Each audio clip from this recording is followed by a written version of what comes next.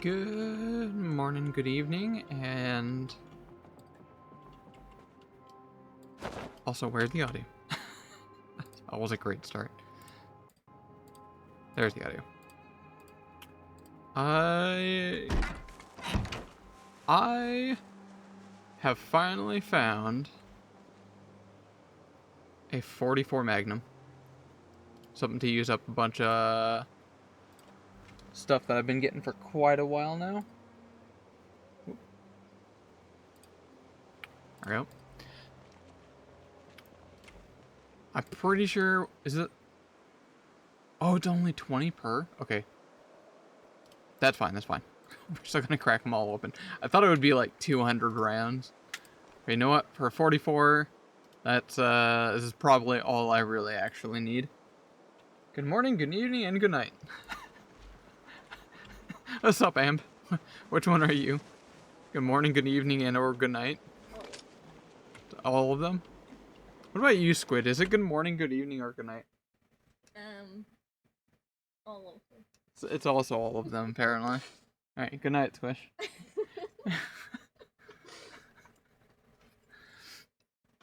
I refuse to be anything but extra. And flashy. I want to tank and high, okay? Yeah, I can tell. Hey, if I crack this open, can it... Oh, wait, hold up. Why do we have Pathfinder stuff? There we go. Perfectly prepared, as always. Speaking of which, I should also move you down just a little bit. Can I move you, please? Please? Why? Now I can. There we go. Tell me, can you hear this? It's I'm gonna crack open a cold one, but it's not a can.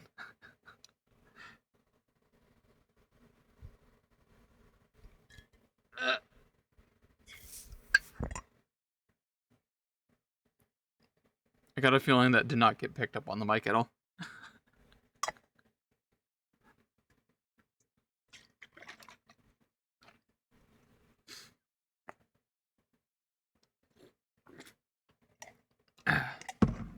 Excellent. I was mentioning I finally found a 44 Magnum to use up all the ammo I've been collecting, and it just so happens I got a bunch of people hanging out just outside. Time to clean up. Stop, to reload. It's fine, that's fine. Good morning. And good evening. One shot. Oh, I like this. I like this. Well, that guy's got a backpack. Hold up. I want your stuff.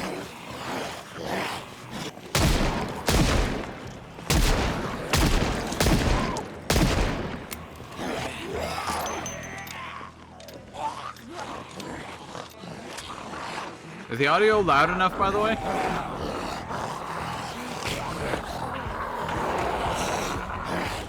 Oh, as a quick form of context. I'm up to 1 month and 11 days. I'm definitely not gonna die today. No shot. I mean, look. Just listen to the sound of my gun.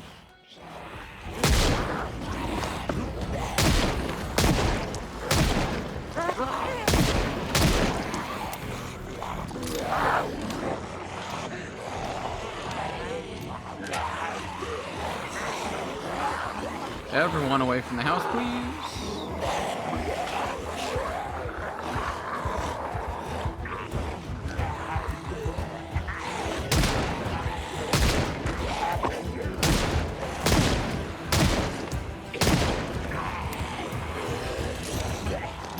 Where did they all come from? Coming out of the woodworks.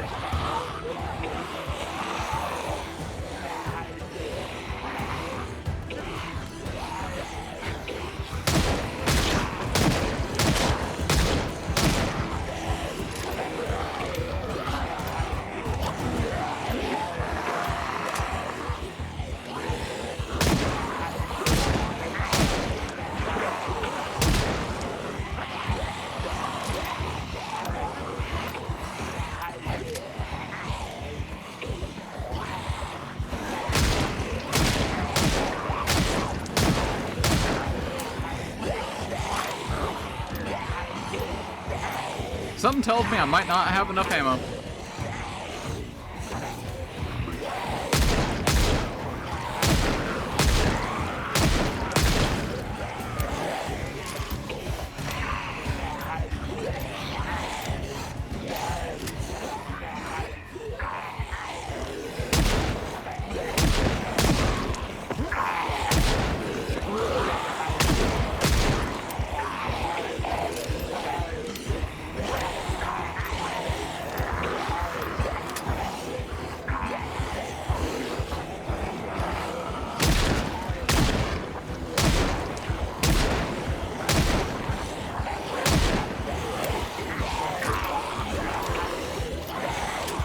I think this is going relatively swimmingly. I am on my last box here. Open up, please. There we go.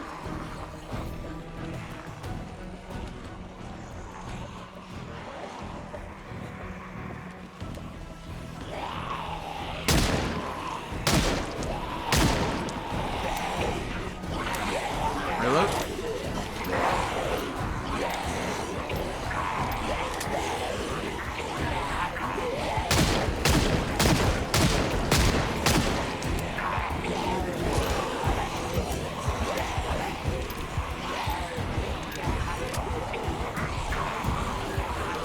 There's a lot of people here.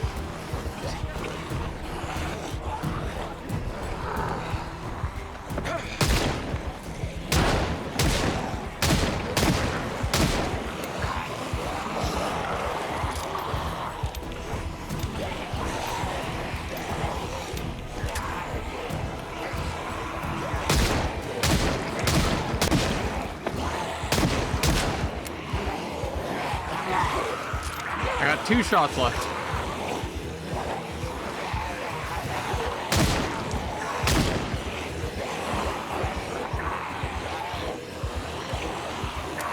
That's it. That's it. I think it's time to go home.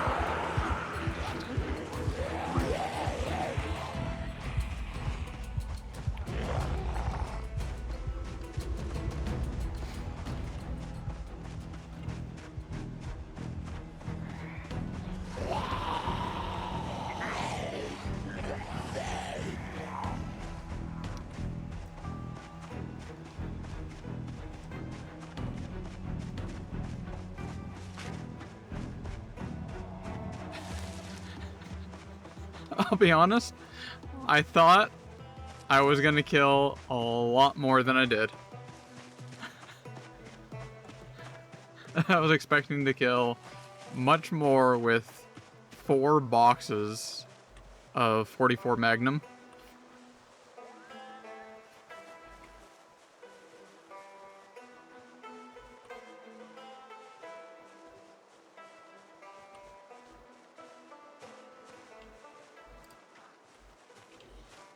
There's still a bunch of people near the house.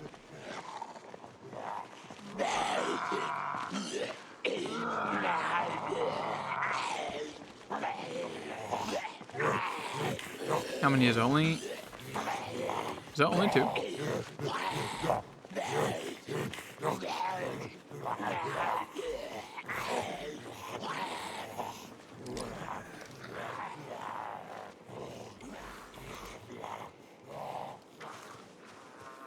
One, 2. I only see 2 people. Okay. It's actually not bad. It's actually not bad. Come over here. Stop. Thank you.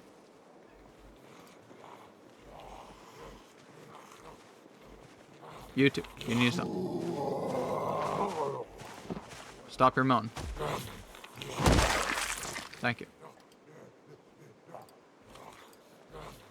Oh, okay, one more.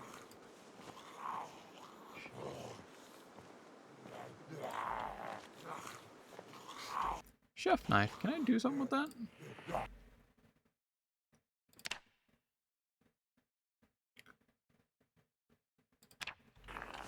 Yeah, let's just use it.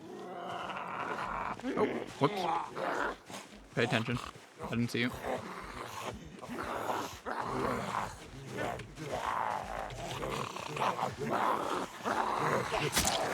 Stab, stab, stab, stab.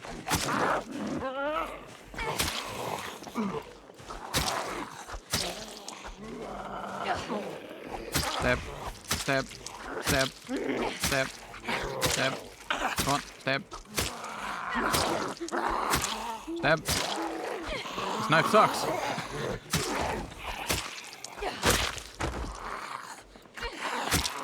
Die, please. Thank you. Oh, another kitchen knife. Finally, some peace and quiet.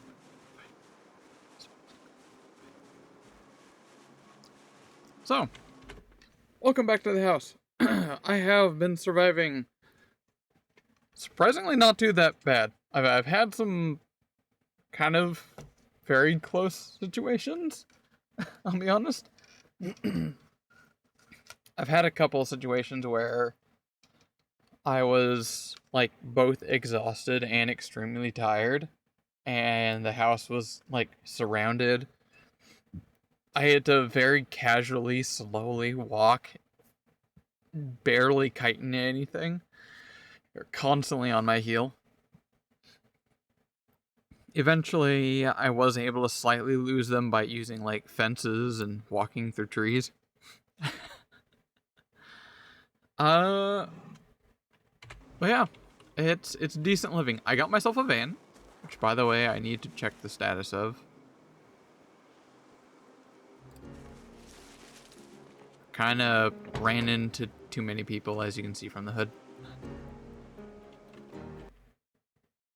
The hood is almost gone. It's at 1%. Excellent. Can I repair that? I can.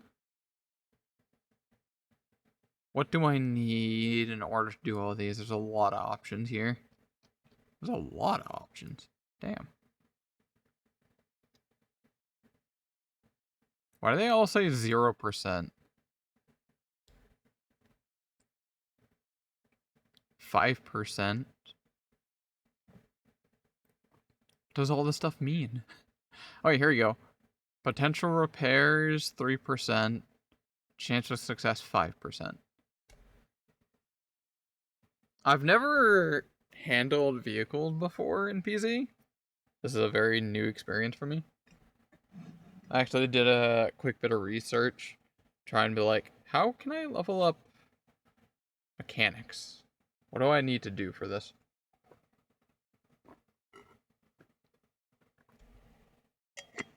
And honestly, I think I'm probably not going to use my car until I actually get this repaired.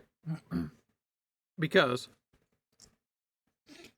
if my hood was at 0%, completely gone, which I don't know if it's still applicable for 1%. I don't know if it's like, if it's 1%, then it's fine. But I do know if it is 0%, then that means you basically don't have a hood. And then your, what's it called? Engine starts taking like damage over time when it rains. And it tends to frequently rain here. So I'm going to consider myself lucky that it's at 1%. Could be 0. I need to repair that before I consider using that vehicle again.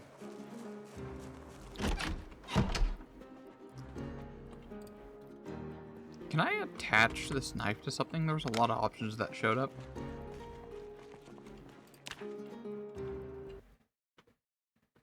Amphora? Amphora? What the hell is that? Storing a large quantity of liquids.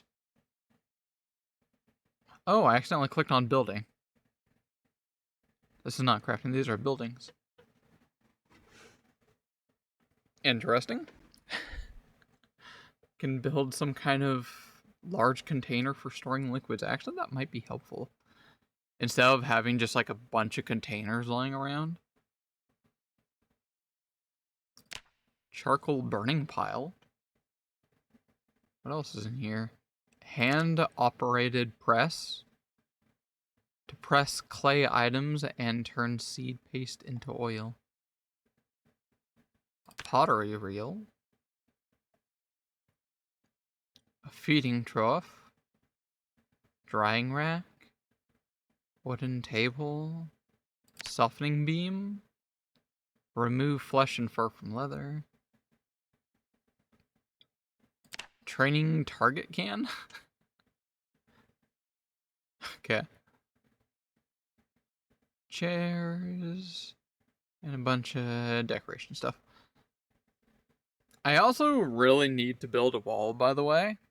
For a couple reasons. One, I attempted to do farming type stuff. I got kind of a farm sitting to the side of my house. But like everything got destroyed from, I'm assuming, Zed's occasionally walking by trampling things. But most namely, the number one problem is there are bunnies everywhere. I'm constantly seeing bunnies run around the outside of my house. So I definitely need to build a fence for my farm.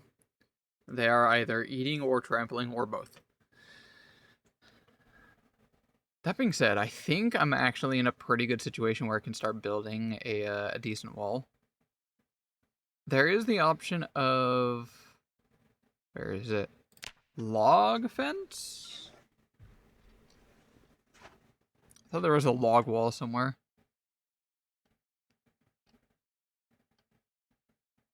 I don't know where it is online. It's not showing up. But I want to hit level carpentry 2 first so I can actually build a actual wall instead. Alright, what about turning this knife into something? I've been leveling up all sorts of stuff here, like carving as well. That was a tricky situation to try figuring out how to level up.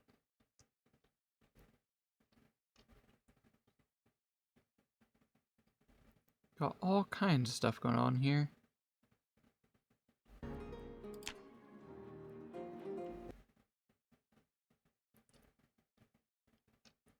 What can I do with this knife? Might just 6 it. I've been leveling up quite a bit in... where is it? Blunt. Like short and long blunt. Yeah, actually that's probably a good idea. I'm gonna 6 the knives. Drop. Drop. Did you hear that? Are there people outside?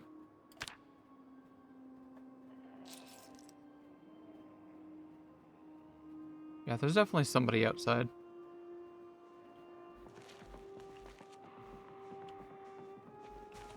Yep. Damn it. Please get out. Out of the house. Out of the house.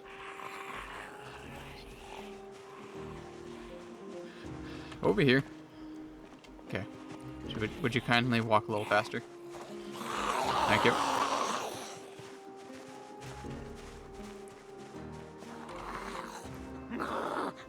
I see you brought some friends too.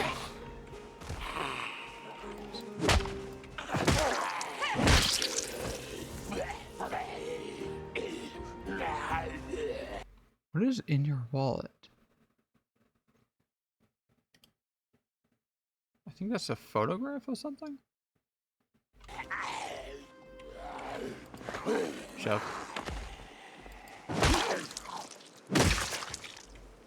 Anyone else? Yep. More 223. Like one gun I don't have anything for.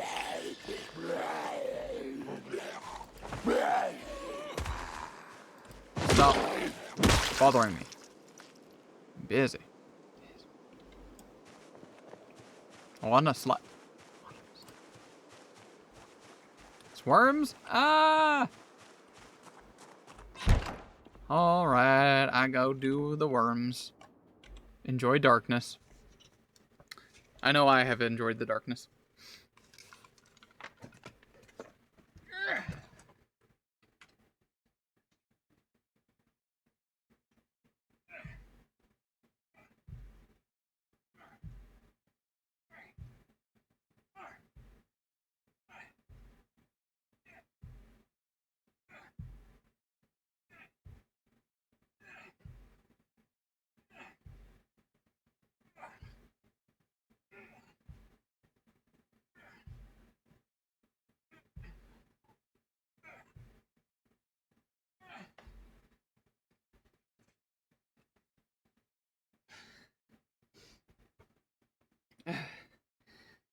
Well, I grabbed water, right? I did have water.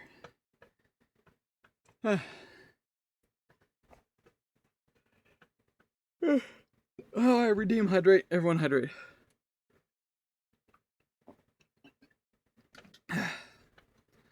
Oh, by the way, I had another plan for today. Unfortunately, two unforeseen events ended up happening. So that's going to have to wait for tomorrow. Not tomorrow. Maybe next week. So a certain game just recently came out, kind of. Unfortunately, the developer is having troubles with Steam verifying. So the game hasn't been to actually be released yet.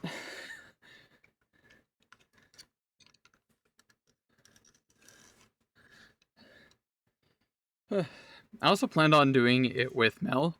And unfortunately, Mel is poor. So it might not be able to buy it right away. Everyone point and look at the poor.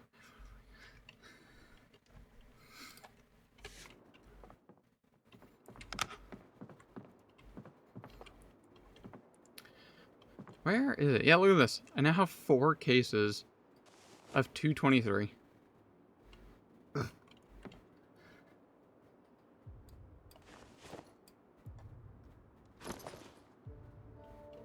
Alright. Time for some sleep. Oh, I can show you the map too. I took a dip into town. And oh god, it's a hell zone out there still. No matter which way I go. Bring up the map here.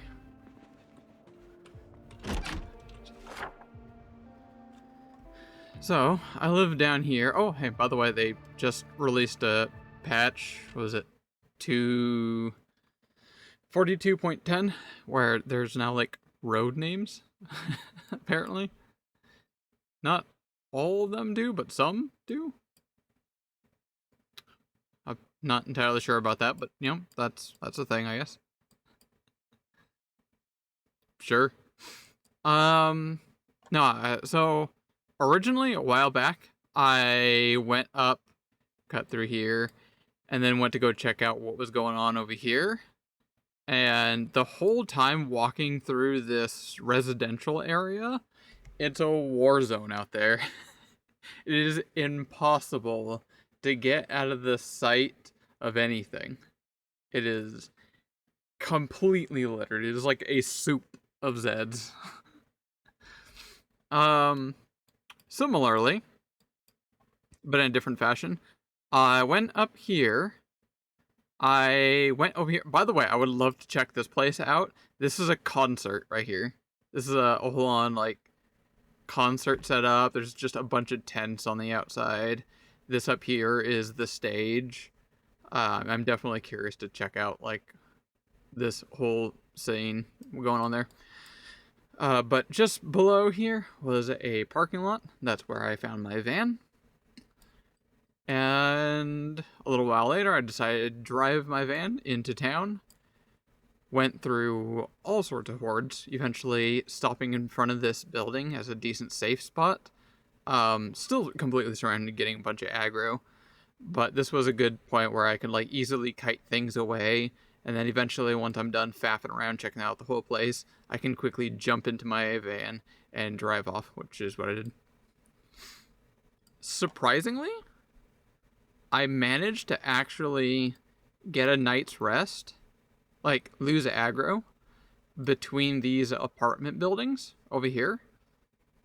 It was a genuine surprise that I didn't think I could do.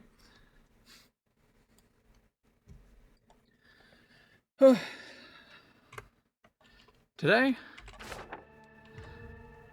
probably just gonna do a little bit, hopefully. Oh my god, you're still outside. No matter how much I try clearing, they just keep showing up. I should clarify, I do have spawns turned off. The whole, like, AI is just quite well aware this place is very empty in Zeds, and is kind of like slowly trickling things in here, like a pile of sand. I need to put that away. I finally fixed my hatchet, by the way. I finally figured out how to go about doing that. I can easily just sharpen the hatchet head and then carve out a whole bunch of medium handles. So this hatchet is very renewable. Speaking of which, if I go over here, survive 30 days in Louisville, check.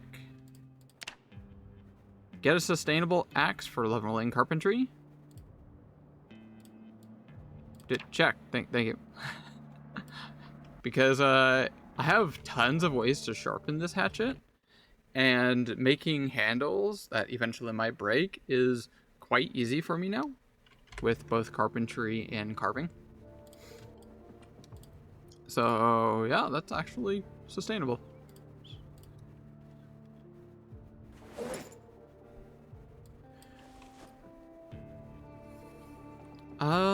What do I need to do next? Is an axe a weapon? How does this work? I'll be honest, I kind of don't like how they have this set up. After playing this game for a while, in my eyes, it reasons to suspect each of these being in their kind of own category. But sorry. A more general category. For example, long blunt and long blade. They both mechanically, like IRL motion doing things, are effectively the same in my eyes, the way I see. If I use a baseball bat for a very long time and become very efficient killer in the apocalypse with a baseball bat, and then I pick up a katana, I should be just as effective using a bloody katana as I am with the baseball bat that I've been using for a long time. In my opinion, the way I see it. Maybe not precisionally, but I feel like there should be a translation between each of them.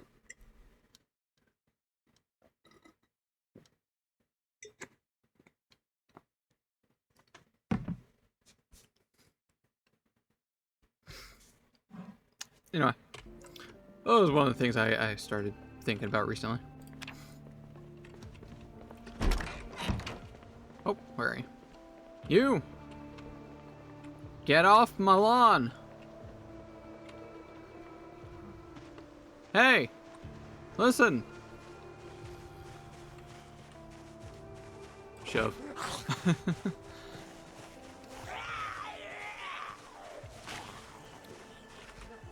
Oh, yeah. Shove.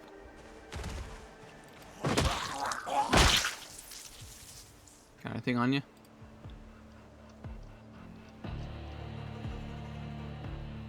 Some delicious magnets.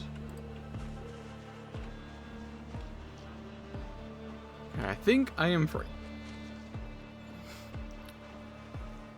What is point of operations? I need food still. Oh! Speaking of which... Oh, I know what I can do now. So I need sustainable food, which means I need a weapon. Because I got an idea, I got a plan.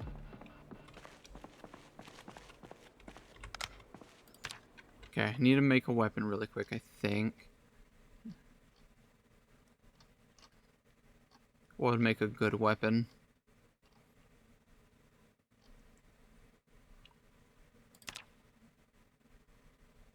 Nailed plank. That didn't seem to last very long, not for my preferences. And this does take nails, which have become a little scarce. Just a little, not a lot. I'd rather not do that. I guess I can use planks. Just start beating people with planks.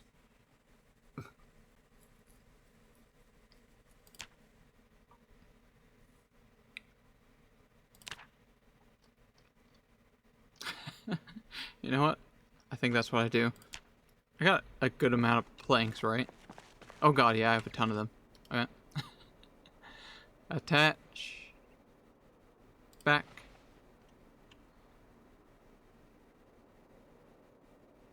That's good enough, right? Just in case, I'll take another one. And put that in the backpack.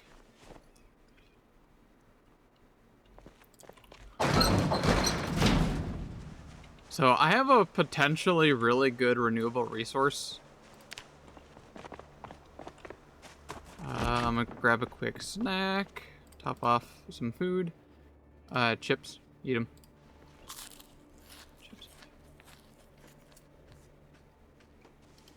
That's all good. Grab another one for the road. That makes me thirsty, doesn't it? Am I on water? Transfer liquid. I am out. Give water plus. Put water in there plus.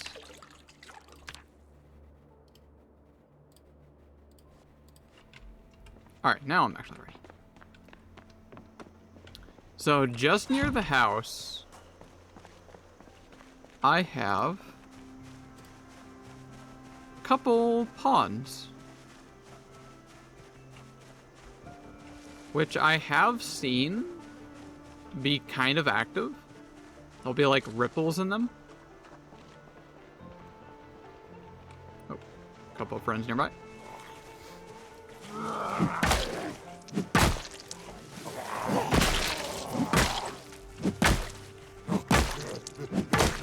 Yo, this 2x4 really gets the job done.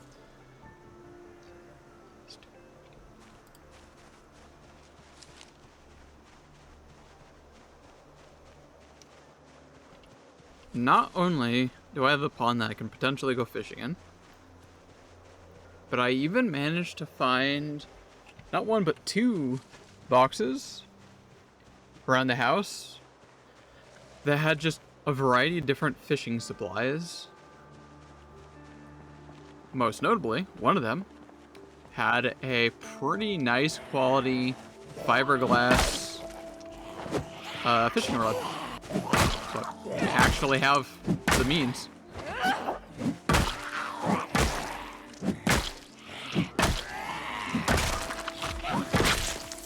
Double kill.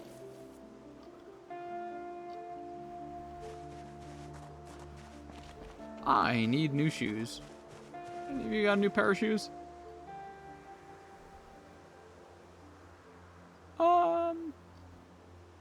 Yeah, at least they're not broken like mine.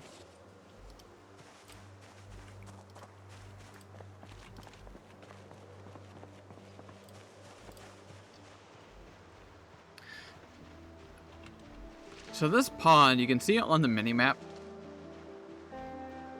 Just over here. For some reason, attracts a lot of attention. I think I kind of know why. But the sometimes I've been over there, there's been quite a number of people.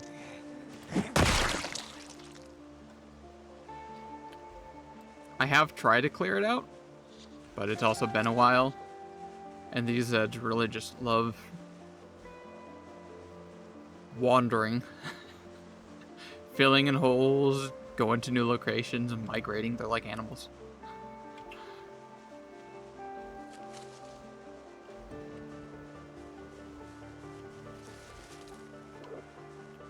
Anyone? Oh my god, is there nothing here? There's like one Zed, too, over there. Look at that. Look at the water. The water's like super active. There's totally fish here. And there's like almost no Zeds here. Dude. Super lucky. There's three. This is fine. There's three. Is that wearing a wizard hat? You are. Are you wearing a wizard hat there, sir?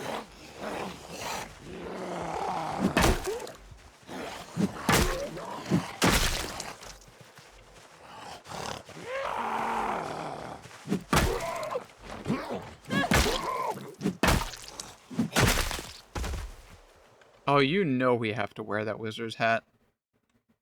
It's gonna encumber me just a little. But, I mean, we have to win the game, right?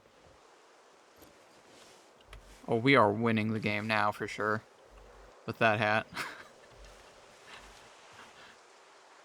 And a black robe. Sandals?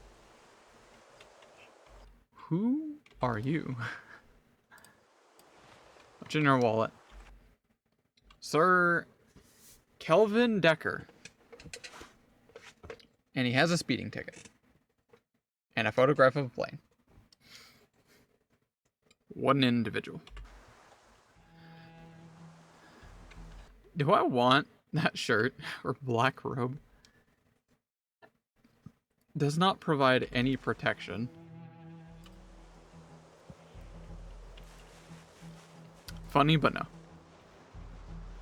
I'm gonna check out the rest of this place here. Less Zeds here, the better. Might help them stop migrating here. Yeah, you over there.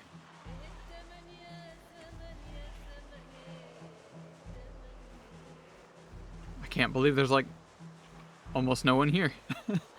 That's very different from the last 2 times I've been over here. Oops. Over here. Away from Rotter.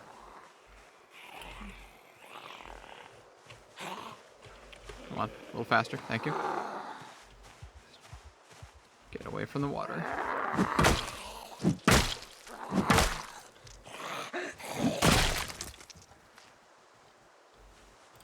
Sweet. So while I was over here, I also brought something called a fishing net, which I was able to just like place in the water. I'm kind of curious to see if anything happened to get into that. Yep, right over there. Look at this. There's like nothing here. Where did they all go? Oh, maybe I distracted them away when I went on a gun rampage with the Magnum.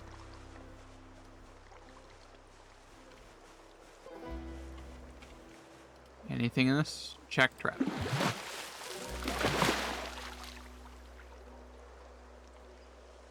Oh, crawfish. I got finch and a frog, apparently. Oh, and some mussels. 2 mussels. Oh my god, I got a ton of stuff out of that.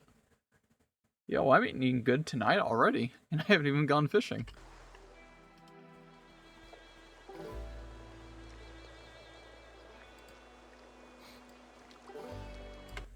We got like a fishing panel here. Time, unknown, temperature, weather, wind, a bunch of unknown stuff. I'm guessing I'll get a lot more information as I level up in fishing. Which, by the way, I've never done fishing in PZ, like ever. Kind of a surprise, to be honest. It's a very nice, renewable activity. In theory.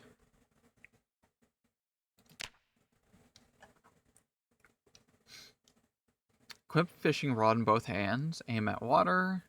Bunch of stuff. And it's only about like 11 o'clock. I think I'm gonna go fishing. I'm gonna get back to the house. We can go fishing.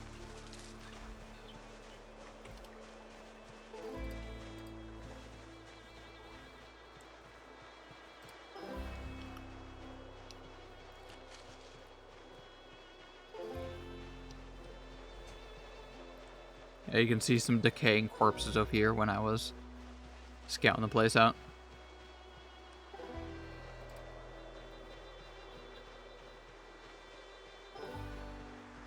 I'm still gonna keep scouting out this brush here. Less people here, the better.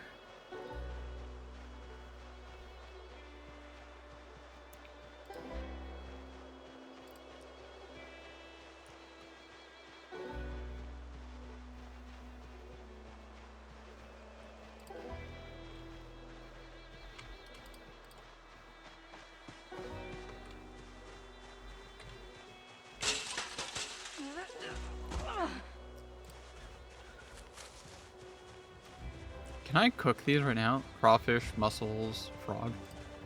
Can I cook frog?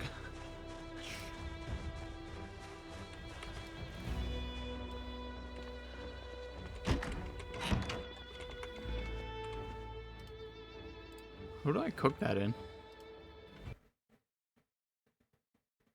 Not that. I can create stir fry with a crawfish. Do I need a... Do I need to, like, manage the mussels first?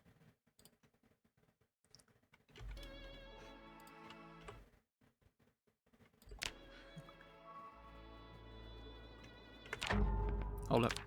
Can I audio? Play music when paused. Yeah, there. I'm going to be frequently pausing and unpausing.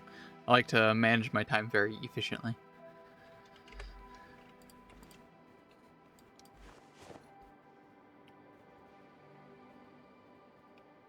I'm guessing this fraud's not going to go bad, so I'll just put it with my bug collection.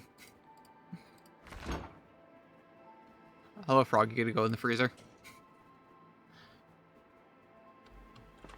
Maybe the mussels, you're supposed to, like, boil them? Which, actually, now I say out loud, kind of makes sense.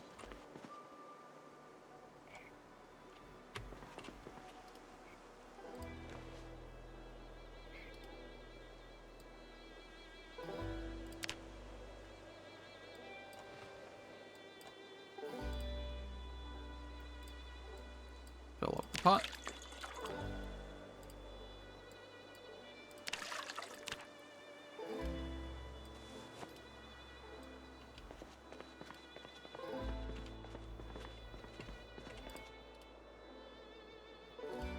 Alright. So I can't do the mussels that way.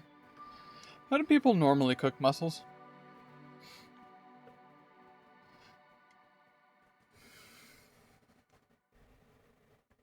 I guess I can just throw them on the Barbie. That'll work. Make a stew with the cray.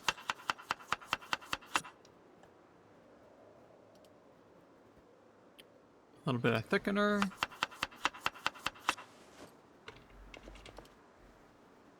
Bit of rice. Some beans. Some miso paste. This actually sounds pretty good. What else? A little bit more rice and beans.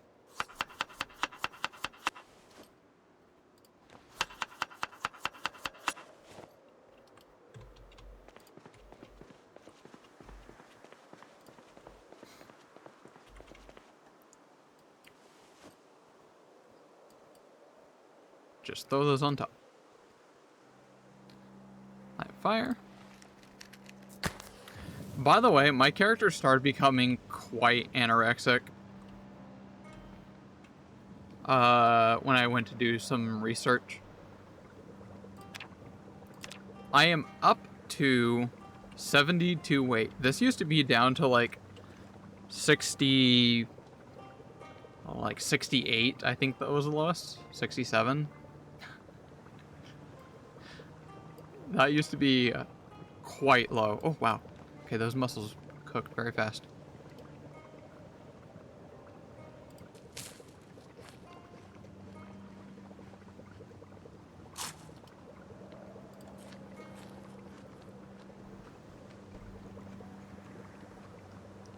Also, I realize having this barbecue here is quite helpful. Because as I mentioned before, it rains a lot. I imagine rain would affect a campfire. Whereas having this barbecue, even when it was like a proper storm outside, I was still able to cook something without problem.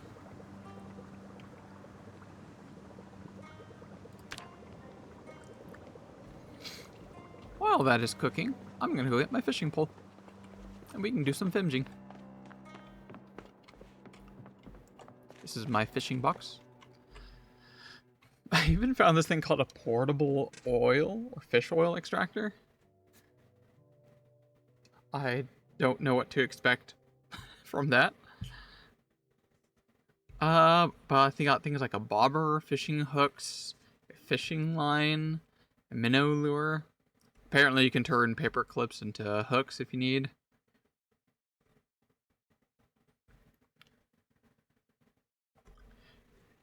Okay. This is starting to make a little bit more sense now. I've sent these. The line is twine. So it's just using basic twine.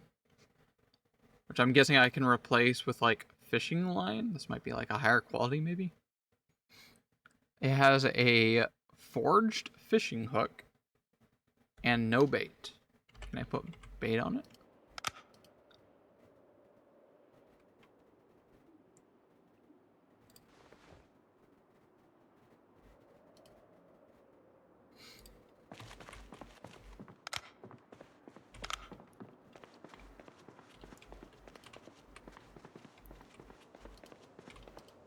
If I try foraging for some bugs.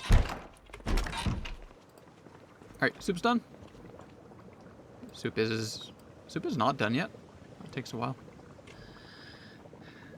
Oh, by the way, I'm very glad I've been leveling up cooking because I need it.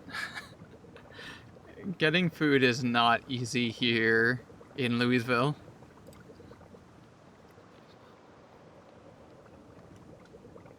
Just going anywhere near town, even residential, is a nightmare. Ends up kind of being like a hit and run almost, it feels like. I haven't tried that yet. Kind of have. Where you drive into town, you're making a ton of noise, you just run into a building, smash in through, grab a couple things really quick, run back outside, and just keep on going and going. You can't fully loot a building, you just have to grab like a couple things before you get the hell out of there.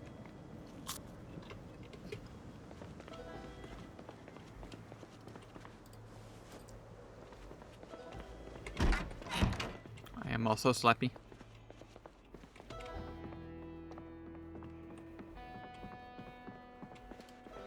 Slap.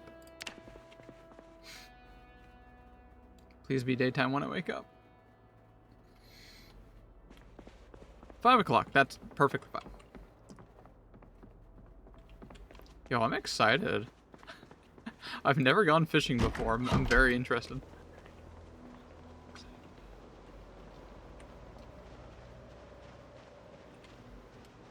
There's a couple of friends nearby. I want to take care of them first.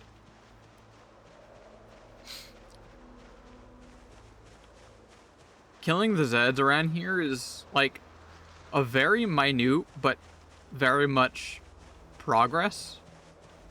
Just because since when there's no respawns, in theory, very slowly over time, there will be less people to put up with.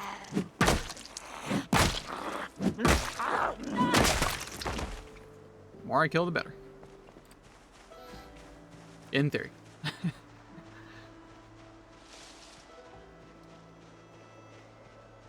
The AI manages the Zeds quite well. It knows when and how to relocate them.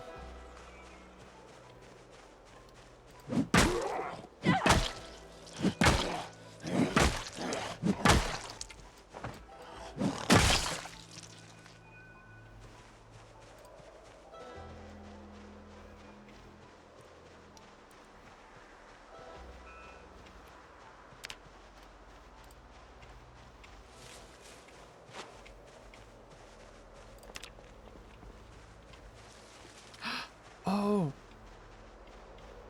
I don't know why it took me this long to finally realize this. But that pond means that I can actually, like, wash myself now.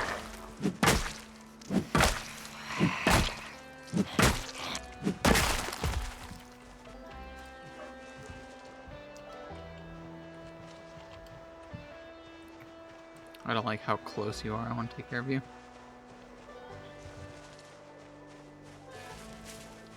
I gotta go wash all my clothes at the pond. Self in general.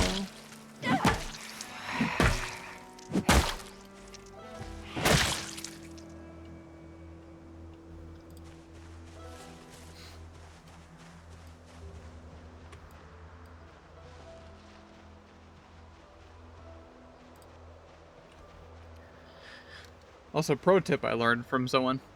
use the walk tool when going through a forest, and your character will make an A-B line through the forest without going through any trees. Very helpful.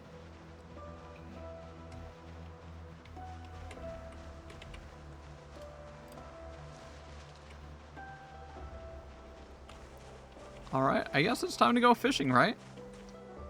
I feel relatively safe here. Fishing. Guide. Equip.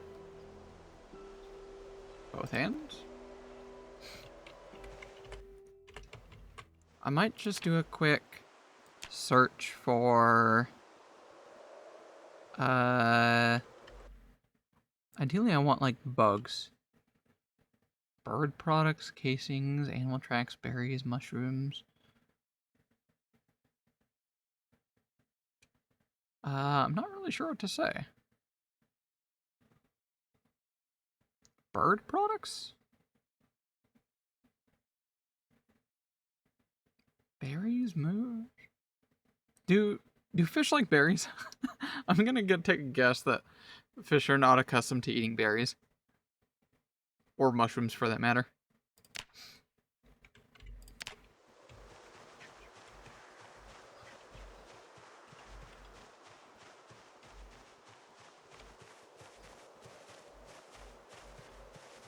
Alright, how hard should it be to find some bugs or something?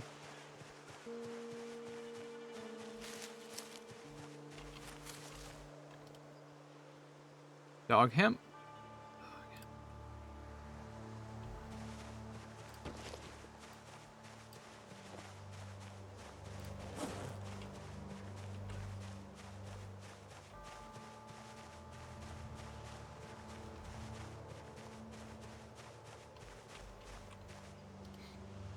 Yo, wild carrots. And a bunch of carrot seeds.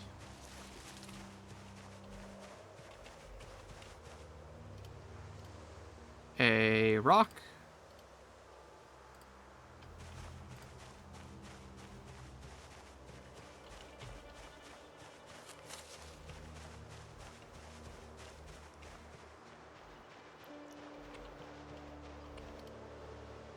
More dog hemp.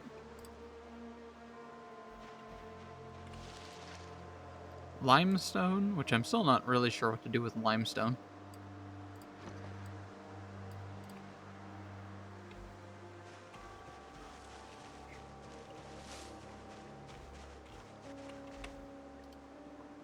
Maggots.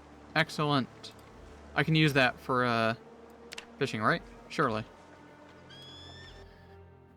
Add bait, maggots. Boom. Beautiful.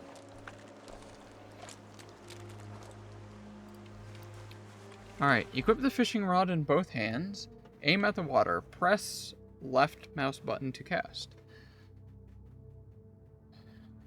Line tension will increase when you get a bite.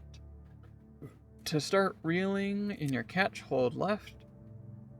Too much tension, the line could break. Change the tension using left mouse and right mouse. Sure. I guess here goes nothing.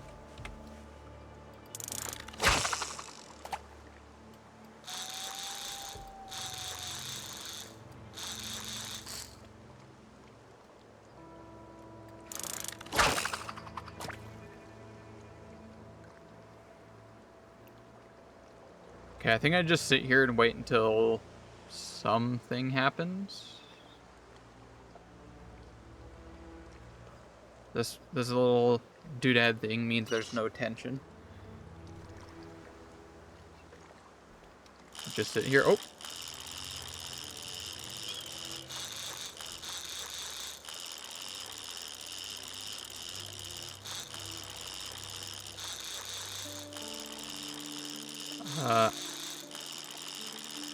Should I be reeling that in?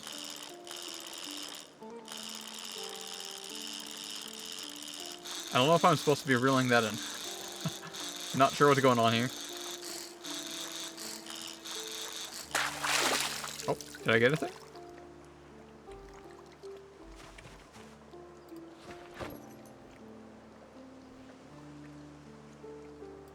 Ah, I did. I got a little one. 11 centimeters. That's a pretty decent size. You can't tell, 11 centimeters is a pretty decent size.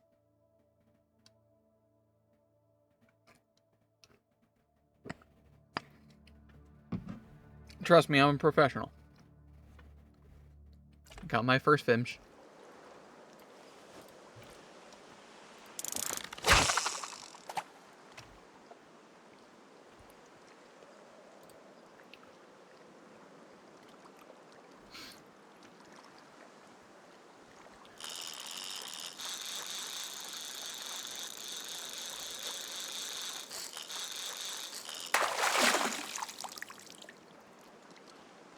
Clamshell? Okay.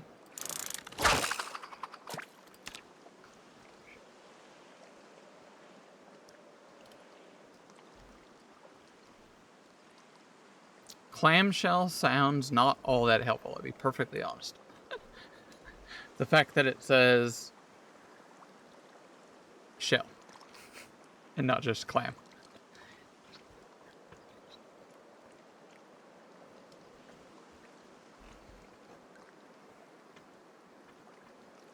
Is a nice day for going fishing.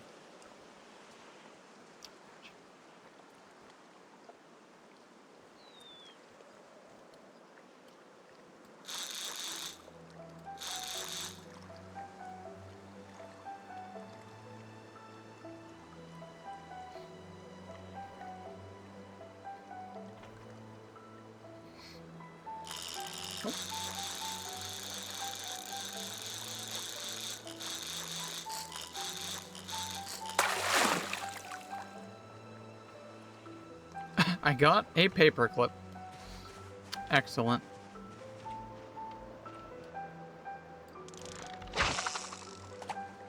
Excellent.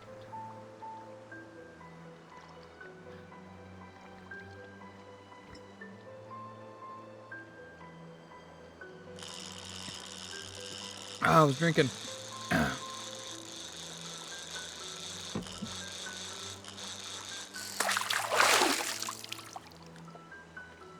An empty tin can. I'll add that to my collection.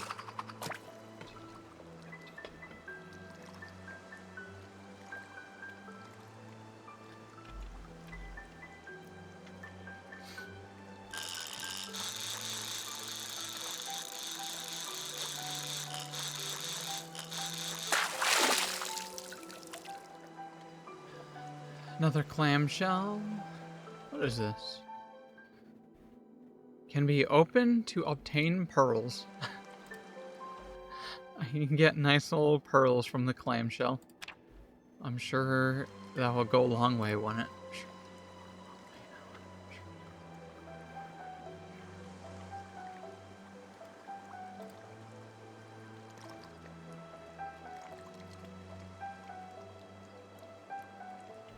Can be used for clothing and improving lures?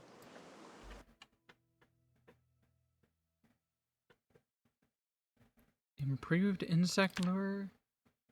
Jig lure? There's like multiple different. Oh, right. Wait, do I have a lure? What is this? It says bait. Is that lure that I have a bait? Like, do I need to attach that? Probably.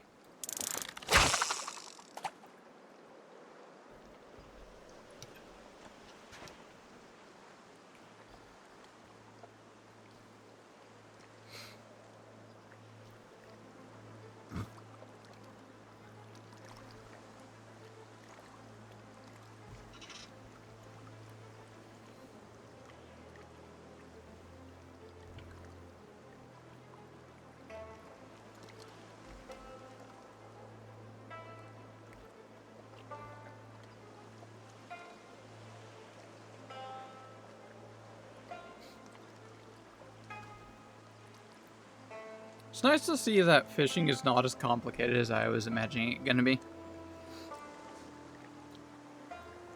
With the exception of getting a fishing rod and all of the proper tools. that takes a lot of time and effort. Or the luck that I had of just finding a fishing box. Just has all the fishing material type stuff in it. Is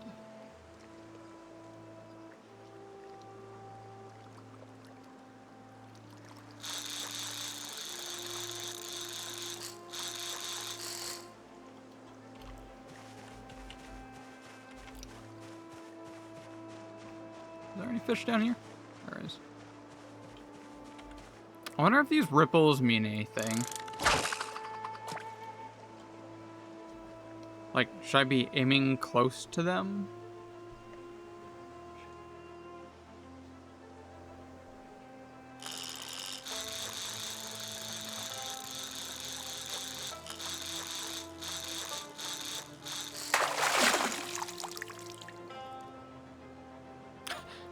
I got a rubber duck. We are very much in level 0 fishing. Some shells, tin can, a rubber duck.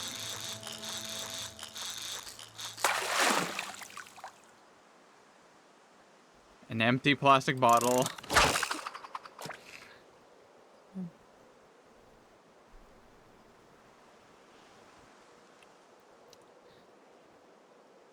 Maybe having bait is critically important. Although, I guess it is very much worth noting. Fishnet broken. Can I fix it?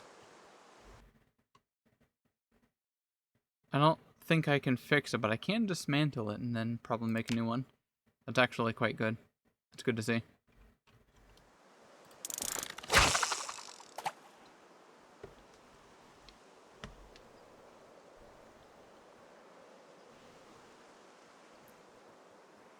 It'd be nice to see if I can still catch anything edible without a lure.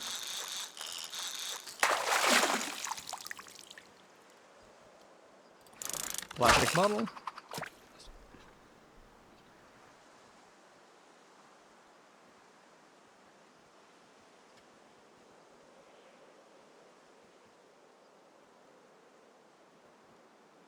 Is that too close to the shore? Might be too close to the shore right there.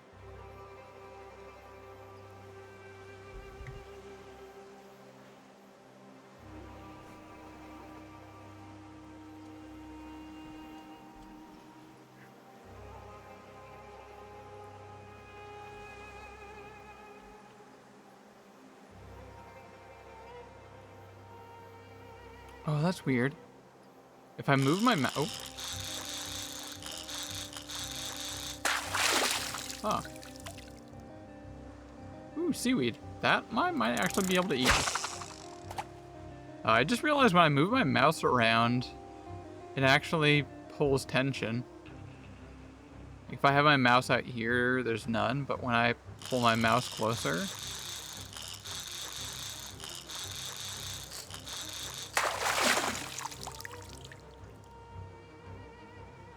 A dirty rag.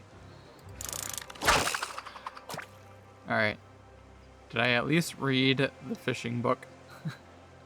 Am I getting some decent fishing XP here?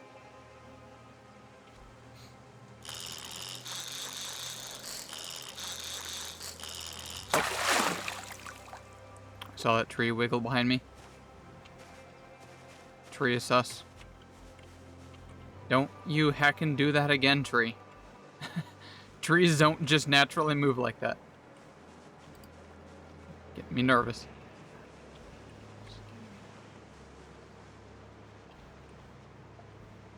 Oh. Speaking of which, there are a couple of friends nearby.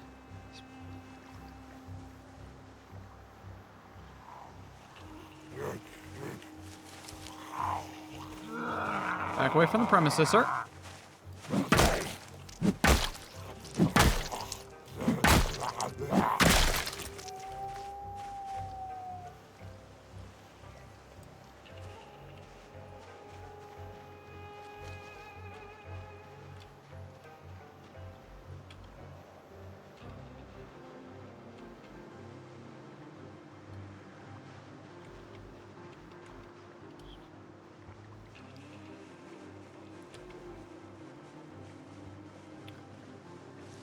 Just checking the rest of the place.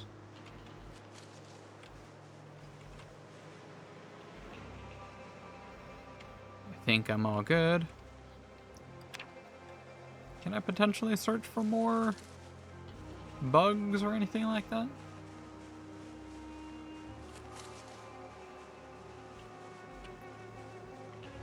I am getting quite thirsty.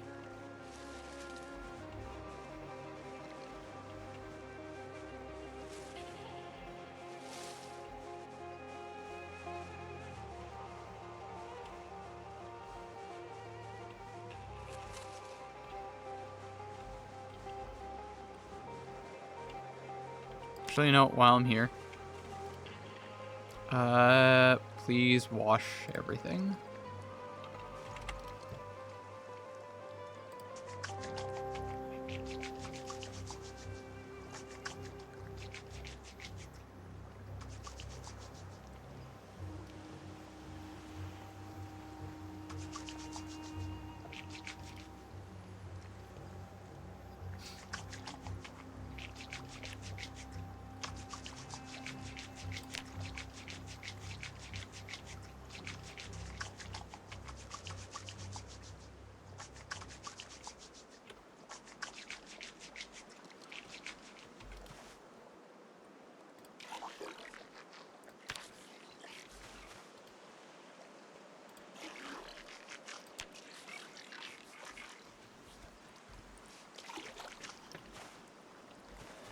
Alright, I am tired and also very thirsty, so I guess I should head back.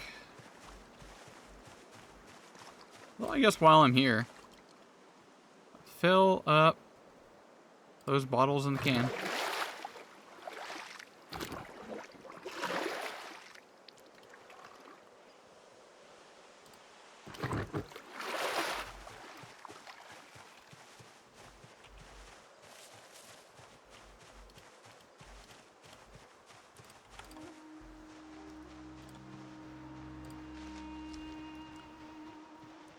Alright, first day of fishing, I'm gonna say very successful.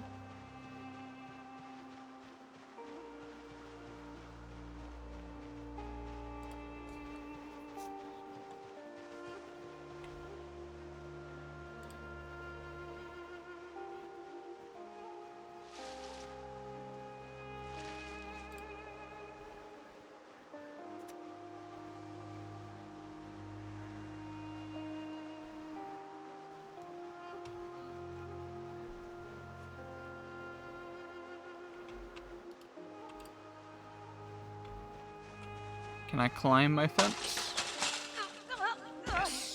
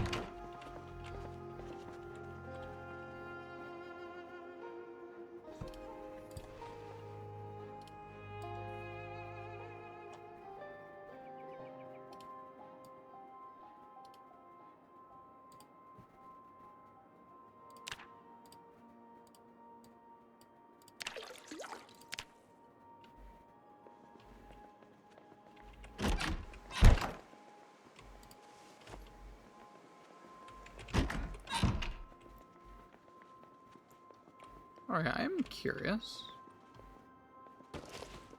Oh, wait, I should probably cook, yeah, the fish really quick. Can I fry it? I haven't been able to figure out how this pan works.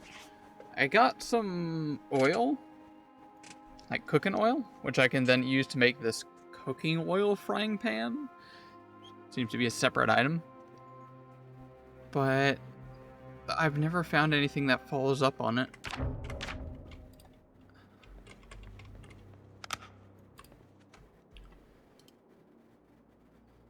I can drink the oil.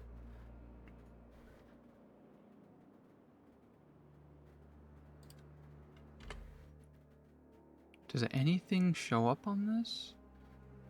It's just this huge list here, which is definitely not helpful.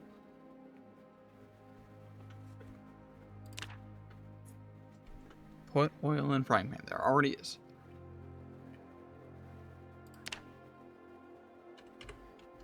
No idea. Wait, how do I cook the fish? Harvest. Harvest. What do I get from the fish?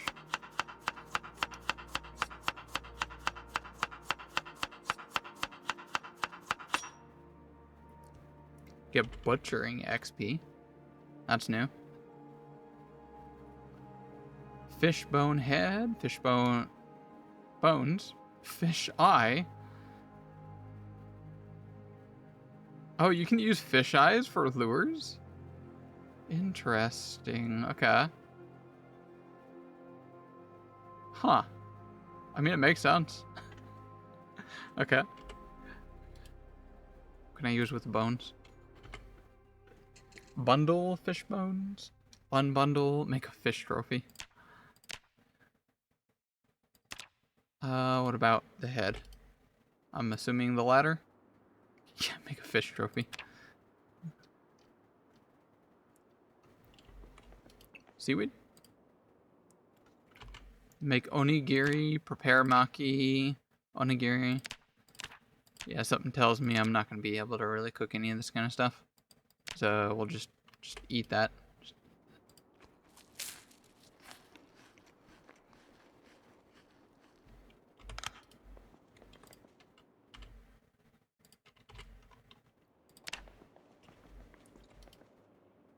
Let's see here. Add bait, fish eyes.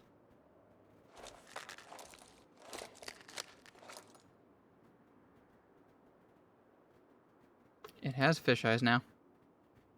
Change hook. Oh, okay.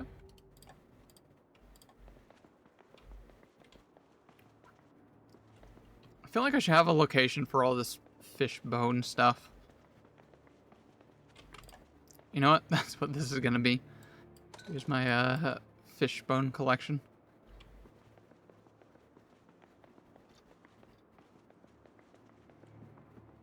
And the net. I might be able to make a new net, I think.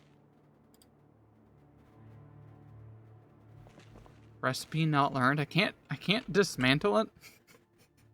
Why do I need a recipe to dismantle just some wire? Really? Fine. Be that way. Put you in there.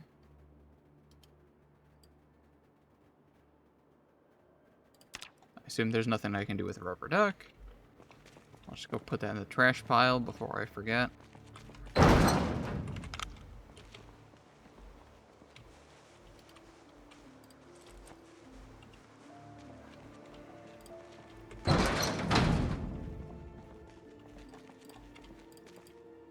Alright, can I add these bobbers?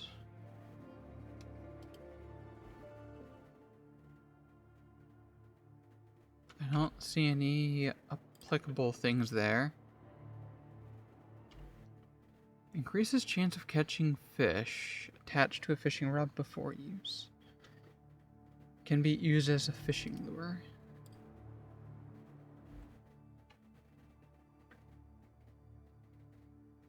I can make an improved fish minnow lure. That's later. I'll just leave these pearls here.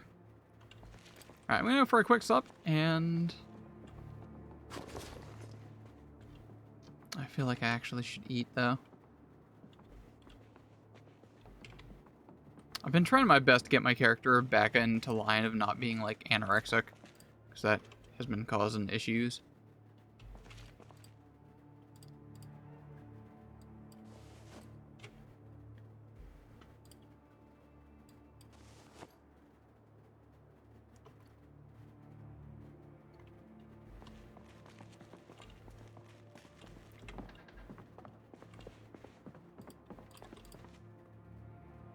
Oh, right. I have a worm, which is apparently rotten. I wonder if I can use that still. Maybe.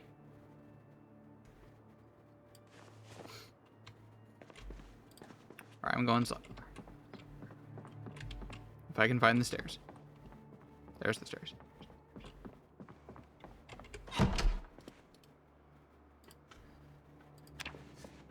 Alright.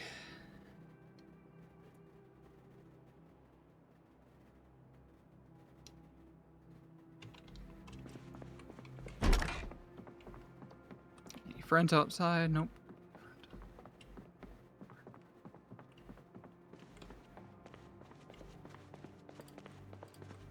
Gonna make a quick snack. Let's make a stir fry.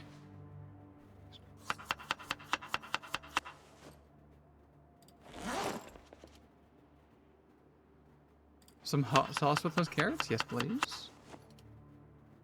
Miso paste.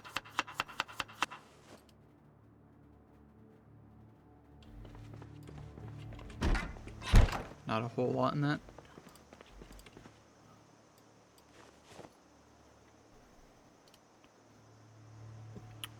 Light fire.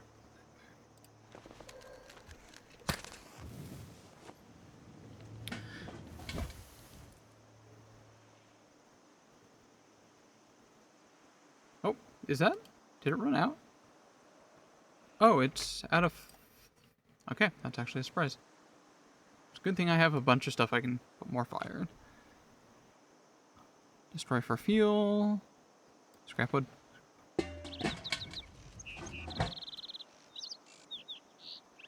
Please turn back on.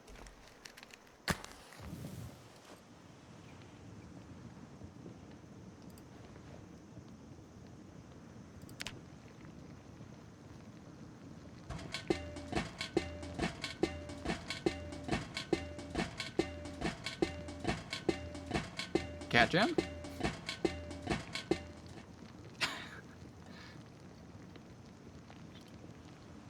Was a nice beat to that.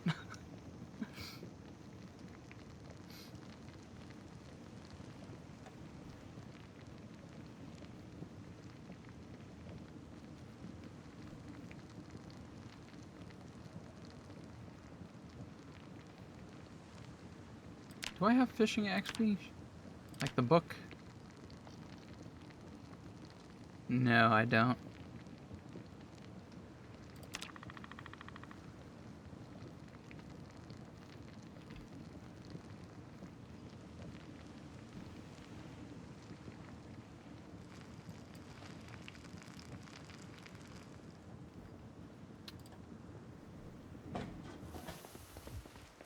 Can't top that with anything, can I? No.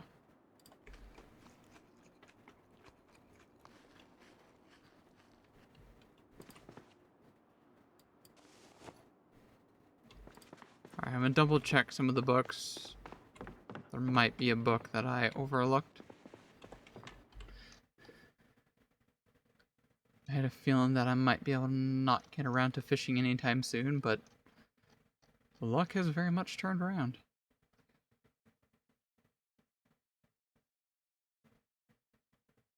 Fishing level 2. I knew I had some. I have 2 and 4. Great.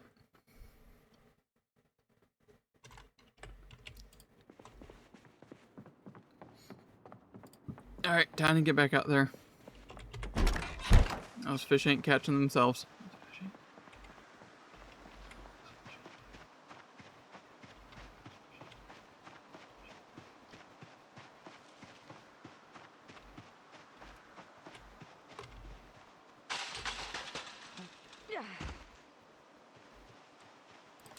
And while I walk back, try to scavenge. Got a radish. Great start. Cockroach. Hopefully I can use that for bait.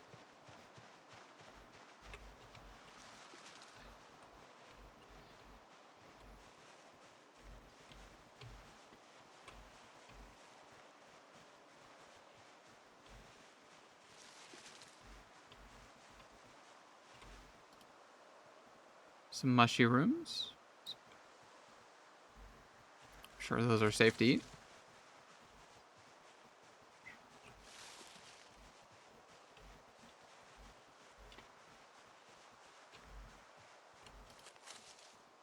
Some more dog hemp.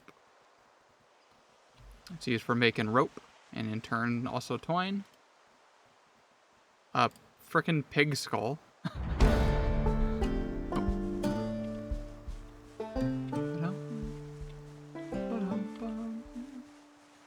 Forging level up.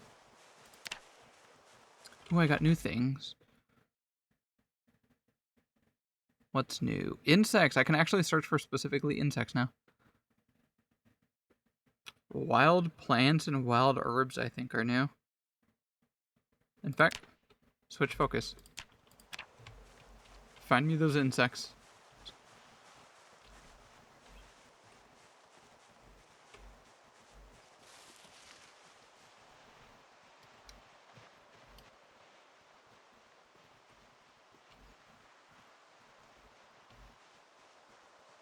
Actually, can't do that. Just make sure the whole place is clean first.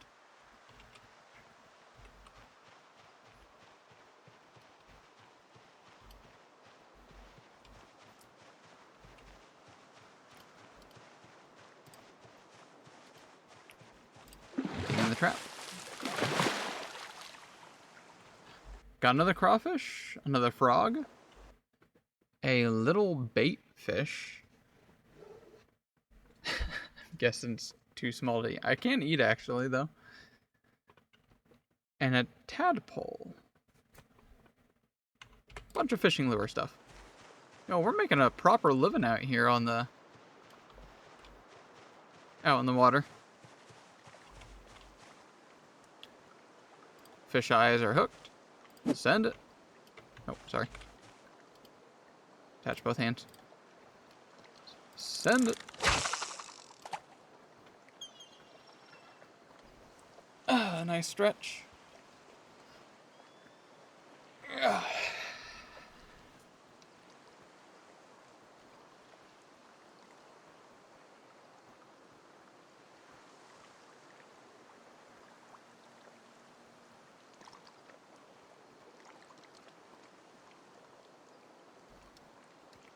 This is nice and relaxing.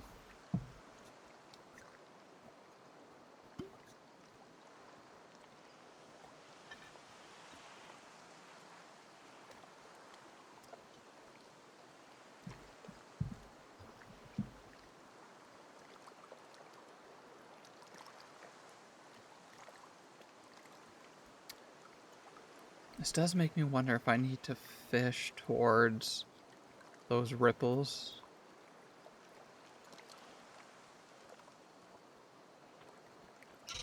I'm gonna give this another minute. Normally it doesn't take this long.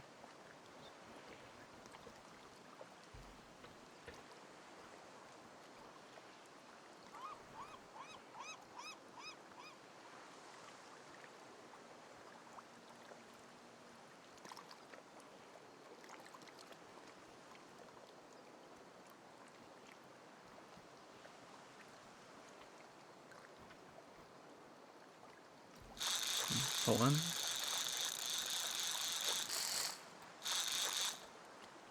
Still has the fisheye, yep.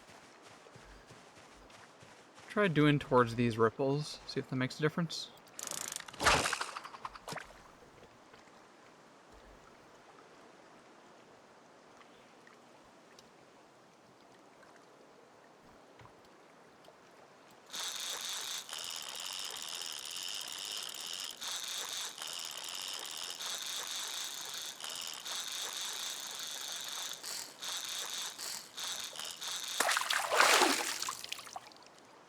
Hello, fish. A small white crab. 10 centimeters. That's a decent size.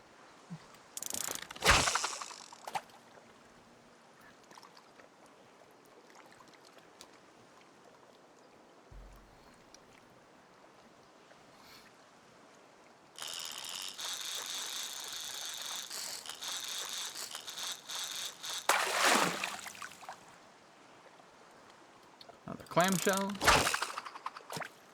Oh, it's probably one bait per. Which actually seems perfectly reasonable. I see ways to get some good bait easily. Another trash item. Broken fishing net. Let's attach the... Where is it? The other fisheye? Oh, okay, that was not fisheye. That was the fish. Attach the tiny fish. Tiny fish give bigger fish, right? That's how this works. Surely me being level 0 in fishing is not going to have that big of an impact.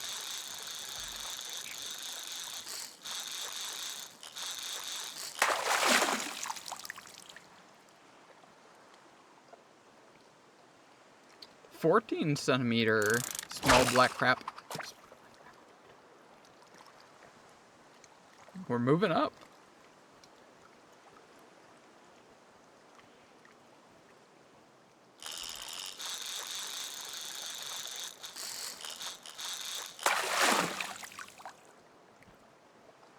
Another dirty rag. Okay, I need to put something on. Let's use the cockroach.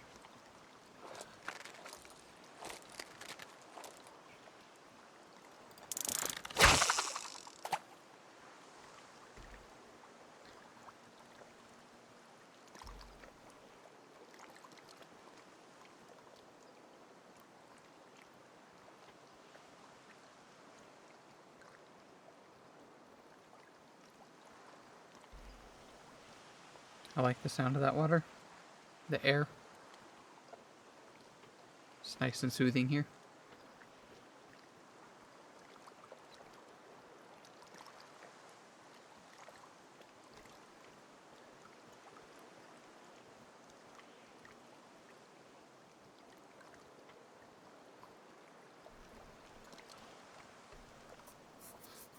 I might have pulled that a little. Let me pull it in.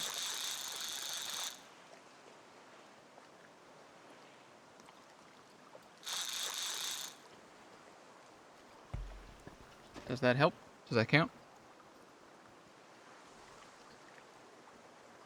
It's definitely within the ripple radius.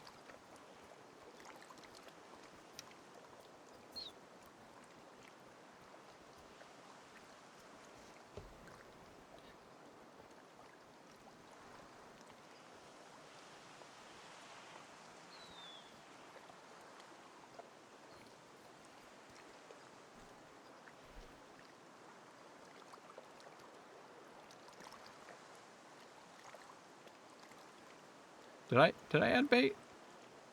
It's the cockroach, right? Do fish not eat cockroaches?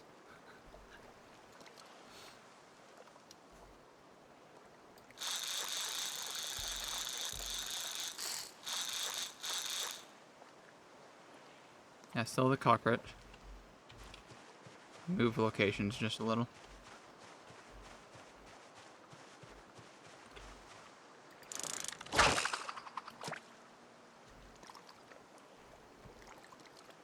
That's a good spot.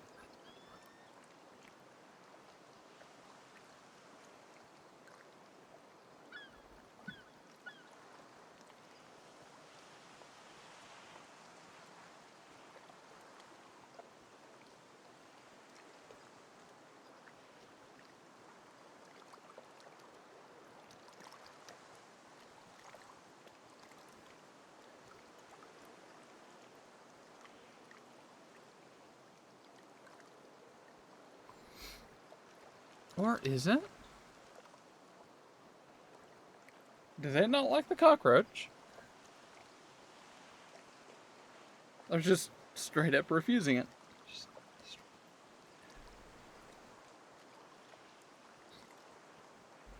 Should I use something else?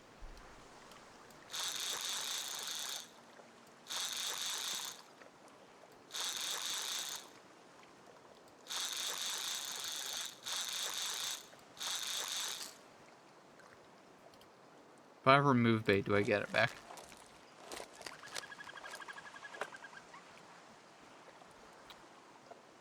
Sag, I don't get my cockroach back. No, my cockroach.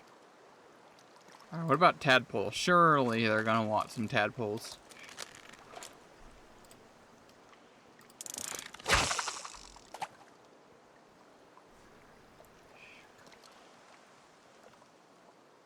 It's a little far away from the ripples.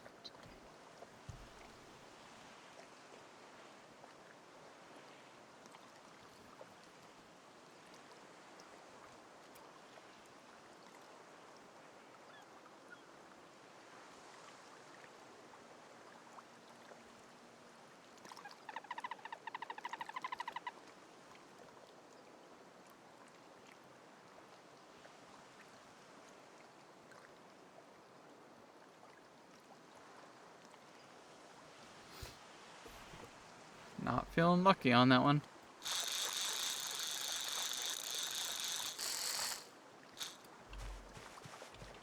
I'm gonna try going all the way out there.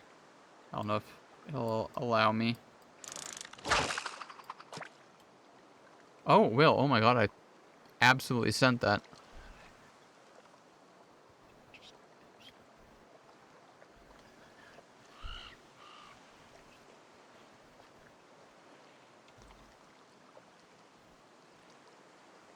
That's like in the center. If there's gonna be any... We got something?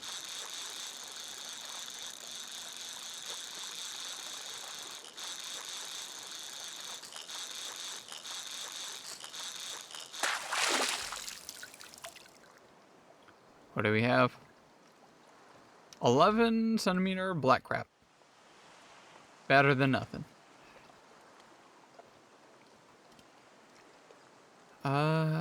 Use worm. Crayfish is like the only thing that we can really eat.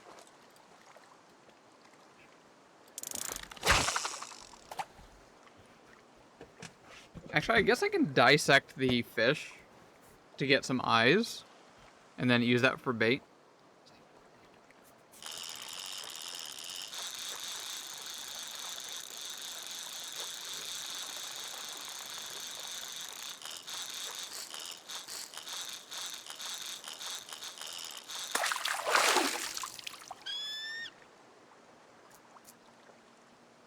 $13 small white crab. See, if I eat them right now, they say only one. As opposed to, like, the crawfish is a bloody 10. Now, granted, I don't know if this would change if I try, like, dissecting or doing any kind of complex things about it. Also, why is there a throwback? Throw fish back in. Why would I do that? Why is this an option? I'm just gonna... I want to harvest it.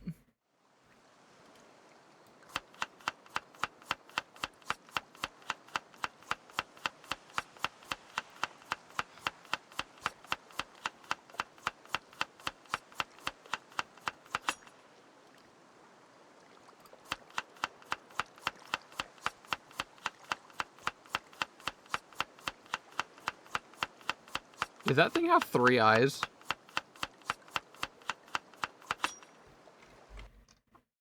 I thought I just used all of my fish eyes. I could have sworn I did, because when I did, I went to go do it. There was crawfish, and then, like... What was the other one? I used the other one. That was not a crawfish. Those were the only options I had. So I definitely did not have any fish eyes. And I just butchered 2 fish, and I have 5 eyes now. Okay. Just not gonna question that. That seems reasonable. Oh, that's too close.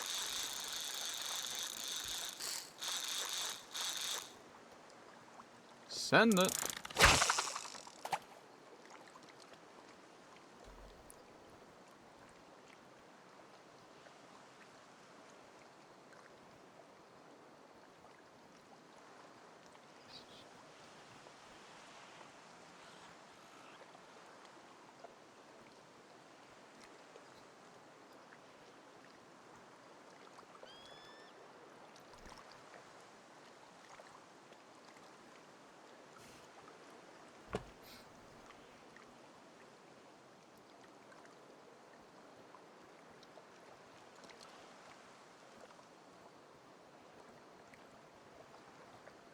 I'm still surprised that there's, like, no Zeds around here. The first, like, 2 times I was here, it's absolutely infested. They were just bloody everywhere.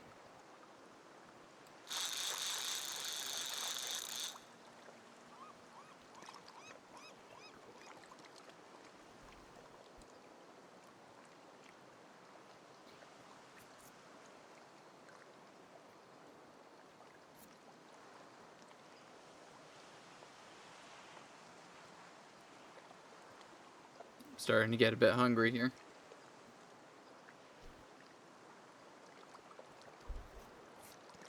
Not particularly ideal.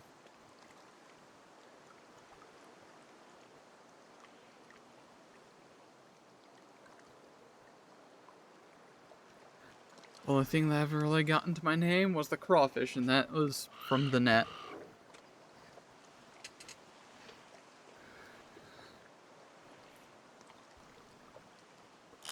Oh.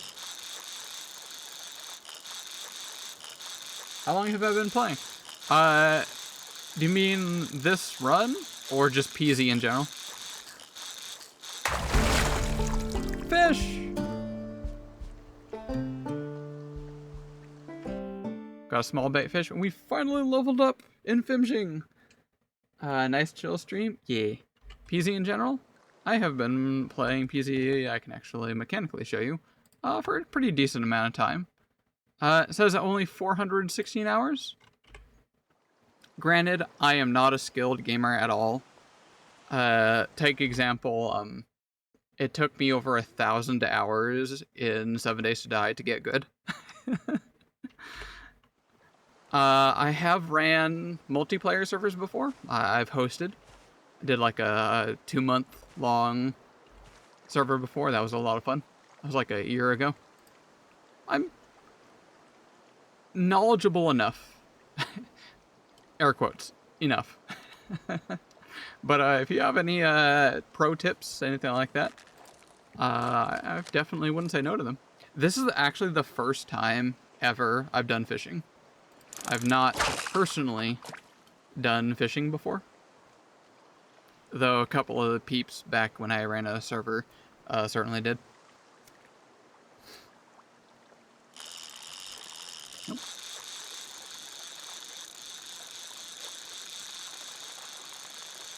Hold it. Whoop. Is Fimsh? 13 bluegill. I've not seen that one yet. Where are you, little boy? 3. It's a 3 hunger. That one actually might take care of my starvation. Do I still have bait? I do. More fish eyes? By the way, I just dissected like 2 fish. And I had 5 eyes after dissecting 2 fish. So, do what you will with that knowledge. Just started not long ago and I feel so lost. Welcome to PZ. I'm very glad to have you. Only have 26 hours. Honestly, that's absolutely normal. Please tell me you've died at least 2 times. If you have not died within that time, then you are super good at this game. I will assume you've died many times, which is perfectly normal.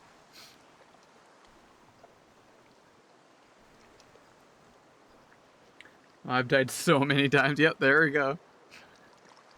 That's a fun part about this game, is just the learning experience, figuring out what works, knowing how to try going about doing things. And like I've said, I've played this game for over 400 hours. I've ran a server before. I've done different challenge modes. And this is the first time I've done fishing.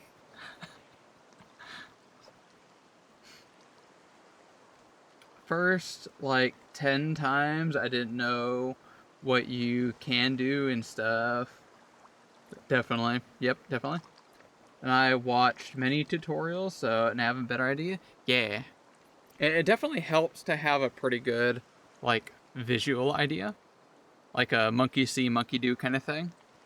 Like, this is what we generally try to do. This is my usual process. Like, right as soon as I spawn in. That kind of stuff.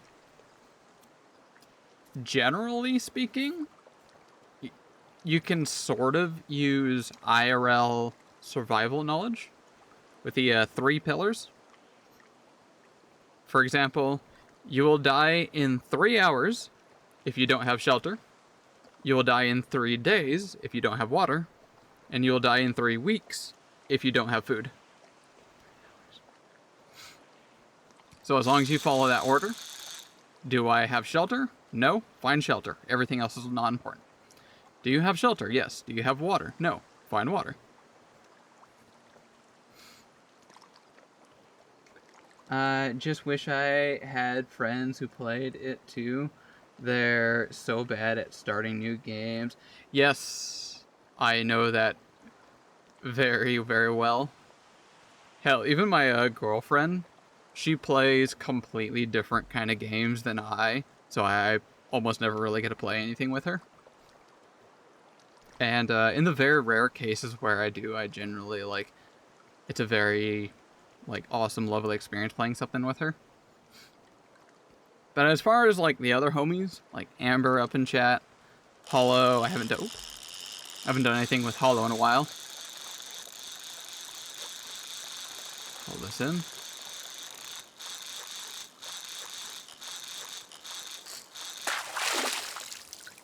Survey says, looks like a fish. 10 centimeter bluegill, that sounds ripe for cutting up and turning into some fish eyes. Are you using any mods perhaps, or are you doing it raw?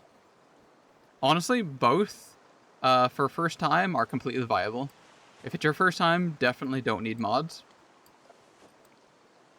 But it is a very common thing in the PZ community to theme your playthroughs based on like what mods you want to try adding.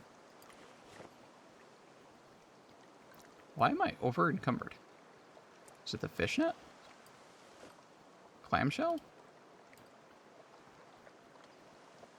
Have like 3 or 4 installed. Think too many ruins the vibe? To each their own. Everyone has their own experiences they wish to desire. Also, it is easier starting off vanilla and getting into mod. Yes. If it's your first time, I definitely would highly suggest learning like the core game before you try adding or changing anything.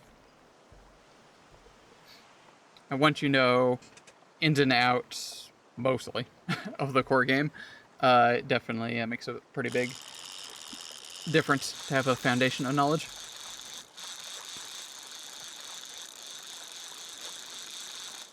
Beamsh. Gibthebsh.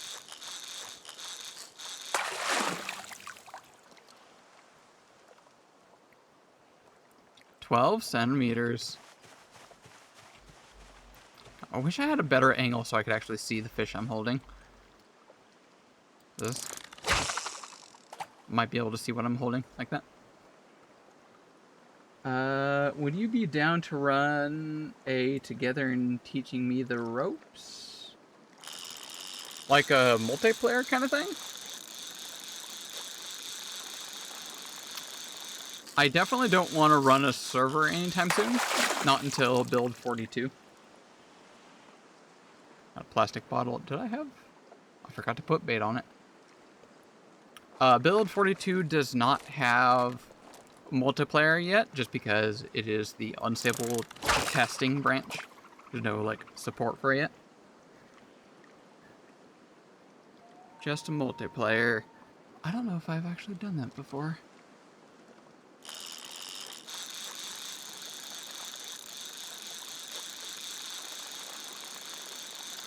I mean, I don't know what I would exactly do, I'll be honest. I'm not really the social kind of person. Generally, being around people makes me very uneasy.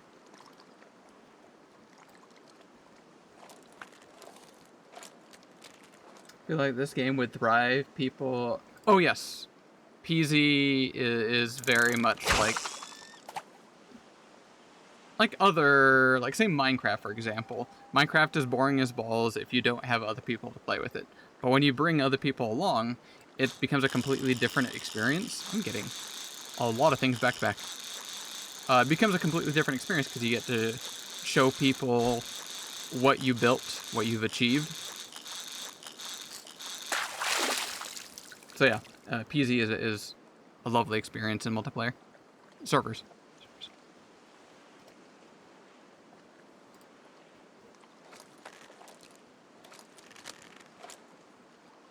Servers are so bad. Oh, it depends. It very much depends.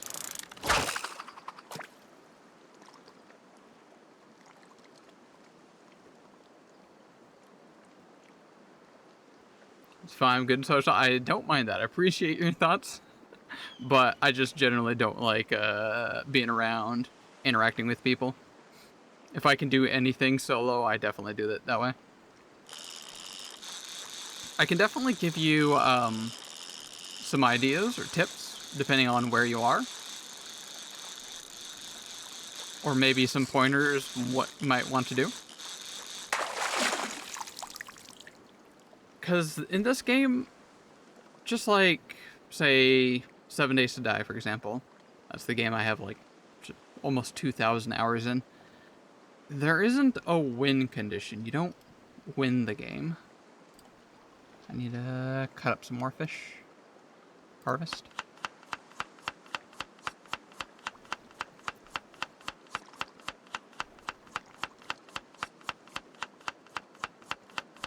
So that's why you gotta set yourself.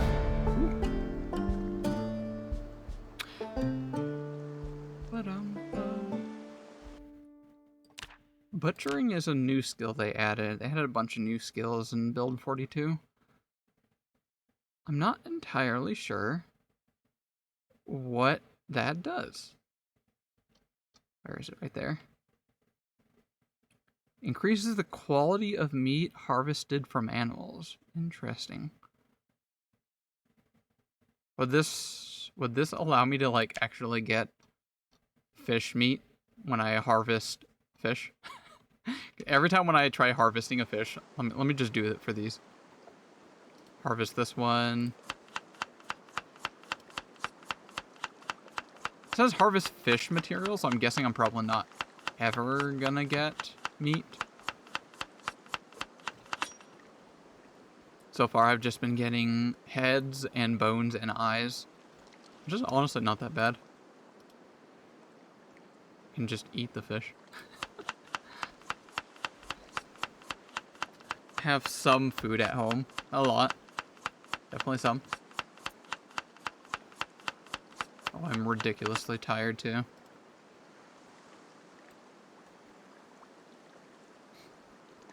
Alright, I'm gonna call this good. I'm gonna run back to the house. I got really lucky, by the way, here. The first time I came to this... What do you call it? Ponds, plural? It was completely infested. There were so many Zeds here. Check trap. Anything in here? Did I get anything? Nah, it doesn't look like it. Oh, speaking of which, I can give you first a helpful little tip. When moving through forests, trees are not solid. You can move directly through trees like they're not there. However, they significantly slow you down, and they can also cut or scratch you, including damaging your like clothing potentially as well.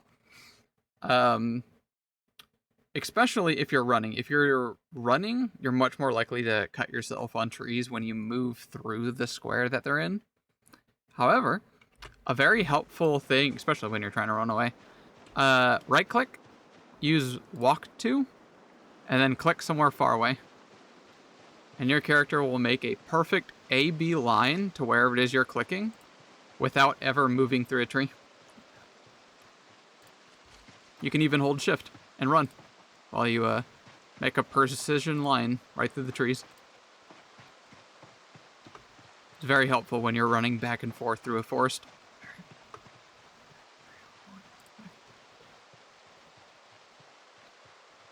I feel like I know all the basics right now. Just need to experience. You know what I mean? Yeah, I think so. This game is very much just an experience. You know, the vibes. Learning what potentially is a thing. Learning that you're eventually kind of screwed because you can't get over a fence. Come on! I made it. Praise the sun. That really hurt my arms. That's fine.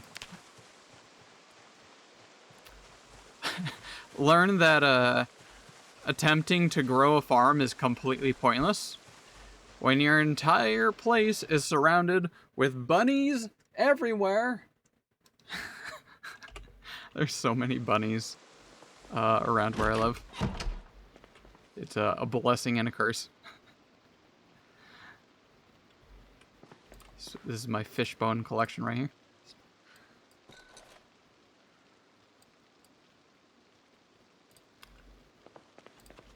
Got a bunch of different containers here. I really love the cooking, by the way, in this game. It's very satisfying trying to craft and make things. Both making atrocities or making actually like viable, logical food. Let's just drop that pot down really quick. Let that fill up.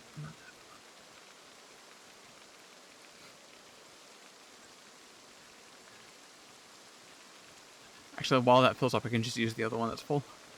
Or not.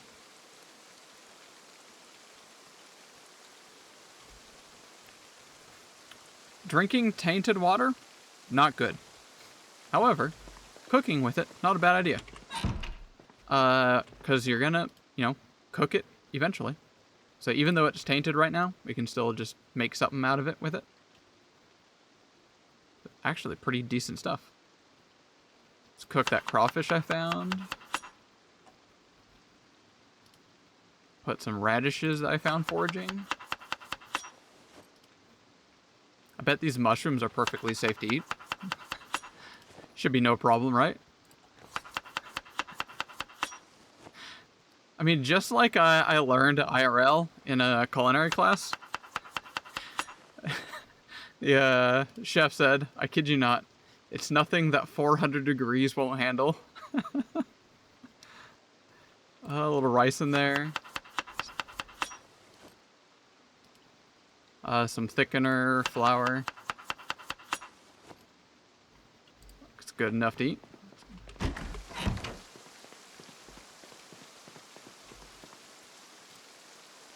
Throw it in there. And light fire.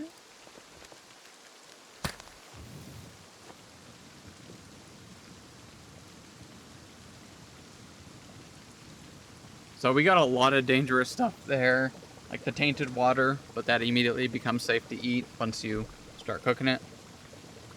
We got a couple mushrooms in there.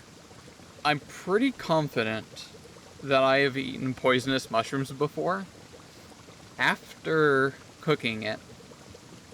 Now I'm paraphrasing this. I don't know if this is actually true, but it seems that cooking poisonous foods, like mushrooms for example, either A, neutralizes it, or B, reduces the poison.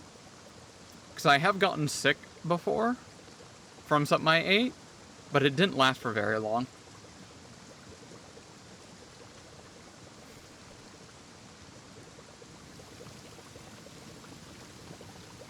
Actually, while that's cooking,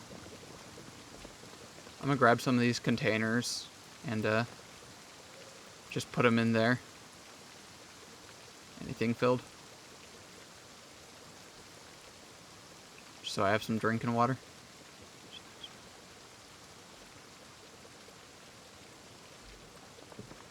Can I boil bowls of water? Something tells me I can't.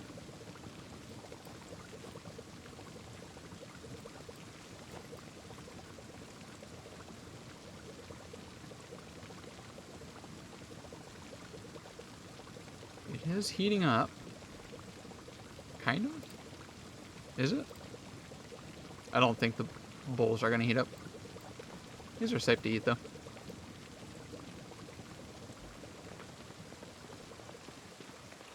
Let's put that with the water collection.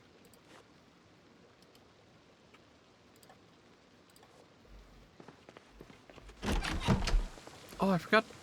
Oh, just hit me. I didn't have the option to add the small bluegill to the soup I made.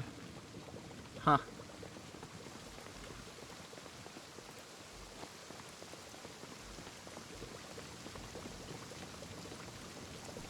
Yeah, it looks like it doesn't want to boil the bowls. It's perfectly fine. Just put out the fire. Well, that rain is dropping.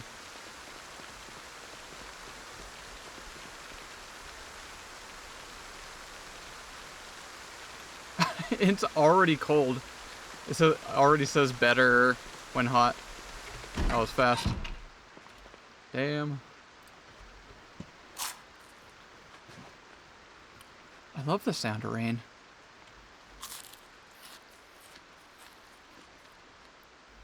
Actually, just drop the pot back outside.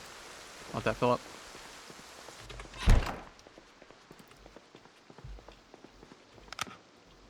Oh, if you didn't know, as long as you have a torch, a flashlight in your inventory, if you press F on your keyboard, your character will automatically pull it like out of your bag, equip it, and then turn it on just by pressing F. Nice convenience there.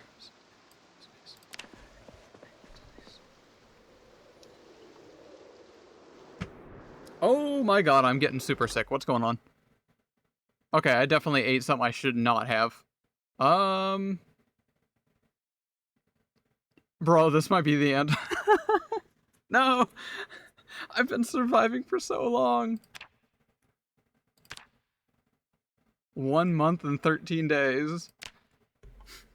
Remember what I said about I thought cooking mushrooms made it safe to eat? Or at least neutralized some of the poison.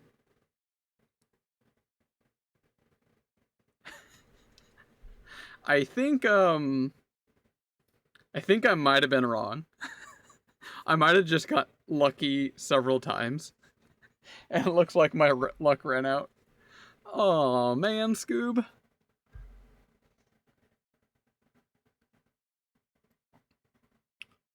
I have a fever.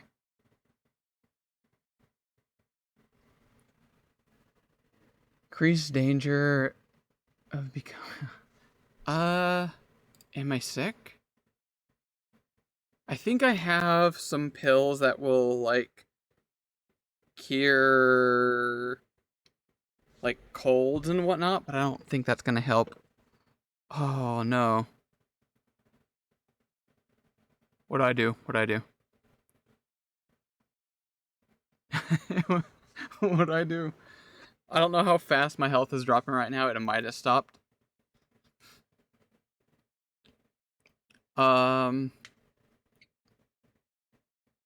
Should I take painkillers, maybe?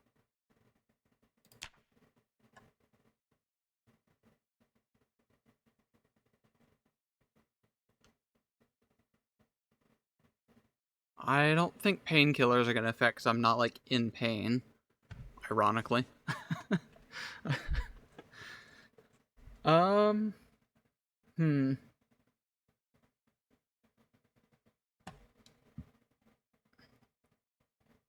Surely you have some experience. You got any plans, any ideas I could potentially do here? So I do have one of my favorite mods in this game, called Skill Journal.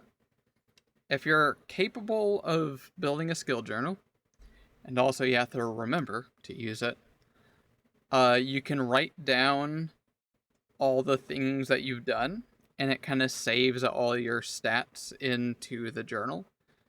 It is also modifiable, like if you don't want, full progression, Like maybe you only save like half of your stats into the journal, you can do that. But I have it default for like full. I'm thinking I run to my journal really quick and write down my stats, because I have not done that in a long time. I feel like I'm gonna die regardless.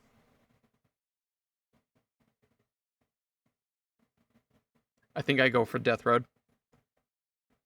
I'm gonna run. Okay, grab some water. Time to go literally write my death note. I don't even know if I'm gonna be able to get to it fast enough. 1, 2, 3, run. Oh my god, I'm like rapidly dying right now. I couldn't even make it downstairs, come on. Oh man, Scoob.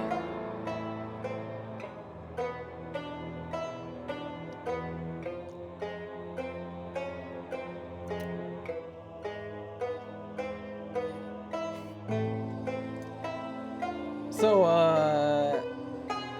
LS Pumba? Damn, 1 month. That's 1.5 right there, ish. Oh, it's going so good.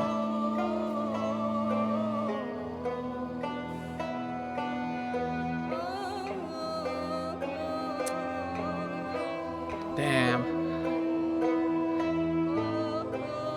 What did I die from? I believe it was the mushrooms I ate. Even after I prepped them and cooked them, that wasn't enough to make it non-lethal. I thought it might at least reduce the poison it does.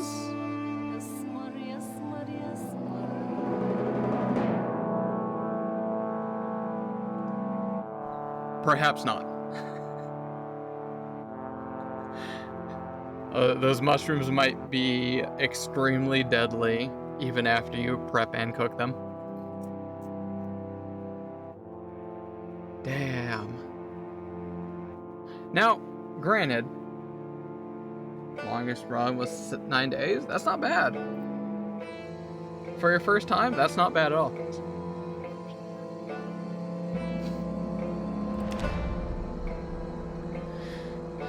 So, do you know much about where everything is in this game?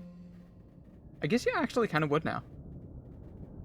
Back before Build 42, I honestly thought all of these were like different maps, but that's not exactly right. Like for example, when you select a character and says, hey, where do you want to spawn? It would say Muldraw or Irvington or something like that. I thought these were different maps that would be generated, and that's not true. It's actually one map, and this all coexists together. It's all one thing. I didn't know that for quite a while. Do you know about the location I am trying to live in? Have you heard of Louisville? Which someone actually corrected me a couple days ago. It's pronounced Louis with like silent S.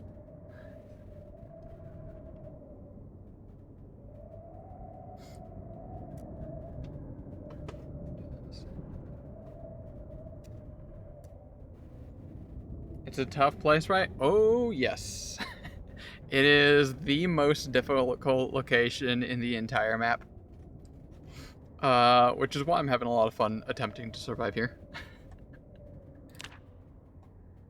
It is a full-on city with like skyscrapers here in the center kind of area. And it's got thousands, and I'm talking thousands. Plural. Oh, it's a nightmare there. I think I am... Passenger terminal... I think I am living... here? I think this is where I am. Like along this dotted line.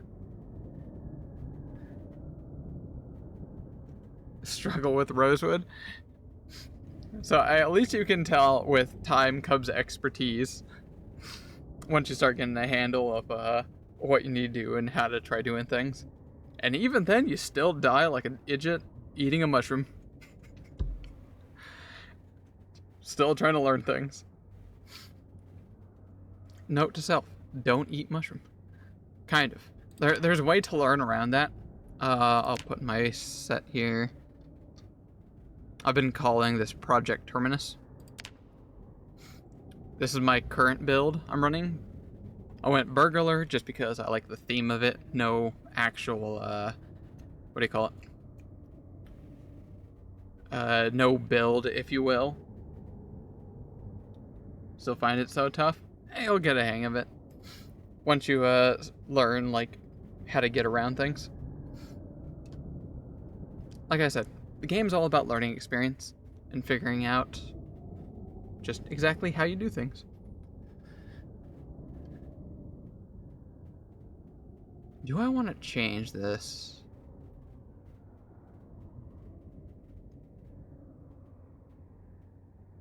I think... let me think here.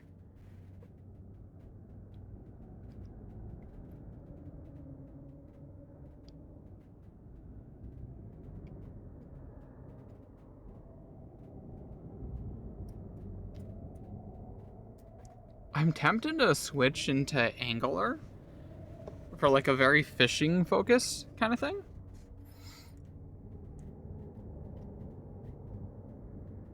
That'd be interesting. I could just completely switch out my build.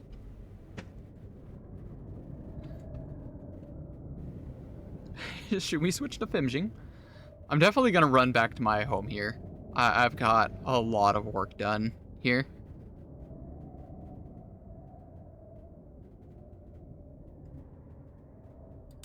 What do I get from switching to Angular?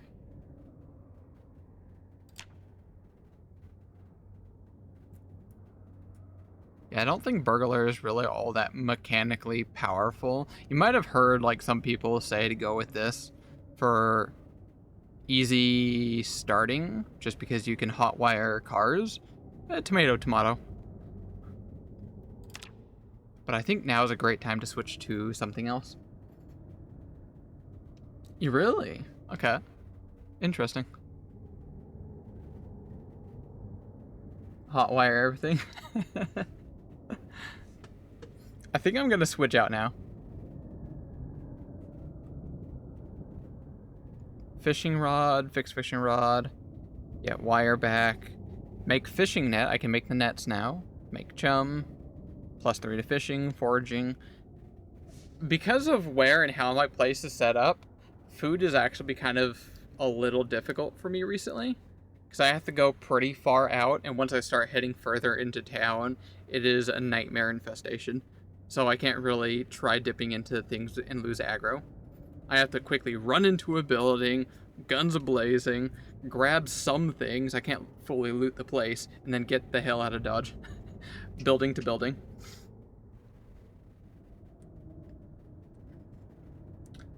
I'm a pro gamer, I learn fast, luckily.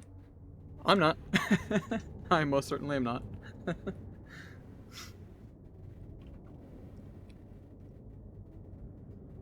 What does this give me? Well, let me clarify what the difference is here. I do lose my light foot, nimble, and sneaking, which I kind of do like. Having those bonuses to not being noticed. Sima. I don't know what language that is. Let's switch it up. So originally I was going burglar mainly because of the stealth focus, which was kind of nice. Like, I was able to not be, I kid you not, I was able to not be seen with the zombies staring directly at me from like 4 meters away. Granted, that one probably had bad vision because all of their stats are randomized. Check Kotu? Okay, I know the first one is check. I don't know the second half. How long have you been streaming for? Just streaming career in general. Maybe 2 years-ish, give or take. I haven't really been paying much attention to that. I primarily have been switching more to the YouTube side because Twitch is not successful for me. So I've been working on a third YouTube channel, which I've been in the workings of getting up and running, but I need to like identify myself, get some of like the legal stuff first done. What's your peak viewers? I don't think I've ever hit 10. I am not successful at all. I still have no idea what you're saying, Creepy. I try on YouTube as well. Honestly, that's kind of what you need to do. That or like the other one the kids use, like TikTok or was it Instagram, I think, or something. Thought I made good content, but I guess other people didn't agree. Well, confidence. You gotta know. You gotta know how to play the game, so to speak.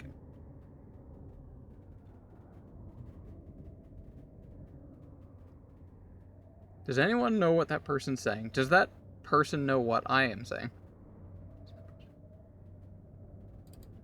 Okay. Just in case, I am gonna translate what's going on over there.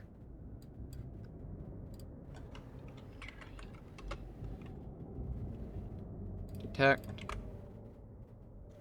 Kitty, show me what you have inside. What I have inside is death. Plenty of death.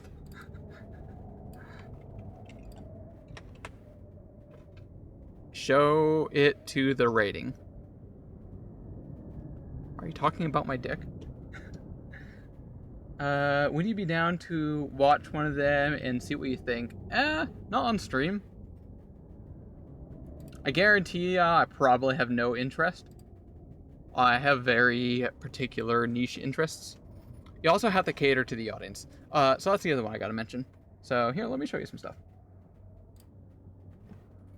Let me bring up mine. Go to the VODs account. This is where I upload everything that I've streamed for the past 2 years. Videos.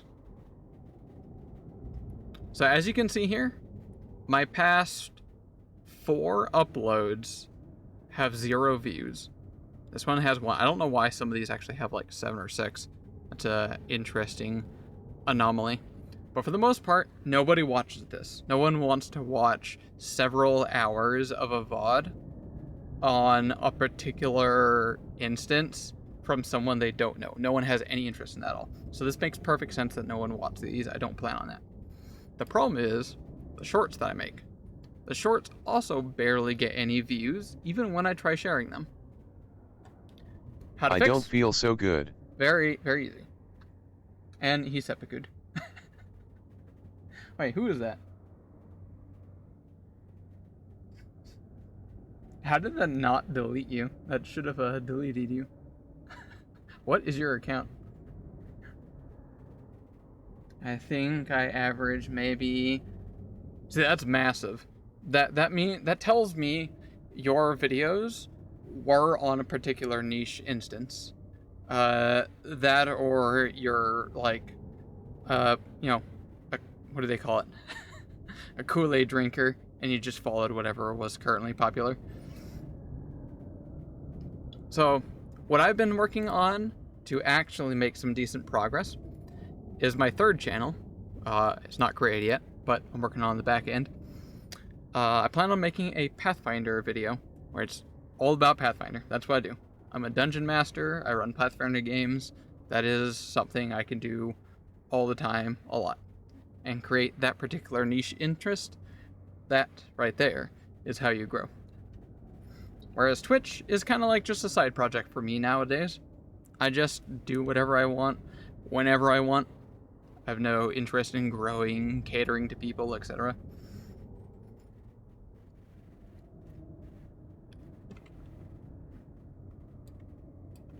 What are you saying? I see that someone is already bored with the mods, only the stream is not making marked with any language. Technically, it should be marked with language in the background. Even though it doesn't show up on the tags, it is in the backend. Just made videos where I played with friends. Pathfinder. Yes, it is a tabletop RPG. I run lots of TTRPG stuff. And I have some great videos in mind. Oh, I could even do it today. Ooh. I had a really fun, cool idea in mind. If I played Baldur's Gate. Couldn't get into it. I think I played it for like 30 hours, 50 at most.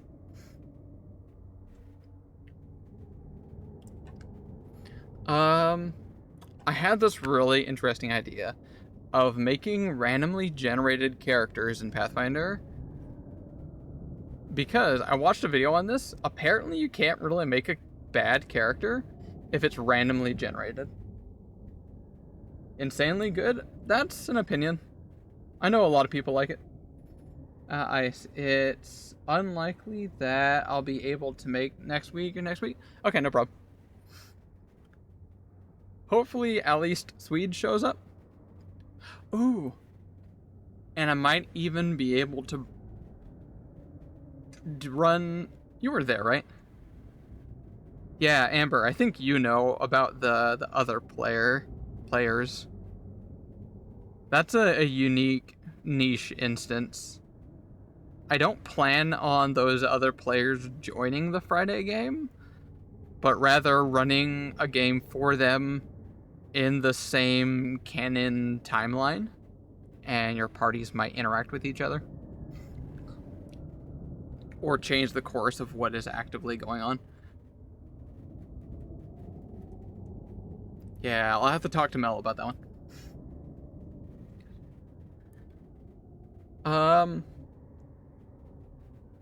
One sec. I need to turn on the AC. It is very warm in here. Allegedly, people say that you cannot hear the AC. So I'm gonna turn it on again. Let me know if it destroys the audio. Melon nappy? Yeah. Yeah.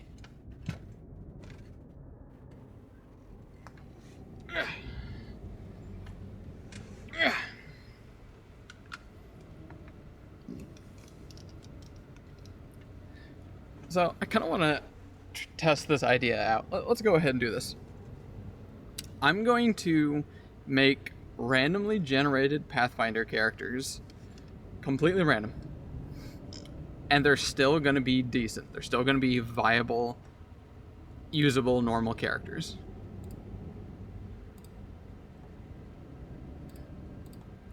And then we'll get back to fishing. I want to make a fisher. I was having a lot of fun with fishing.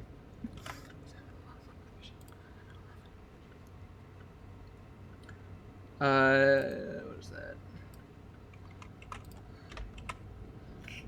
that? You need new kitties, right? No. I already have a girlfriend, and we have no interest in, what do you call it? Babies. I hate children. I legitimately really do not like children. Plus, we're not in a financial situation to possibly put up with that. Let's get that started. I'm gonna use Wanderer's Guide for this. I think that'll be the easiest way. And then we'll get a roller, some kind of roller here.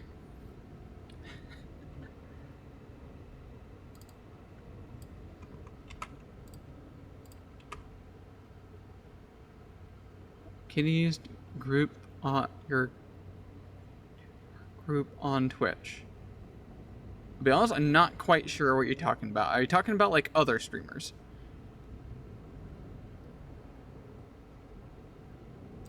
Confusion. Hey, Am,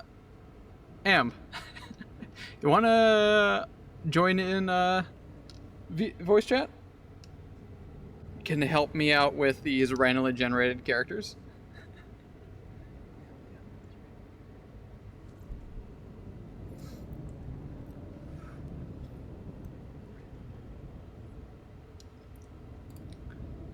should be able to start up a new one. We're going to enable... Now, what I saw, the person did only core. I'm going to go all in. We're going to enable everything. Because if you use core, your character can definitely be viable. What happens if we get a lot more options? We get some of those niche, weird type things. Can it still be a viable character? Just turn them all on.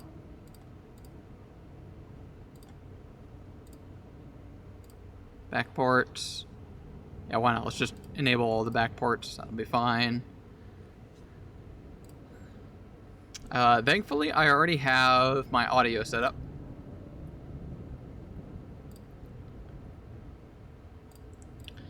And we are going to use... Where is it? The person I saw also made a level 1 character. And again, because you're only making level 1 character, all the random choices were still decently viable. And that was only at level 1. I'm going to push the envelope even more with not only using every book, but also make a second level character, even more random generated options, as well as, obviously, because everyone loves it, free archetype. We're going to get a random free archetype. Yo, what's up? Hello and hi, how's the stuff? How's the things? Yeah, I'm okay. How are you? You want me to be perfectly honest with you, sir? Sure. Alright. I really have to take a piss, BRB. Fair enough.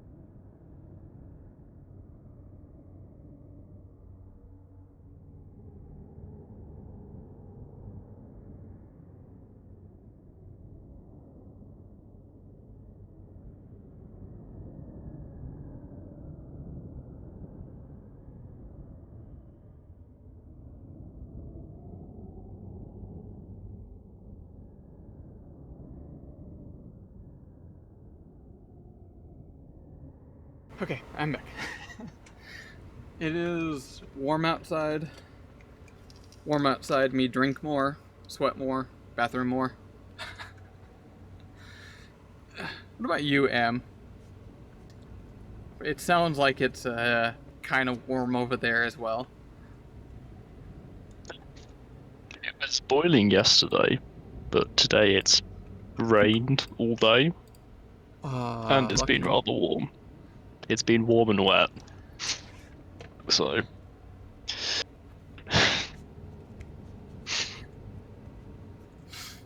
What a obscure, intriguing individual, whoever that was. The one that's Czech. Alright. He's Polish. Polish? Not Wait, what? Czech. He's Polish. He's speaking Polish. What? Why? Wait, what did you say early on then? Where'd it go? Right there. Dobra kotki. Yeah, that's Polish. Oh, the first one. Oh. I saw this right here and I assumed that was Czech. Huh. Fascinating. So, let's get some rolls on this one. Amber, do you think this randomly generated character is going to be a viable character? Depends what level it is. We're going to go for level 2. Yes, it should be fine. Should be fine? Yes.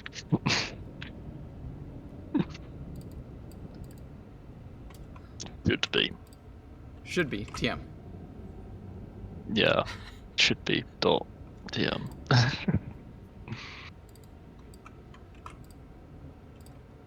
I wish I had like a translate bot. That feels very viable. I would love to have like some cross translation kind of bots kind of stuff. Oh, speaking of which, yeah,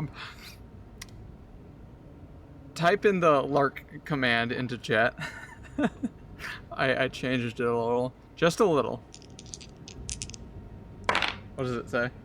That one. F.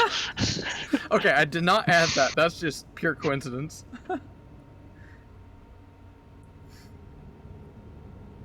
Not enough to hide from mighty zomboid critters. How does it know I'm playing PC? I don't think I added that either.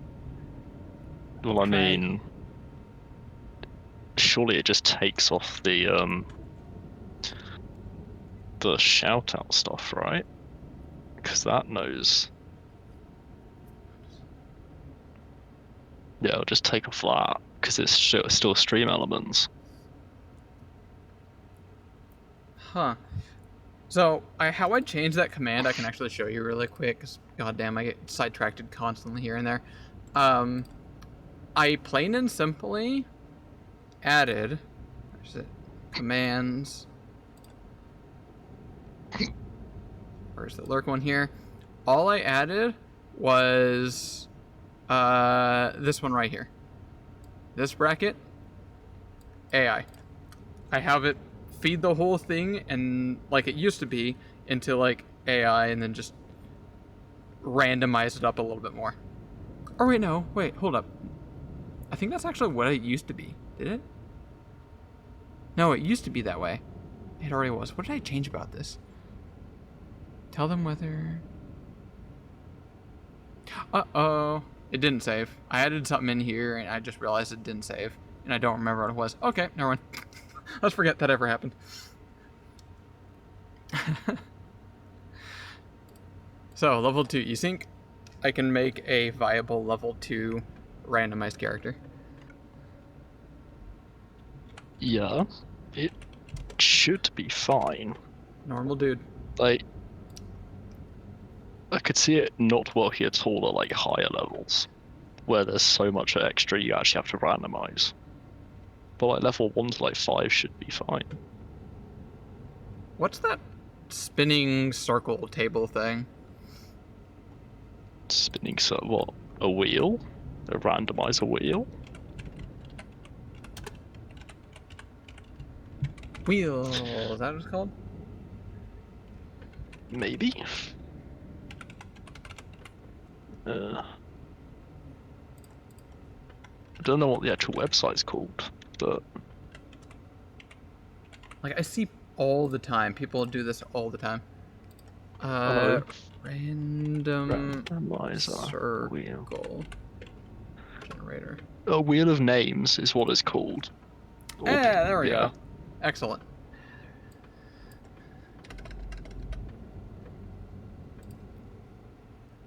So, ancestry, we have a lot of ancestries.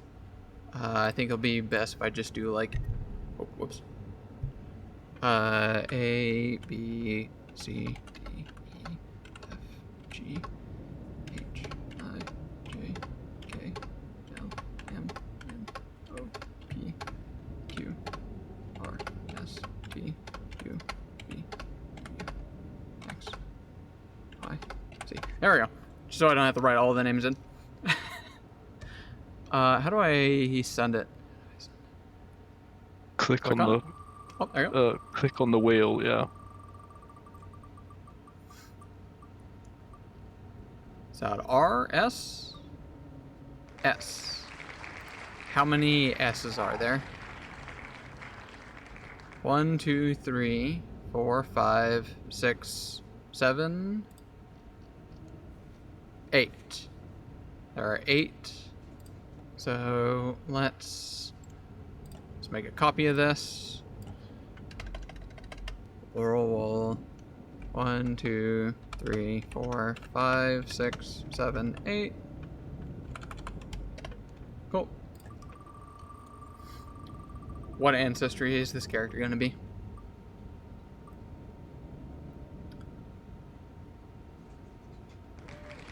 Number 3.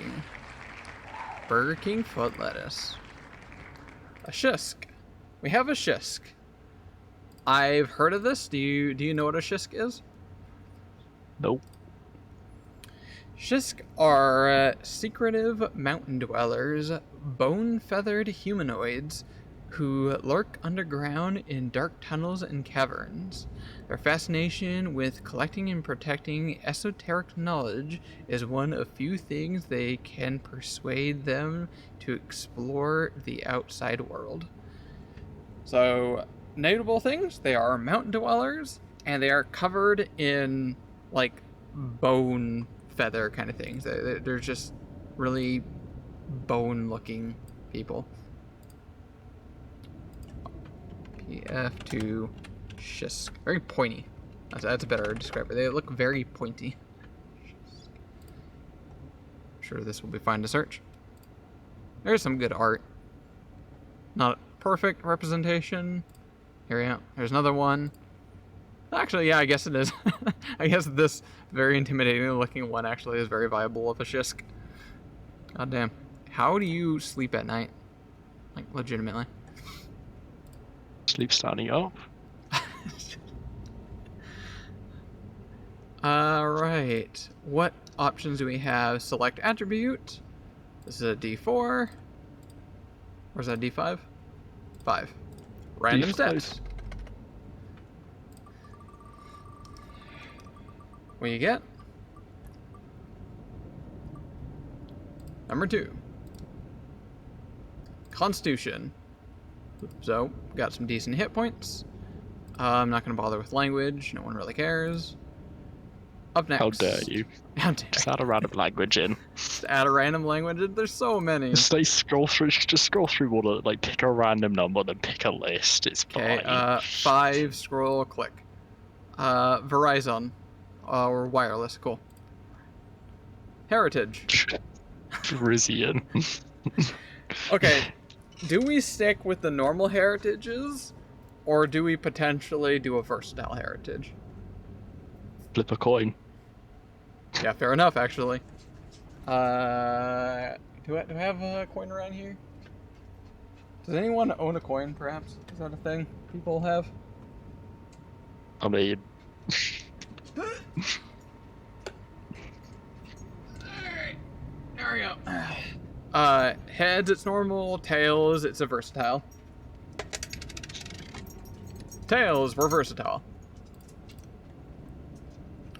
I don't know how many there are here. 1, 2, 3, 4, 5, 6, 7, 8. Oh, a legacy. Okay, we're not going to add the legacy. 1, 2, 3, 4, 5, 6, 7, 8, 9, 10, 11, 12, 13, 14, 15, 16, 17, 18, 19. Okay. I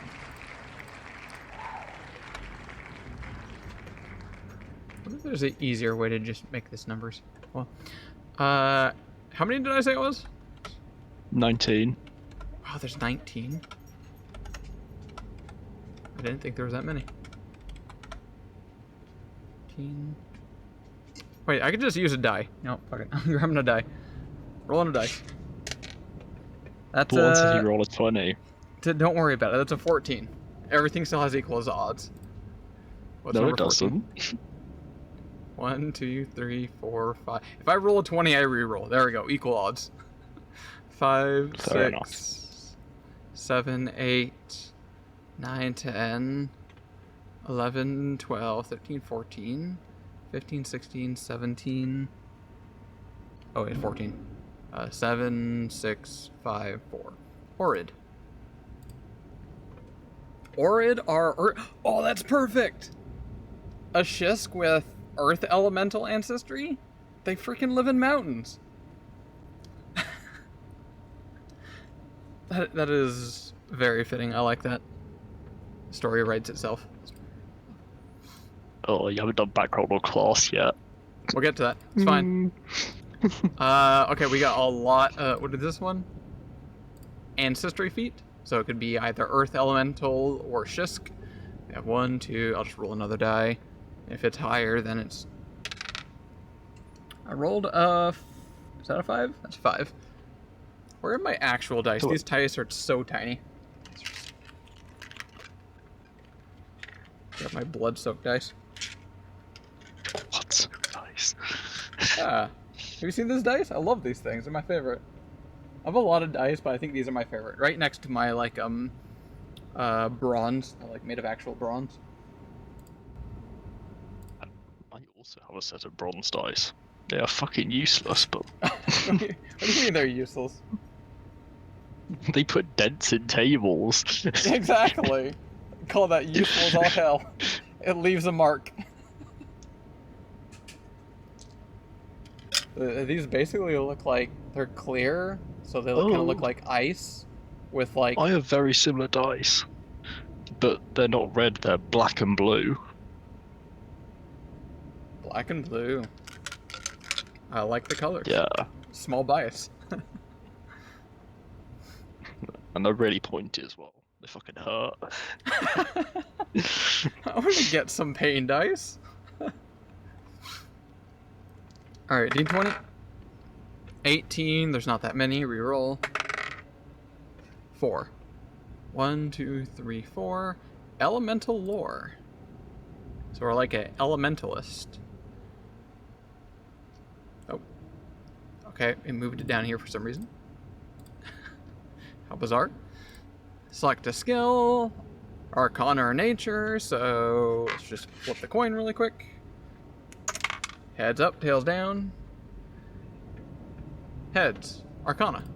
Yeah, we're like an elementalist. I'm digging this. What kind of lore do we want? Should we randomly roll lore? Technically, there is a lore table. Sure.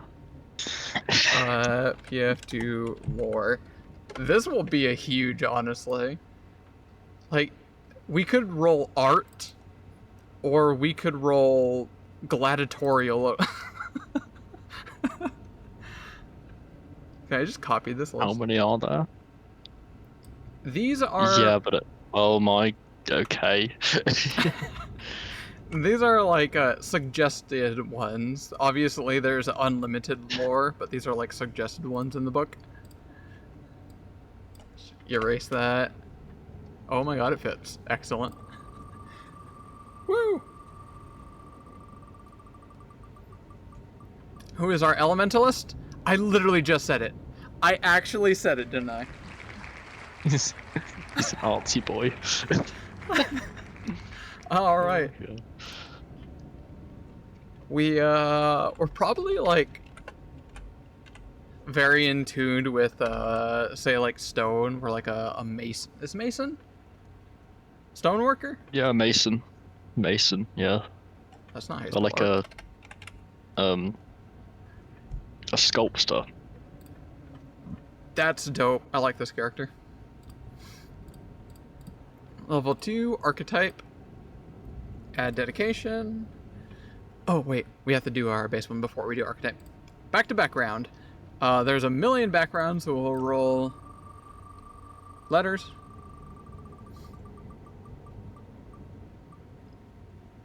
Press F. Whoops. I just realized I might be removing it. Hold up. A, B, C, D, E, F. Accidentally removed F. G, H, I, J, K, L, M, N, O, What did we get before? Q, Q, R, S, T, V, W, X, Y, Z. Yeah, we got everything. Okay, they're all in there. Cool. I rolled F. How many Fs are there? It's like almost 2 pages of A. There are 2 pages of B. Well, I mean, there's 23 pages. What do you expect? You see D, E, F. There's a lot of F. 1, 2, 3, 4, 5, 6. I'll roll a D20. There's probably that many. I mean, there's 18. 20 on a page. I guess we'll find There's out. 20 on a page. Oh, there is? Okay, maybe. I think there was 27, I think. 2, 3, 4, 5, 6, 7. Oh, wait, there's the legacy ones. Okay, remove the legacy ones. That doesn't count. 1, 2, 3, 4, 5, 6, 7, 8, 9, 10, 11, 12, 13, 14, 15, 16, 17, 18. Okay, there's a lot more than 20, but let's ignore that. It's still random. We are a food trader? Interesting background. I guess that's fair enough. If we're some kind of artsy individual and we like sculpting rocks and whatnot, just like a modern day society, we're not going to make a living with our art. You're a cake designer, obviously. Oh, what designer? Like cake sculpture. Have you not seen like cake sculptures and stuff like that? Oh, cake. Yeah. Oh, nice dice. I just saw them. Oh, those are intense. I love those. They actually kind of look like they're alive. Nice lighting. Yeah, so I've spiked myself on the... It's not. It's just how it landed. So I managed to spike myself on the D4 about, I don't know, 20 times. It's just incredibly sharp. Like, it's sharper than all the other ones combined. That's so good. Yay, pain. What do we get from Food Trader? Where's that? Collapse that. Attribute boost. Con int. Let's just roll it quick dice. Tails. Int. Attribute. 1, 2, 3, 4, 5. We'll roll a d6 on that one. It's close enough. 1. Charisma. We're starting to spread out. We do have 2 in int. That's good to see. What am I missing? Oh, skill. Crafting or society? Come on, crafting. We need that to work on our sculptures. Why did I roll dice? That doesn't make sense. Coin. Come on. Is that heads? Is it heads? No. That's tails. Society. That's fine. I guess I can see it. If we're like a food trader, we probably have interacted with a lot of society, managing a lot of people coming and going. We work in retail. All right, now time for the juicy bit. What is our class? How many are there? 1, 2, 3, 4, 5, 6, 7, 8, 9, 10, 11, 12, 13, 14, 15, 16, 17, 18, 19, 20, 21, 22, 23, 24, 25. Only 24 at the moment, or 25. And there's like 4 on the way, I think. Or is it 5? Remove all this plus. I was about to write 25. That's not going to help, is it? I wish there was a faster way. Alright. 1, 2, 3, 4, 5, 6, 7, 8, 9, 10, 11, 12, 13, 14, 15, 16, 17, 18, 21, 22, 23, 24, 25. Send it! And our artsy fartsy is number 21. 1, 2, 3, 4, 5, 6, 7, 8, 9, 10, 11, 12, 13, 14, 15, 16, 17, 18, 19, 20, 21. A summoner. Oh, we are absolutely going to be summoning Rock Elemental. Rock and Stone brothers. Alright, and what skills do we got? Do you know how many are there? Well, some of them are unhighlighted. We'll just use a d20. 10. 1, 2, 3, 4, 5, 6, 7, 8, 9, 10. Roll again.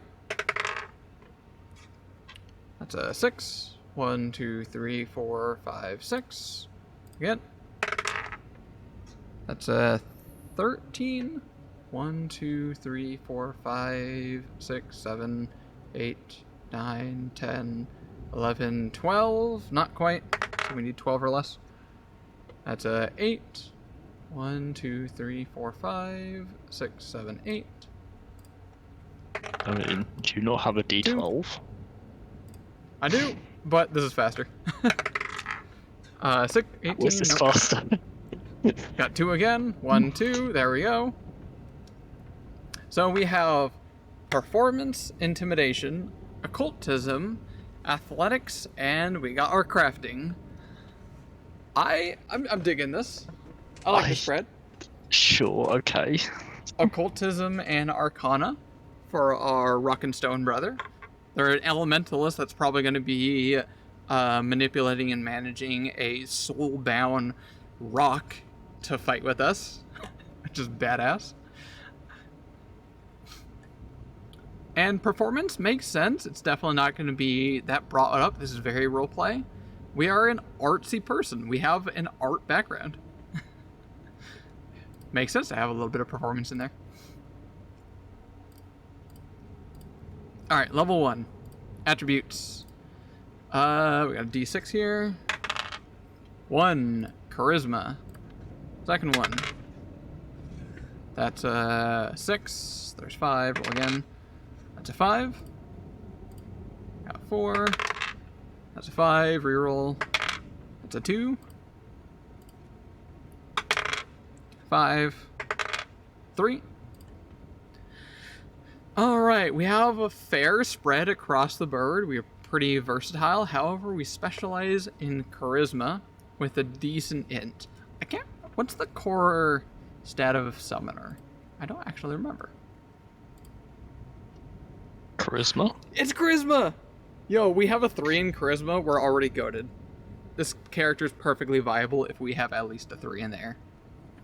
If we only had max 2 in whatever our primary is, that would be okay. But in 3, perfectly viable character already. We might even level this character up, go for level 3 and see what happens. Eidolon, what do we get from this? Lots and lots of text, cool. Select an Eidolon, ooh. I don't want to roll the Eidolon. I want a rock. Do I have to roll for this one? Yes. I do. It must be. It must be decided. It would be so thematic. Okay, this is the point where I would say, like, if you had no clue what you're doing, and your DM did not give you any assistance on how to make your character set and whatnot, and you just were theoretically rolling random because you've never played a game ever, like, you live on a rock, pun intended, you would probably still end up going with this, maybe? Assuming that you might read what you're choosing. Like, a new player choosing a Chisk, wildly improbable. Like, it's a very odd choice for a new character. Alright, we're rolling. 10. 1, 2, 3, 4, 5, 6, 7, 8. Not quite. 9, 10. Plant. We got a plant. That's not horrible. Not bad.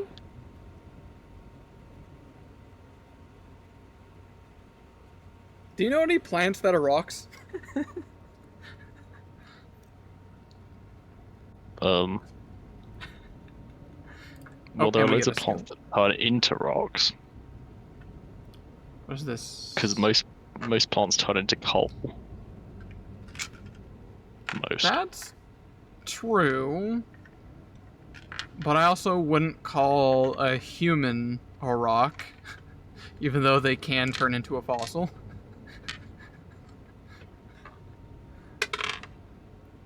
Six. 1, 2, 3, 4, 5, 6. Some stealth. Love to see it. Evolution. What the hell is this? This must be our class feat. Evolution feats are a special type of summoner class feat that allows you to customize your Eidolon through your shared link. You gain evolution feat representing the differences that make it unique from other things. Okay, got it. I guess we'll roll a d4 here. What is our plant? 1. Advanced weapon. But we've got to decide whether we want class feats, archetype feats, or dedication. What? Across the top. Go back we in can't there. take it. Yeah. This is our class. This is our class. We can't take 2 dedications. Not really. No. So we got advanced weaponry.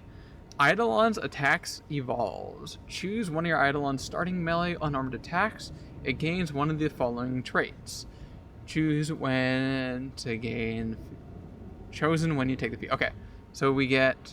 Is it 1? Gains one of the following: disarm, grapple, non-lethal, shove, trip, or versatile damage type. What should our unarmed attack from our plant be? Something that's disarmed focus, something that grabs on, something non-lethal for some reason, shove or trip. Grapple.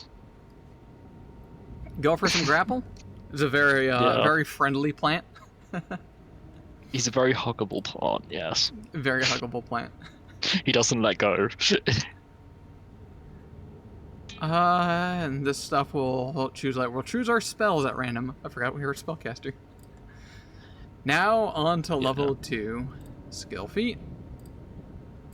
Prerequisites met. What is this, like 40? I know. I'll just roll a d4. What page do I start on? First one. And there's like 20-ish, so I'll roll a 20. 10.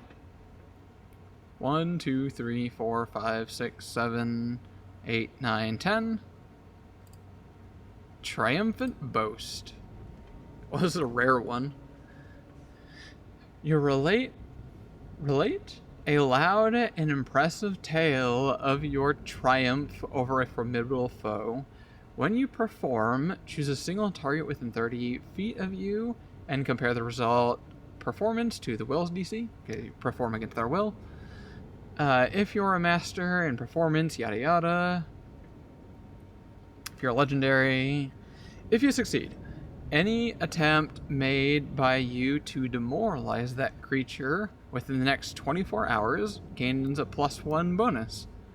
If your charisma score is 20, so this is like, there's a lot of like master, legendary, this thing gets stronger. If you're a level 10 with 20 charisma, it gets another bump. Once a creature is boasted at this matter, it becomes temporarily immune to it. Okay, so for one action, we can perform, and that'll give us a bonus to intimidation. Interesting. We are a boastful individual. Summon our feet. No, I'm not switching to archetype. We have free archetype for that. D20. 13. 1, 2, 3, 4, 5, 6, 7, 8, 9, 10, 11, 12, 13. Unfetter? Unfeeder? What does that mean? What's unfetter? Release from a restraining or inhibiting force. You can allow your Eidolon to travel far from your side. You learn the Unfetter Eidolon Link spell and increase... Oh, we get an extra focus point. That alone is great. So we get the focus spell from 100 feet.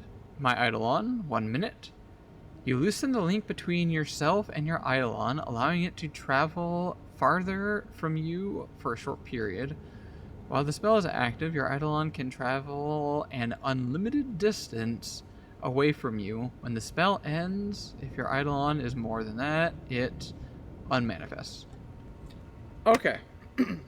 This one's a weird one. Because, and you probably can tell it right away. What do you think? What do you think, Em? What's your thought on this one? I don't really like it. It feels weird. It only lasting for a minute. That's my thought exactly. It's only a minute. And 100 feet is quite the sizable distance. This is like you holding up somewhere in some other location and sending off your homie to go off and go do something somewhere else. The fact that it's only a minute means it has to be a very targeted, quick action that they need to do. Oh, watch out. It's 10 rounds. Like 3 out of 3 movement actions around. It's like 75 feet around. Like 750 feet of movement. It's okay, not great. Wouldn't choose it myself. I think this one is very good in roleplay. For the Abomination Vaults we run, less often this would ever be used. I mean, at least it's a free focus point. So if you have any other focus things, that means you got 2 now.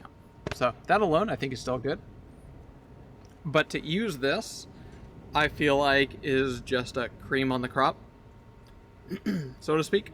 Because who doesn't pour cream on your crops?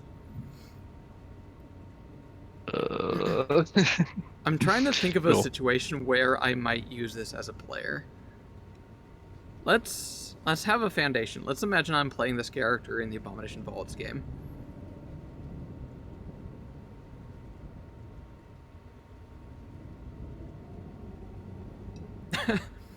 You could send your Eidolon full Locktar, running as far down below into the dungeon as much as possible. Worst case scenario, someone immediately doesn't like their presence and kills them on the spot, which in turn would kill you. But you're also like topside in a completely safe area, theoretically surrounded by your allies, and they can easily bring you back up. And then you just remanifest your Eidolon. That's actually not that bad. That's actually kind of really good.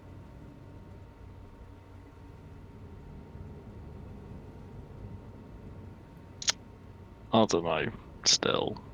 That, or just trolling people in Otari. That's also a thing to do. Yeah, that is also true.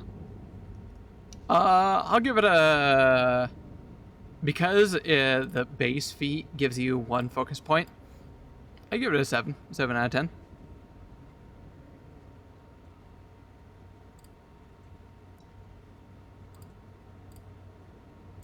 Alright, archetype feat. Time for the dead is Cajun. Do we have all of our... We have all our attribute bonuses, right? Yes. So for our attributes, we are a bit widespread with a focus on skill checks and a decent charisma. This is actually not that bad. We'll probably focus on using cantrips, I assume. Assuming the summoner gets cantrips.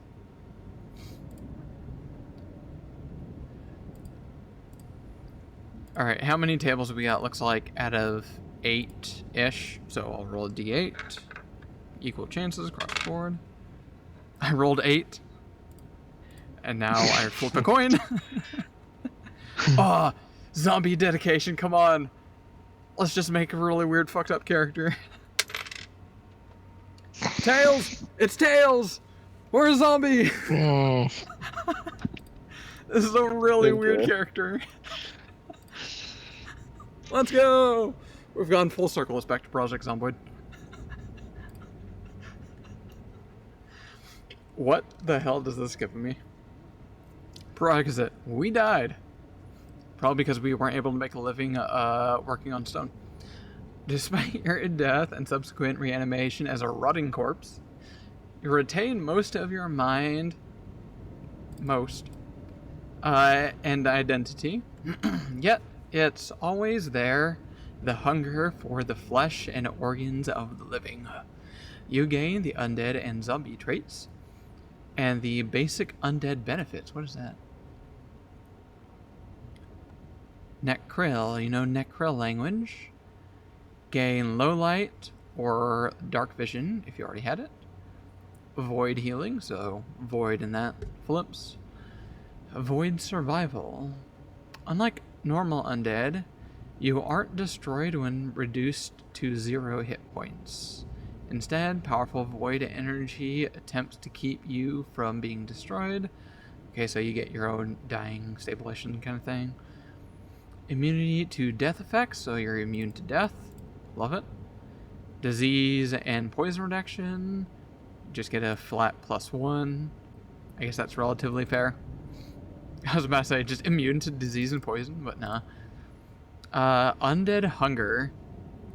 While you don't eat or drink the same food as humanoids do, you usually have thirst or hunger related to your undead state, such as a ghoul's hunger for humanoid flesh, a zombie's craving for brains. Why do they have to say brains? A vampire's desire for blood. Additionally, while you don't sleep, you enter a state of... what the hell is that word? Quiescence? Inactivity or dormancy? Quiescence. Quiescence. We'll learn something today. For 4 hours. So we sleep for 4 hours in a, like, dormant state. Dope. What else? You're not mindless. Reduce all speed. Oh, no. We get a penalty to speed 5. And Fist loses non-lethal. Oh, that's fun. Oh, I love that. So, by default, your Fist attack, your non-lethal attack that all characters get, are non-lethal. But we can no longer be non-lethal with our unarmed attacks. We have to be lethal with unarmed attacks. That's just flavorful. I like that. Because of its progressing state of decay, your body requires continual maintenance to maintain its best. Each day after your rest period, your body is deteriorated due to natural decay. Additionally, some zombie abilities allow you to push for a greater effect in exchange for a chance of deteriorating your body. Tell me more. While your body is deteriorated, you're slowed 1. We already get a -5 on speed. But if our body is deteriorated, we're also going to be slowed 1. You can spend 10 minutes checking and repairing your joints and other weak parts of your body to recover from deterioration. You can perform these repairs as part of your daily preparations. Because it's a natural result of your body's functions, you can't remove the slowed condition from deterioration through any other means.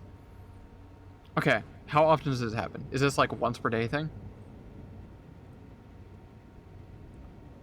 Slowed 1 if we're deteriorated. We spend 10 minutes to check yourself. Can perform these repairs as part of daily preparations. Yeah, it sounds like we basically just need to spend 10 minutes to check ourselves. Perfectly fine. It's just some fun roleplay stuff. You crave the flesh of the living. You gain a Jaws unarmed attack that deals 1d8 piercing. That's really nice. Your Jaws are in the brawling group, unarmed. Jaws strike only against creatures that's grabbed or restrained. Okay, we can only use it if we grab them or restrain them. This is a very interesting dedication. That's why you have the plant. The plant that grapples. Oh my god. Wait, hold up. Okay, two things happen here. It says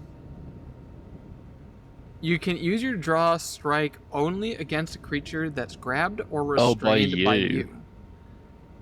I don't think that counts. However, there are many states and instances where your Eidolon is actually you. Not all of them, but there's many instances. I think as a dungeon master, I would perfectly allow your Eidolon to be an instance of you grappling. Because, plain simply, if we're talking mechanics-wise, your Eidolon uses up its own actions as part of yours. So mechanically speaking, if you want to use this, you would have to first try grappling, and then you can go for a bite. But our character can then use our Eidolon to do the grapple, and then we bite. Doesn't break mechanics, it's not overpowered, it's not underpowered. Same process, I would allow as a DM. That's fun. We still gotta figure out what our zombie plant is.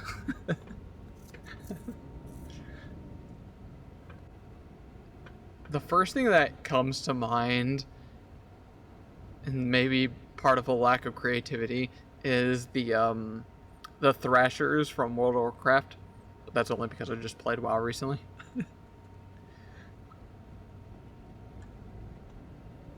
Who's adding me? Is that you? No. People. It's illegal. I guess we're actually done. We got spells, right? Yeah. You know how many spells a...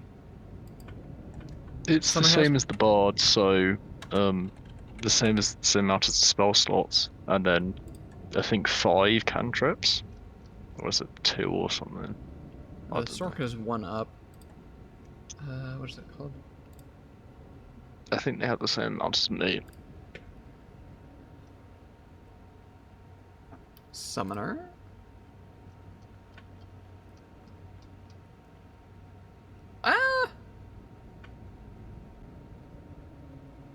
There's something else going on here.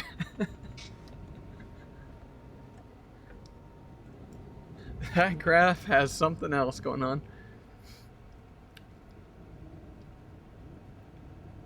Share senses, idle and stuff.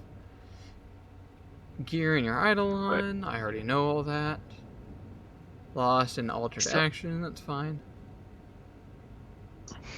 What was that? That graph is funky. Was that saying at like 10th level you already get 4 spell slots and 5 cantrips? Something is wrong with that graph. The collection of your spells you can cast is called your spell repertoire. At first level, you learn 2 first level spells of your choice and 5 cantrips. Let's just highlight that. Just some common spells. Alright, so this isn't quite what that is. That says but 1, I don't this think one that says is 2. right. I don't think that graph's right. 2 first level spells of your choice and 5 cantrips. You choose these from the common spells of your tradition, or from other spells from that tradition which you have access. You can cast any of the spells in the repertoire by using a spell slot of the appropriate spell level. It was basically like a Sork or a Bard. Your spell slots and the spells in your repertoire are separate. If a feat or other ability adds to spell repertoire, it doesn't give you... Okay, same thing as a Sork or a Bard. You add to the spell repertoire as you increase in level each time you get a spell slot. See table that. You add a spell the same level to your repertoire. At second level, you select another first level, and at third, you add the second level spell to your repertoire. At third level, you get your first second. Let's take a look at that. Yep, checks out. Where's this? At 4th, you gain your 2nd, and your and your spell repertoire reaches its maximum size of 5 spells. There it is right there. At level 4, you can only have 5 spells. That's probably what's going on right here. And it looks like we get 1 additional spell from somewhere. Probably from the Eidolon, I'm guessing. At Maybe. 5th level, in addition to adding 2 3rd-level spells to your repertoire, you choose the lowest level of spell slots. You lose your lowest level of spell slots. So that graph is right.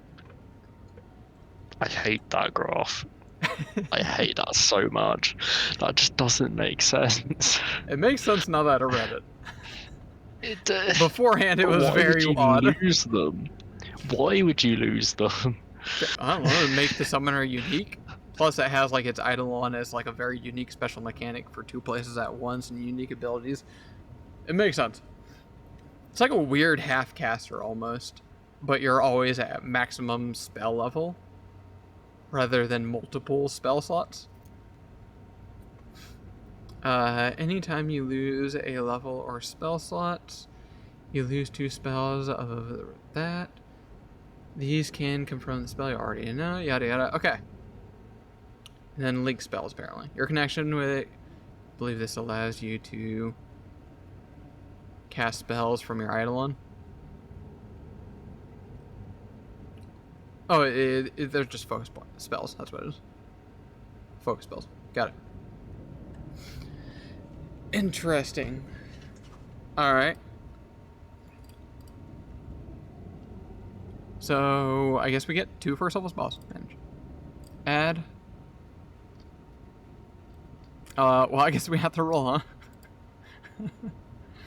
There's so many spells. What? You're gonna have to roll for 5 cantrips as well. For primal. Cantrips, I'll be half here and there. Cause like, oh no, hold up. I was gonna say, if we're a prepared caster, I wouldn't probably bother rolling these because we can just change them out any time. But for a spontaneous, we're kind of locked in. Technically, you can change your spells as a spontaneous, but only like when you level up. Alright, hit a spell. Get rid of cantrips. Do first. Roll a d6. First. Now roll me 20. That's a 4. 1, 2, 3, 4. Air bubble. That sounds helpful. A creature within range enters an environment where it cannot breathe. Target creature 1 minute. So as a reaction, we put a breathable atmosphere around someone. I think this is actually really good for a summoner because we might want to use any other forms for combat, whereas our spells are going to be support kind of things.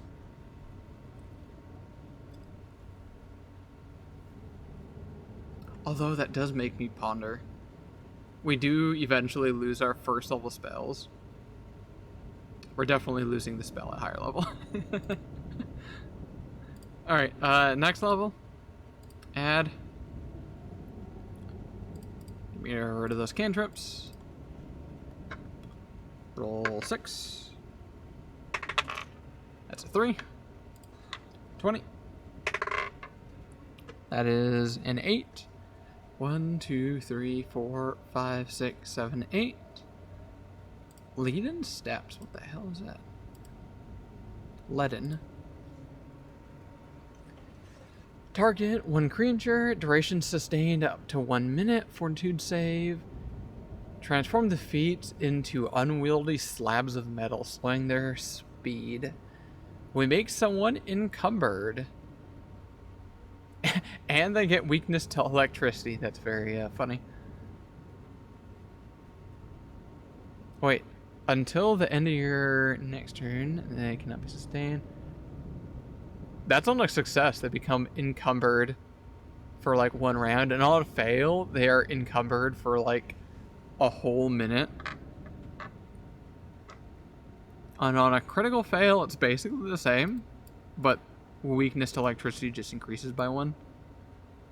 What is encumbered?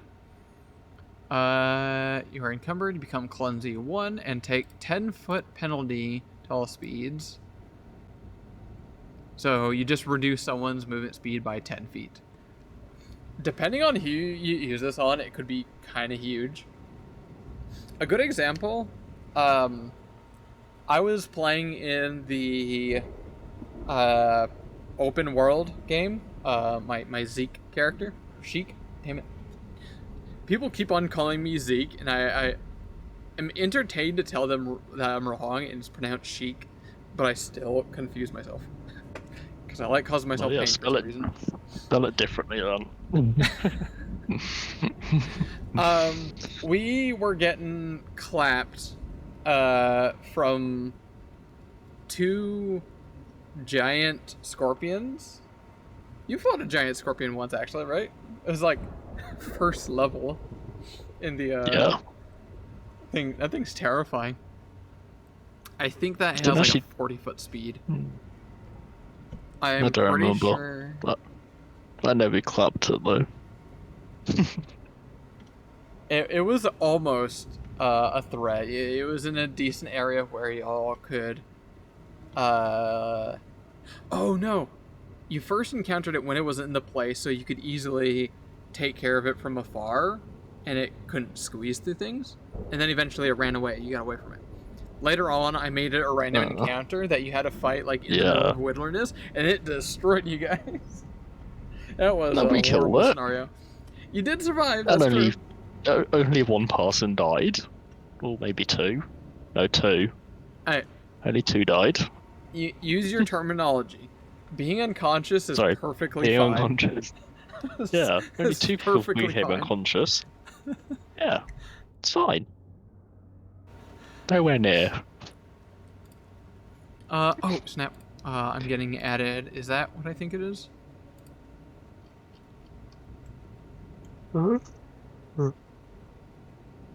Isn't demonstration clarify ping's boundary? Huh?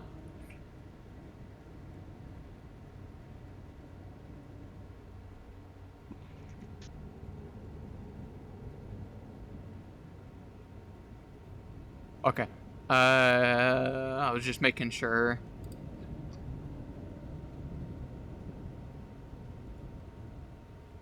Okay, that's fine. We weren't actually able to fully finish the game. Foundry was being super slow that day, and the DM had to go to work.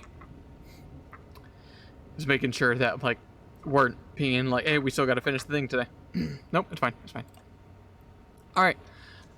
So yeah, on the Scorpion, I don't think using Lead and Step would be a great thing. It's very fast. Reducing its movement speed by 10, I think would just bring it down to like 30. Pretty sure it has 40 by default.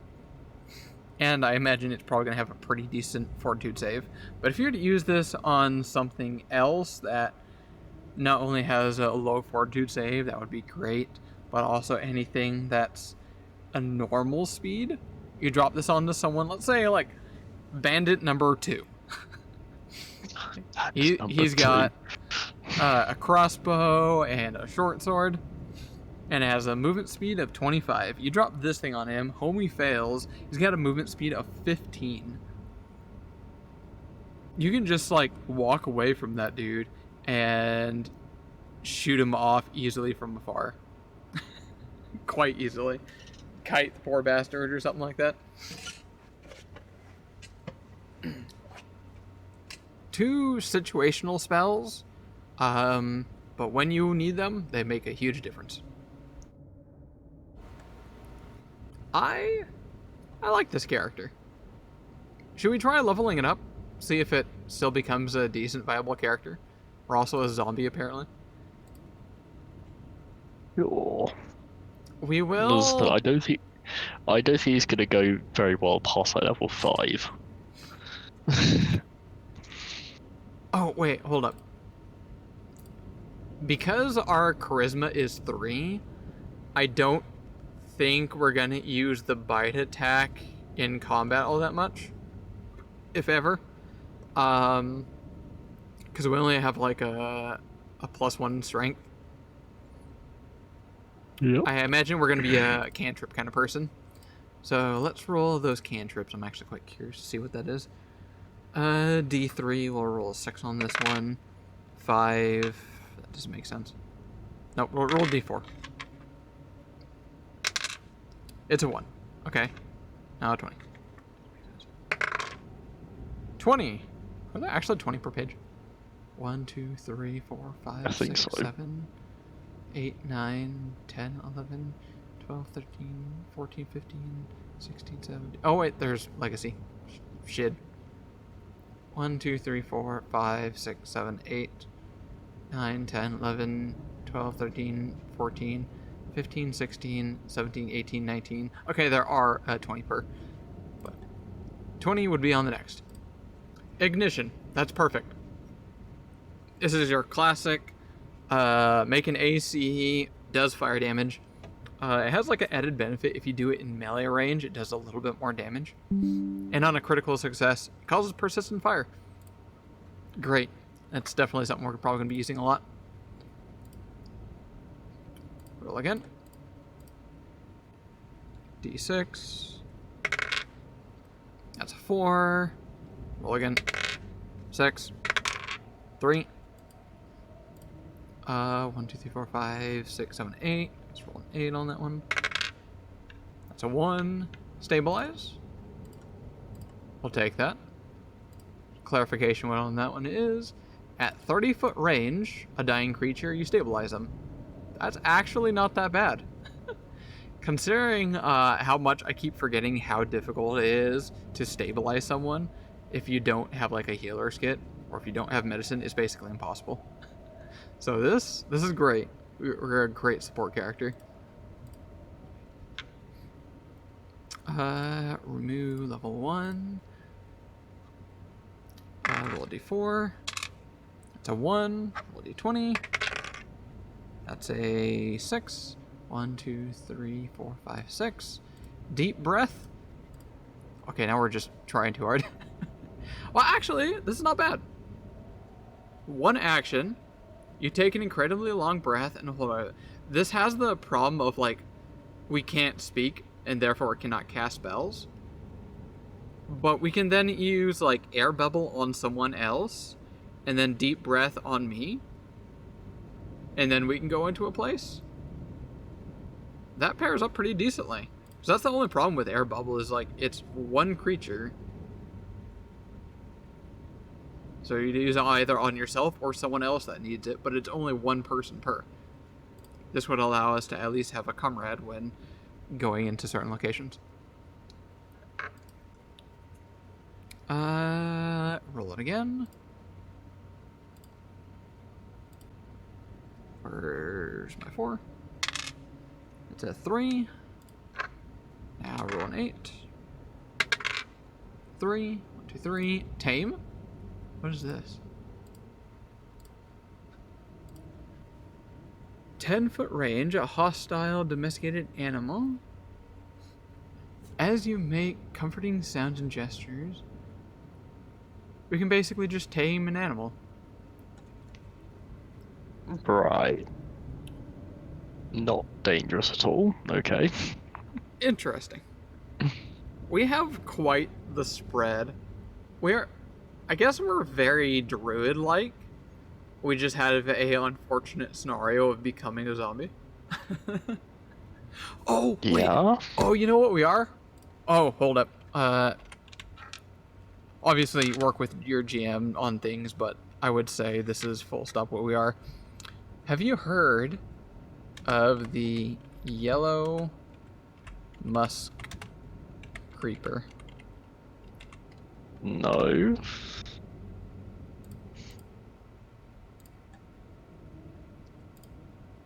The yellow musk creeper. Oh, this thing is horrifying.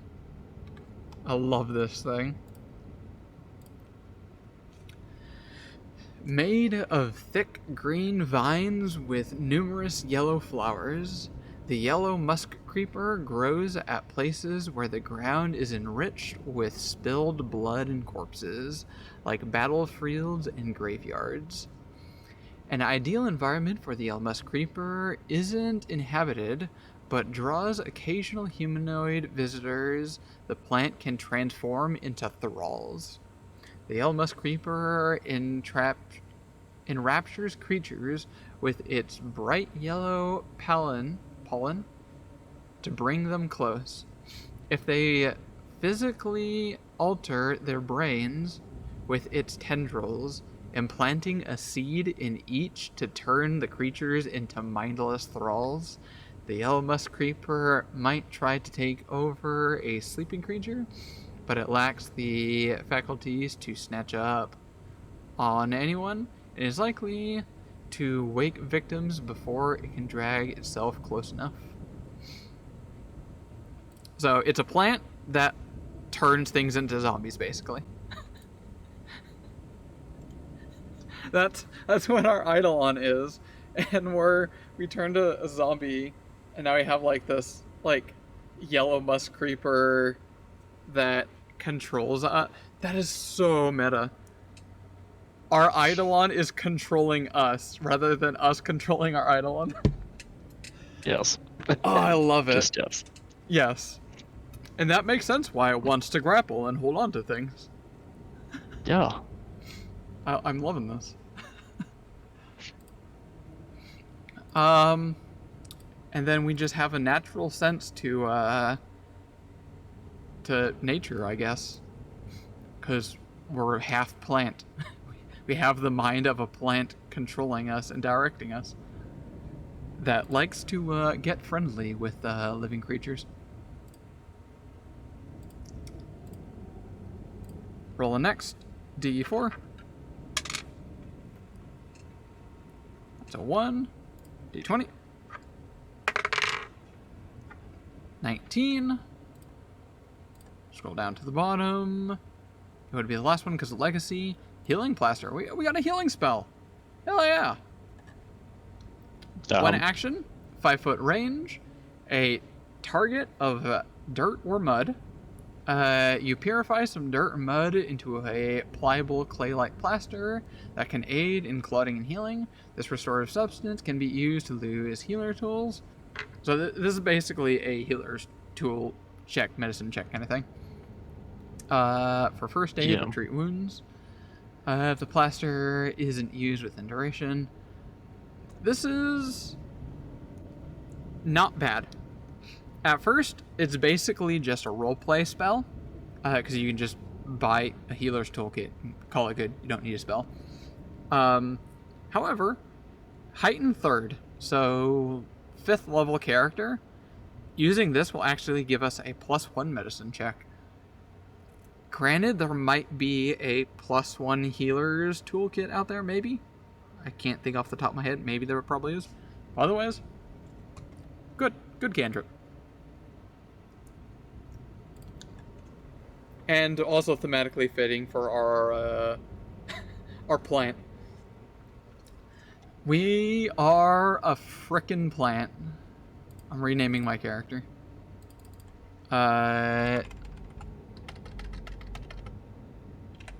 Yellow musky dude. Yellow musky dude. Love it. Oh, I love our friend. So much for being a rock. What was our ancestry again? Yeah. Shisk? Was that the ancestry? Yeah, Shisk. So we're like born in a rock. We're underground. We have like spiny tendrils. We got attacked by the plant thing underground. Oh wait, hold up. What's our the heritage? We did versatile. Orid, right? We are all sorts of things.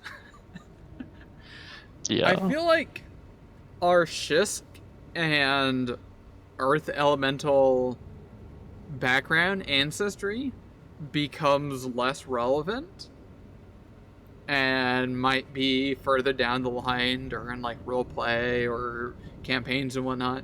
I think the main notable thing that's going to come forefront in day-to-day game would be the fact that I'm a freaking zombie with a yellow musk creeper manipulating me.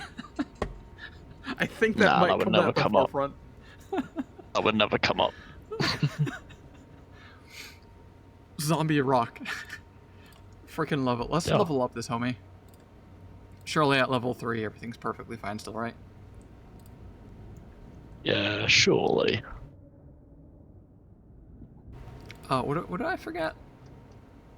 Oh, right. We got another language because of int. Sure, why not? Because I know what all of these, especially when you click on them and it doesn't really give you any descriptor. Just take Aklo. Take Aklo? Just take Aklo, yeah. You might as well. You're a zombie. 4 divided by 2 is the second one. Aklo, there you go. Makes sense. Don't question that. General, this number go up. General feats make you, generally speaking, stronger. So this is kind of big. 6 pages. General feats also allow you to choose skill feats, which are not as strong. I think I want to do this. I don't think I can do it here. I'm going to do this from Nethys. So I can look at general feats and not have the skill feats mixed in there. How do I do this? General. There we go. Now we just have the general ones and none of the... Is there really that many? Oh, no, it's... Just loads. See, it's the skill ones in there. Traits. Where's skill? Right there. I don't want any skill feats in there. There we go. Now we got actual ones.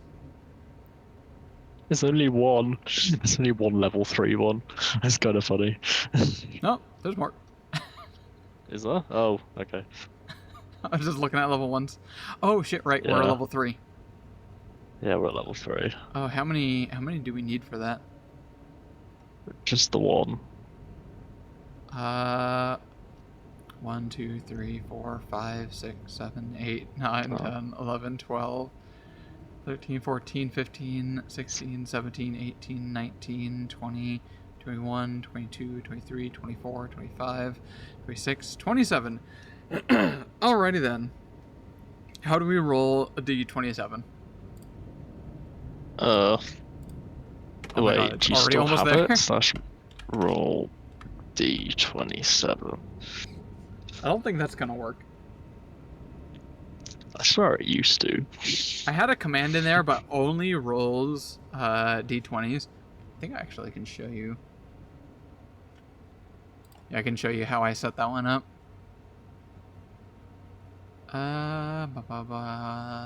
Too many things suddenly. Yes, roll a D27 dice. Yeah, I made a custom one D20. There it is. You got Sender you got a rolled- 26. Just quickly change this, make a new command specifically for this. No. We have this. I found a website for it. Oh, yo, Lil, what's up? Make it more random. Don't forget to shuffle the Just wheel. shuffle the wheel. Yeah. I think that's completely pointless, I'll be perfectly honest. 13. Have you heard what our character is? I love our character. It's got glorious. character. God, It was 13, right? Yeah.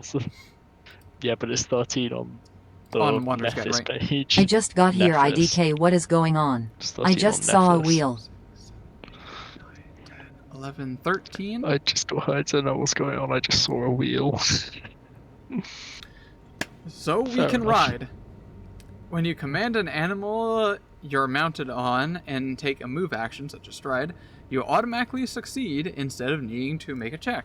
Any animal you're mounted on acts on your turn like a minion If you mount an animal in the middle of an encounter, it skips the next turn. Then okay, so we have mounts now, I guess. Didn't we also get tame animal? Or tame as a cantrip? True. So we can try using tame to just tame random creatures we come across and just constantly switch out to different mounts.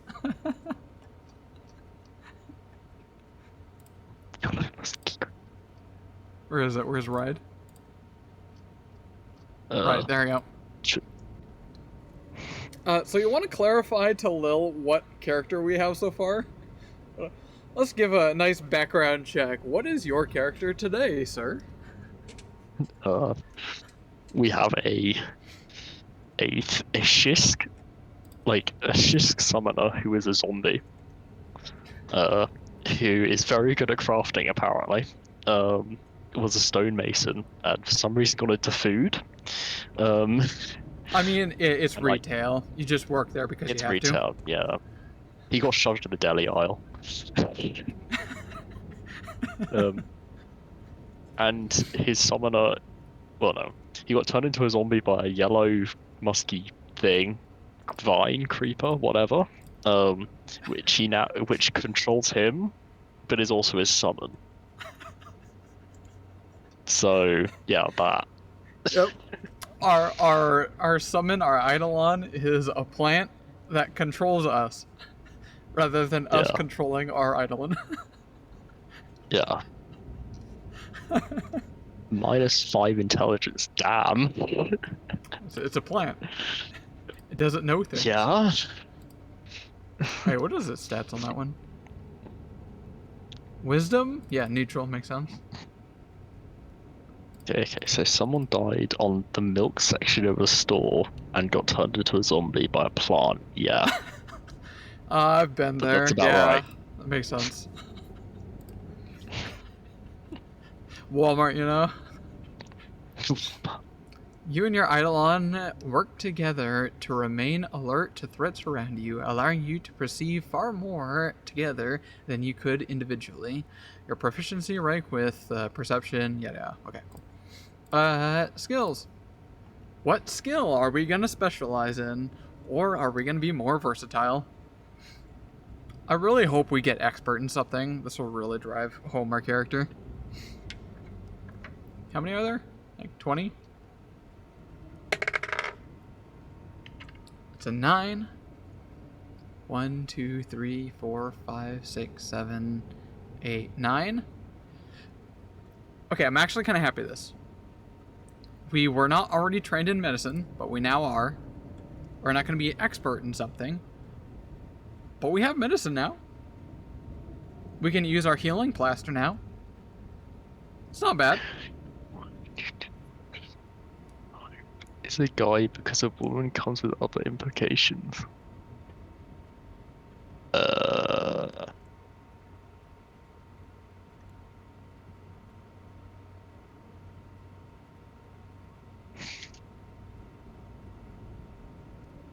Why are we milking people?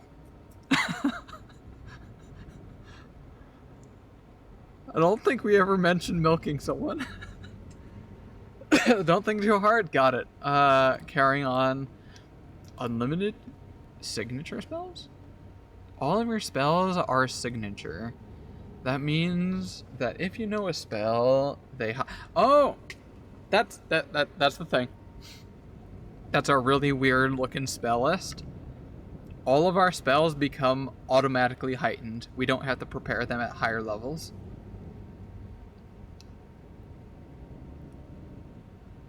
Which means, now that we leveled up, you know what that technically means that we gotta do? 2 things. We got new spells. Where's our spell list? We're level 3 now. Yep, we have 2nd level spells. And because we leveled up, technically that means we get to retrain our spells, so let's get rid of air bubble. I'll be honest, I don't think that's gonna come up. By the rules, we do get to do that. So, manage. Get rid of Air Bubble from leveling up and trade it out with a new level 1 spell, which is D6. 5. Now D20. It's an 8. 1, 2, 3, 4, 5, 6, 7, 8. Skip the legacy ones. Summon plant or fungus. Yo, it's poppin'. It's poppin', dude. It's actually done it. Oh my god. How many spells are there? What are the chances, dude? That's like what? 2, 4, 6, 8, like almost 100 level 1 spells almost. And we got summon plant. Oh, I love this. I love our friend. That was perfect. Please tell me that auto heightens, right? It does. It heightens every level. Perfect for a summoner. Cat jam. That blew my mind. Second level spell. Time for our new second level spell. Add a 7. Let's roll a d8. It's an 8. There's no 8. 3. Roll a d20. That's a 9. Skip the legacy. 1, 2, 3, 4, 5, 6, 7, 8, 9. Falsify heat. Weird. This is probably going to be a weird one, isn't it? Range 60 feet. One willing creature or object for 8 hours. You veil the signs of the fires of vitality, altering the target's apparent body temperature. Immediately I'm imagining Predator. Alien vs. Predator. This illusion applies to all senses, and a creature that touches the target can attempt to disable illusion. You can dismiss the spell, choose an illusory body temperature, cast the spell moderate. Target's body temperature appears the same as the surrounding environment, giving it +2 deception checks to impersonate an undead. This is a hyper specific spell. This is... I don't know who the fuck is gonna take this, and why is it level 2? Target creature appears to emit substantial body heat, gaining a +2 circumstance bonus to deception checks to impersonate a warm-blooded creature. Oh, well, okay, hear me out. There's a weird sense of it kind of makes sense, almost. Because we're a zombie, we cast this on ourselves to pretend to be not a zombie.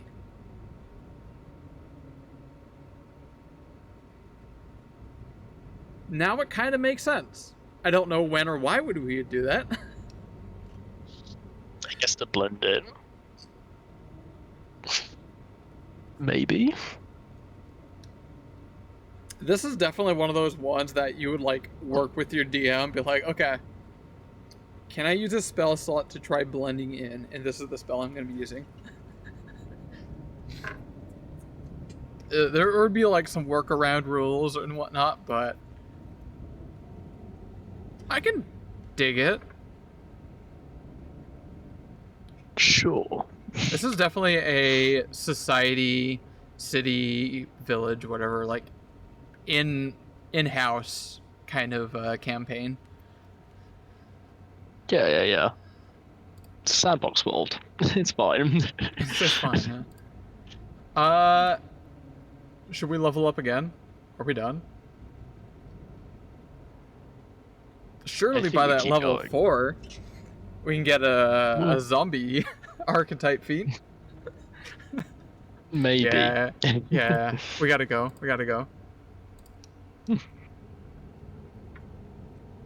Level 4. Skill feat. Oh, we have to hit level 5 as well, because we get our ability score improvements. 4 ASIs. I want to see where that goes. Alright, this is, what is it? Skill feat?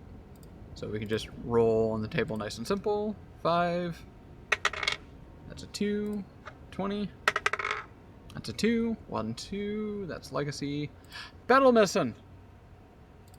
Yo! Nice. We take that. We can heal in combat. That's great. Excellent. What is this one? Summoner feat. We'll do the summoner one. D20. 12. 1, 2, 3, 4, 5, 6, 7, 8, 9, 10. Okay, wait, hold up. We have the full list. Level 1 feats, 2, and 4. Hear me out on this. I think it's perfectly reasonable that I only roll the highest level feat, because higher level feats are usually going to be stronger over time. Cool. I think I just restrict myself to the highest level ones. So a D6 then. 1, 2, 3, 4, 5, 6, 7, 8. 8. 8? Yep. 8. Oh, right.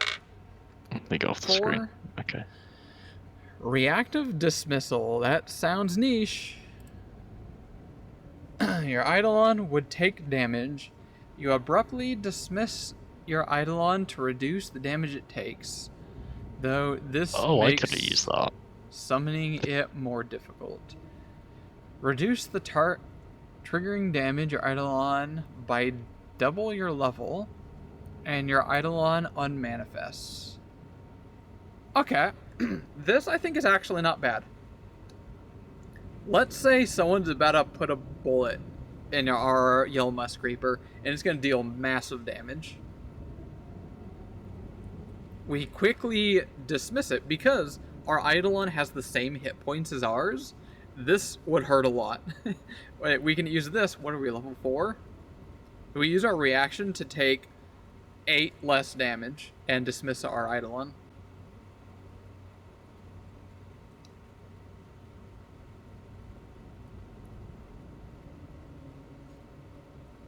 I think that's relatively not bad.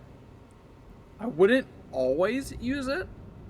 Sometimes I would just take the damage. But say if you could use your reaction to make sure you don't die, like say the amount of damage is about to put you down. However, if you use your reaction to make sure you don't actually die, reduce the damage just enough, I think this makes it very viable. Time for the zombie stuff. What do we got? Ankle biter, bashing charge, combat grab, crushing grab, feast, ravenous charge. Alright, what do we get? I'm kind of worried about these. This is why I really want to hit level 5, because we really need at least a +2 in strength. Otherwise, I feel like our bite isn't going to be all that great. Yeah. Let's go. That's a 6. Ravenous charge. I think I already know what that is. Hungry for flesh of the living, you hurl yourself into the fray, teeth gnashing. You stride. If you end your movement within melee reach of a living creature, you make an athletics check to grapple. If you succeed, make a jaw strike against them. Okay, so we get 2 actions to stride, grapple, and attack. That's fairly useful. That would be really good if we had strength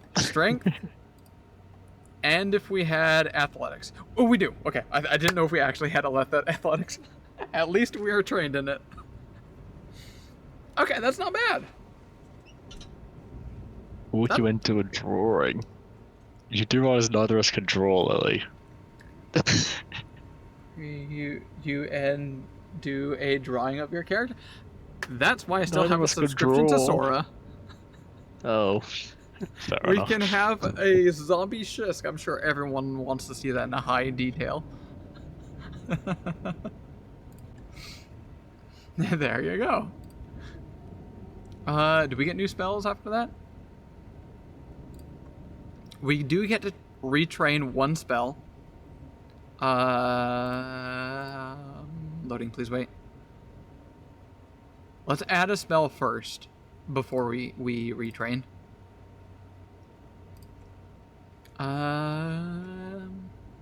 Add, manage.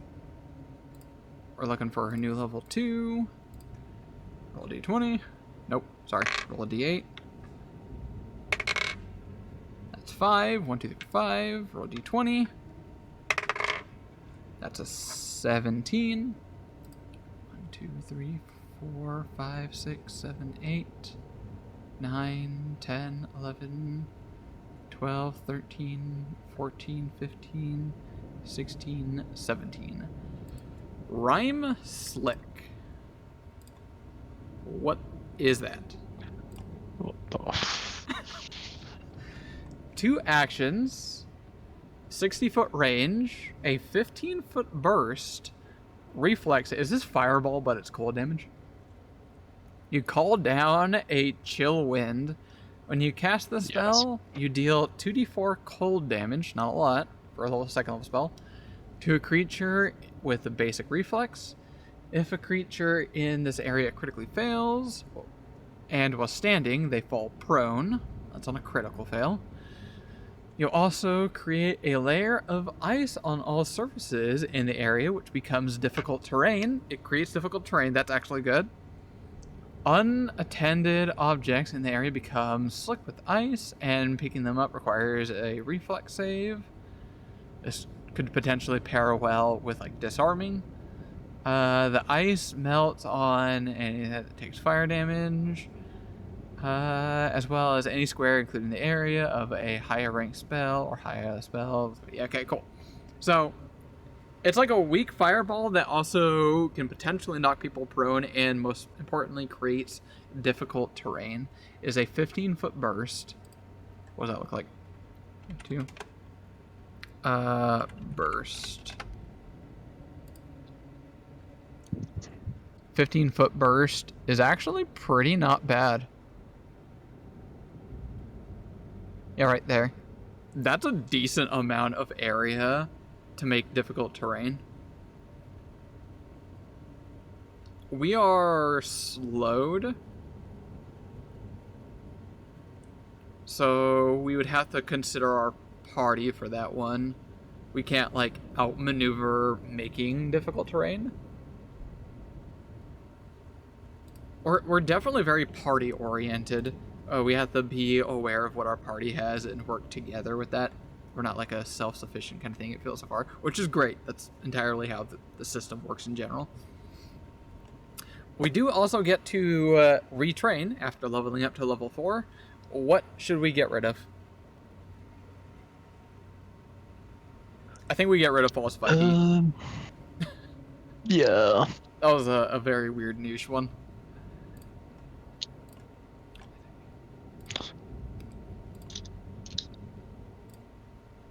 Where is it? Falsify heat, remove, add spell, second level, D8. Second level, second column. That is a 6. 1, 2, 3, 4, 5, 6. Claw Song. I like the sound of that. Very zombie-esque. 30-foot range, a willing creature with an unarmed claw strike. You sing a fierce prayer, low and growling, and awaken the ancient spirit of a Turwa beast to guide and strengthen the target's unarmed blows. The target's claw attacks gain versatile piercing, deals 1d6 damage. If the target's claw attack already was a d6, it's now a d8. If the claw attack already had piercing, it now gains deadly d8. not bad. I don't think we have a claw attack. Maybe? Hold up, maybe? Because of Shisk? Where would I find that? Inventory?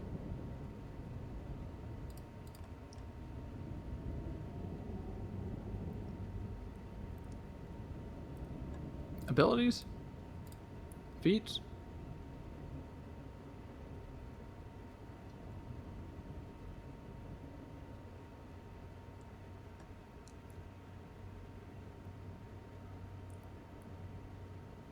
Yeah, it's fine. I would say as a DM, I would absolutely allow this for our, like, zombie bite kind of thing. I would allow it. That's badass. It would, what was it? Claw Song. 2 actions, turn our bite into... It was already a D8, right? And it already is piercing. Yeah. So we get deadly D8 on our bite. I Nice. love it. Muy Motabeni. That actually, well, okay, the asterisk on that is we only have like a 5% chance to crit. We don't have a very high strength, so it's not like we have a high crit chance. We're only going to crit on a 20. Does it do anything else on that one? Or is it just pretty much do that? Claw attacks gain versatile, piercing. It already has that damage and versatile. Okay, it only gives it D8. Honestly, not that strong. We need to up our strength, which we're absolutely gonna get next level, right? Level 5.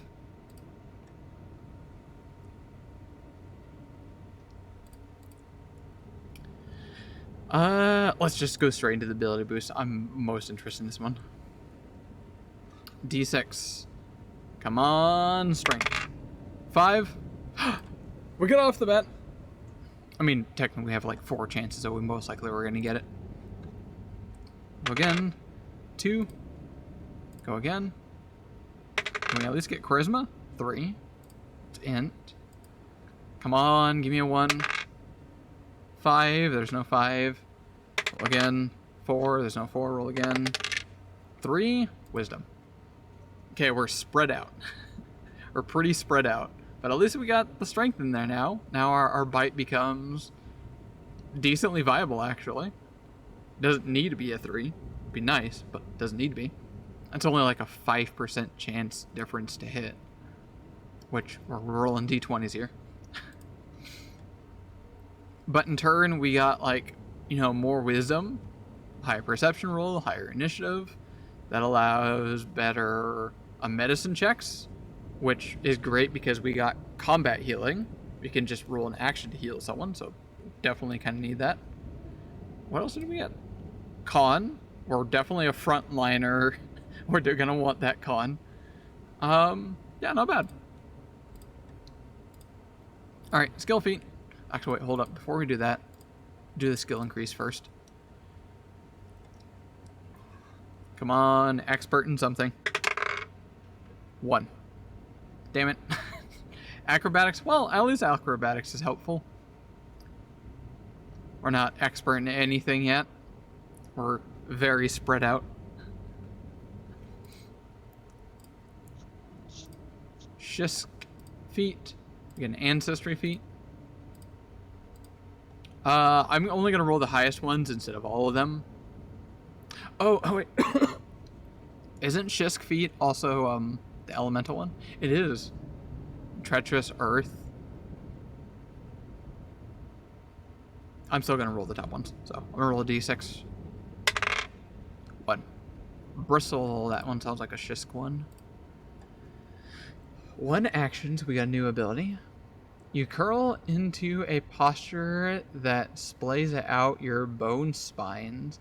You get a +1 to armor class until the start of your next turn. Special, if you have the barbed quills reaction, a quill unarmed attacks get +1 to damage. Okay, so we basically have raised shield now.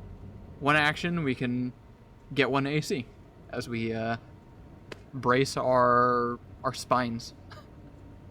That's helpful.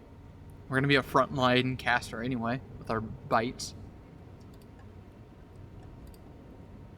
There we go. Oh, we also get another trained in something.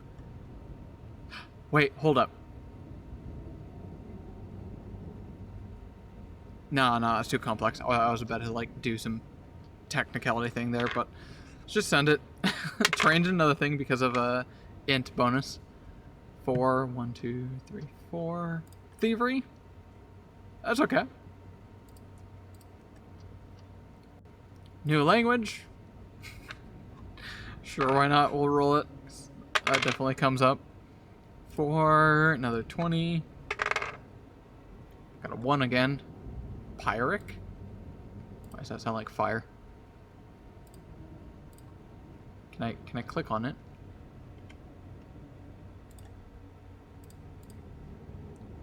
P-Y... Fire Elemental.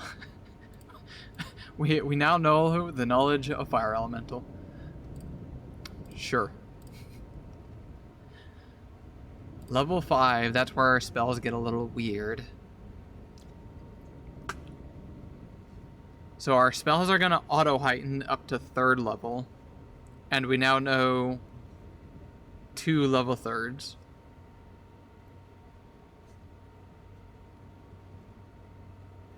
Let me go take a look at the spells. Spells. So we can take a 3rd level spell now.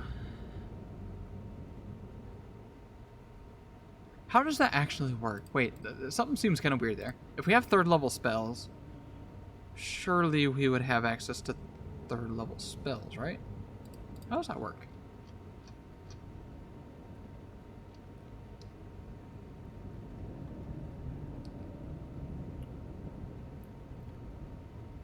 It's heightening. 5th level, in addition to adding 2 3rd level spells to your repertoire, you lose the lowest level of spell slots. Anytime you lose a level of spell slots, you lose 2 spells in your repertoire as well. Ah, okay. These can come from spells you already know and out of the number of new spells you're learning. Okay. I think I understand what's going on here.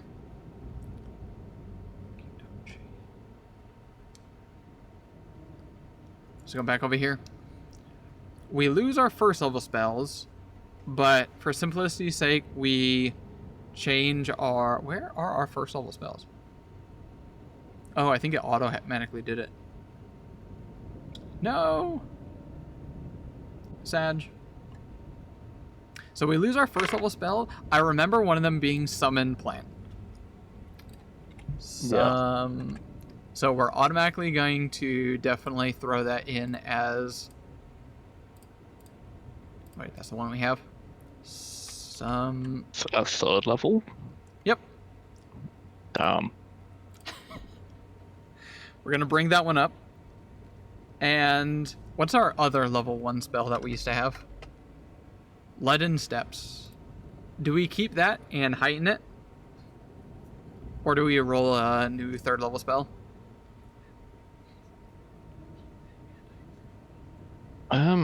Roll a new 3rd level, because... Yeah, I'm thinking that too. Yeah. This is okay. That's not great. The heightened effect just increases the weakness to electricity. We don't have any electricity. Maybe someone in the party does. It's kind of... You'd have to plan around it. Alright, new 3rd level spells. Only 5 pages. 2. 1. Day's Wait. Hey, look, it's weight related again. What are you? 2nd level. Traditions. Range 120, far distance, 1 living creature. Fortitude save, 1 minute.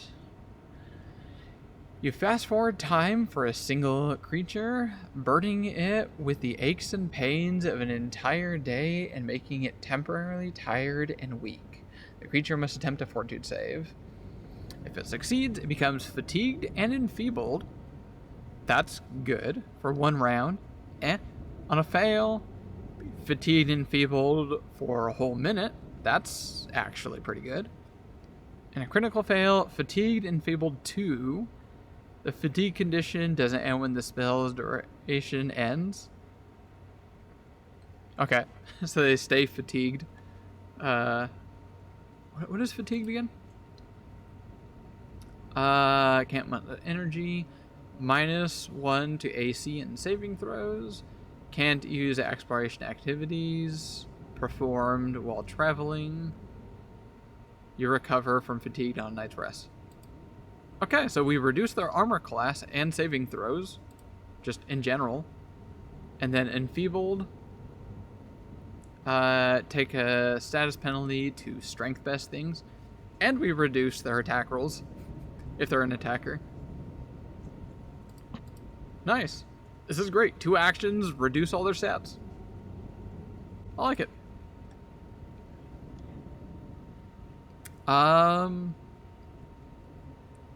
I feel viable. This is a good, solid repertoire here. We're already level 5. What do you think? Is this a viable character? Surprisingly, kind of. I think It's not 100% the worst viable. character I've ever seen. Not the worst character I've ever seen. We are not specialized. There's not something that we're super good at. But we can fill a lot of roles. We got combat healing. We got 2 entities, so we can do infiltration. We had stealth in there as well. Low dexterity, so maybe probably not plan on that, but we still can. We got unarmed, relatively strong attacks, so we can attack in melee, but we don't have to be, armed. So we're more or less immune to like disarm kind of stuff. Not the strongest, but at least it's usable. It's at a 2. Yeah, we're not great. We're not really good at any particular thing, but we can fill many different roles. And we're also multiple I just realized. Ourself, our Eidolon, and our Summon. We cover 3 squares. We fill up an area, which can be very helpful. Kind of like interrupting where things are, multiple different forms of flanks. Yeah, I think this is a totally viable character. Should we keep going? Go for 6? That would be another zombie feat. I mean, sure. I think I'm gonna go 1 more. Yeah, we'll just do 1 more level 6. And see if it's still a viable character. Last one. Here we go. Because we're gonna get both the zombie one and the class one. Skill feat. It's pretty much nothing that we're necessarily specialized in, so I'll just roll all of them. 6, that's a 2, 20, 16,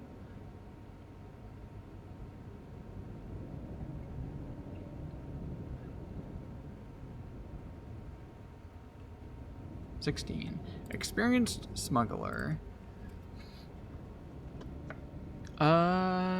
Often smuggle things to authorities when the GM rolls a stealth check to see if a passive observer notices a small item you're concealed. GM, so you can conceal things. Yada yada. If you're a master, yada yada.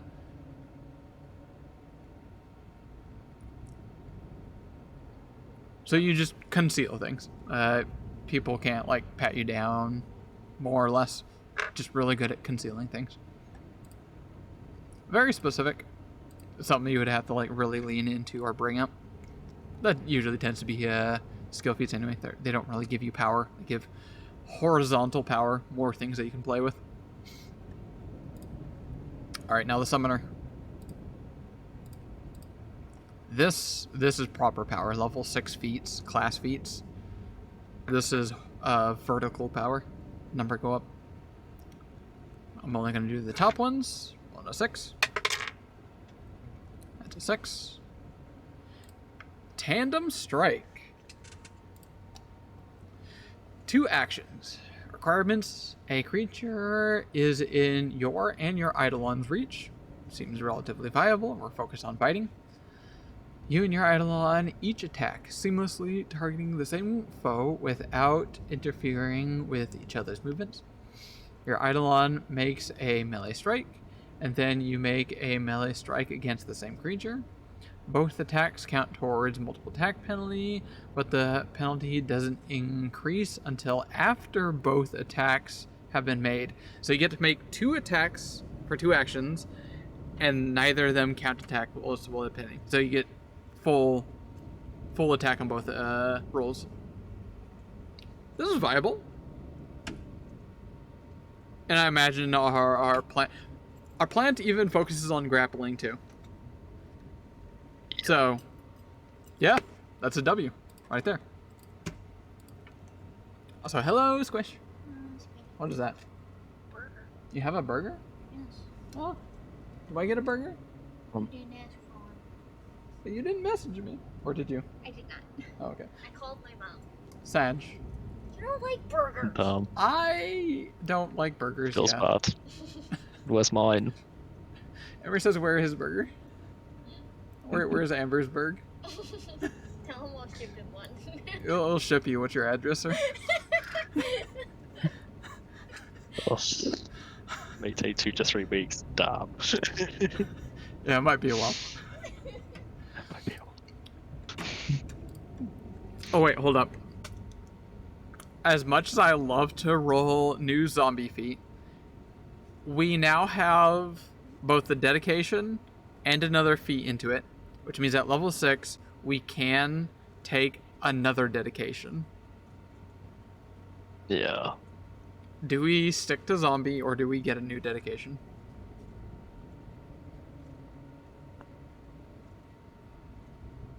Let the coin decide. Let the coin decide. Okay. Here go. We're gonna get the full camo on this one. We're gonna do. I don't know how to like properly flip a coin. Okay, I'm gonna put it in my hand here, and then just kind of like randomly roll it. I don't know when or where it is. I'll just like drop it right there, put it in my hand, roll it around. I don't know where it is. There we go. This is how you flip a coin, right? Alright, and Sure. it is tails. I didn't say which one was going to be heads or tails, god damn it. And that's biasy. Alright. Reroll that. God damn it. Heads, we stick to our dedication. Tails, we get a new dedication. Alright, here we go. It would be easier if we rolled a d20. Fuck the coin. Just flip the coin onto the desk, surely. But you Also, can't the see it from camera there, is or very can you? out. The camera is very out of focus. Come on. I know you can focus this far. Come on.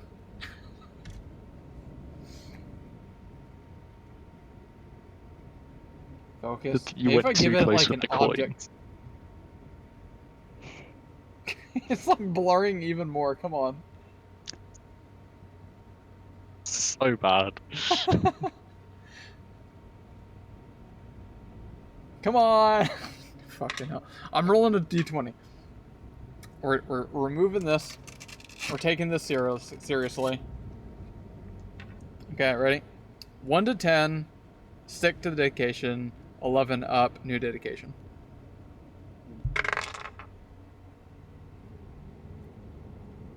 That's a 15. We're getting 15. new dedication. Damn. Alright, this could potentially make our character unviable. I'll be perfectly honest. If we get, like, Magus, maybe? I don't know. Okay. Wait, hold up. Magus actually could be viable. We have a 13 in int. There are a few things that would break it. Surely the best would be a bard, as we have 18, 16 in charisma. But If we get an oracle, I'm gonna say this character is no longer viable, because the summoner and the oracle are relatively complex classes, and no one wants to run multiple complexities. Sounds like a challenge. Kill my character. Alright, new dedication. Remove prerequisites. Whopping 9 choices. There's probably a lot of reprints, like legacies. So where's my D10? 9 pages.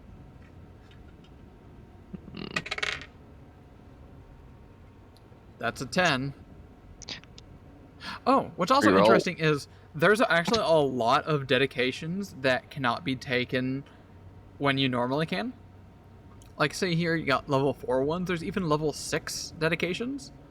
Like, Time Mage. At level 6, you master time. Sounds great. You're a chronomancer. Knight Reclamant, whatever that means. Or Eldritch Archer, there you go. If you like mixing that. Or Beast Gunner. What the hell is a Beast Gun? Oh, I know what Beast Guns are. Those are really weird. That sounds perfect for Thask, the Eldritch Archer. Oh, you're right. A mix of magic and archery. Basically him, right? Write that down, write that down. Yeah, it's going in my notes. Interesting. I'll remember this. What was I doing? Right, I gotta reroll the 10. I got it. Yeah. 10 on the first. 8. Going to 8. 20. That's a 5. 1, 2, 3, 4, 5. Sterling Dynamo. Sterling Dynamo? What? The fuck is that? It sounds like Gears and Guns. Oh god, it's long. You obtain a Sterling Dynamo prosthetic. We have a prosthetic. That makes sense. We're a zombie. We could totally have a prosthetic. Our shit keeps falling apart. Just engineer a better part. Yeah. Oh, I love it. Replace a missing prehensile limb such as an arm. Or you can choose to add a new limb.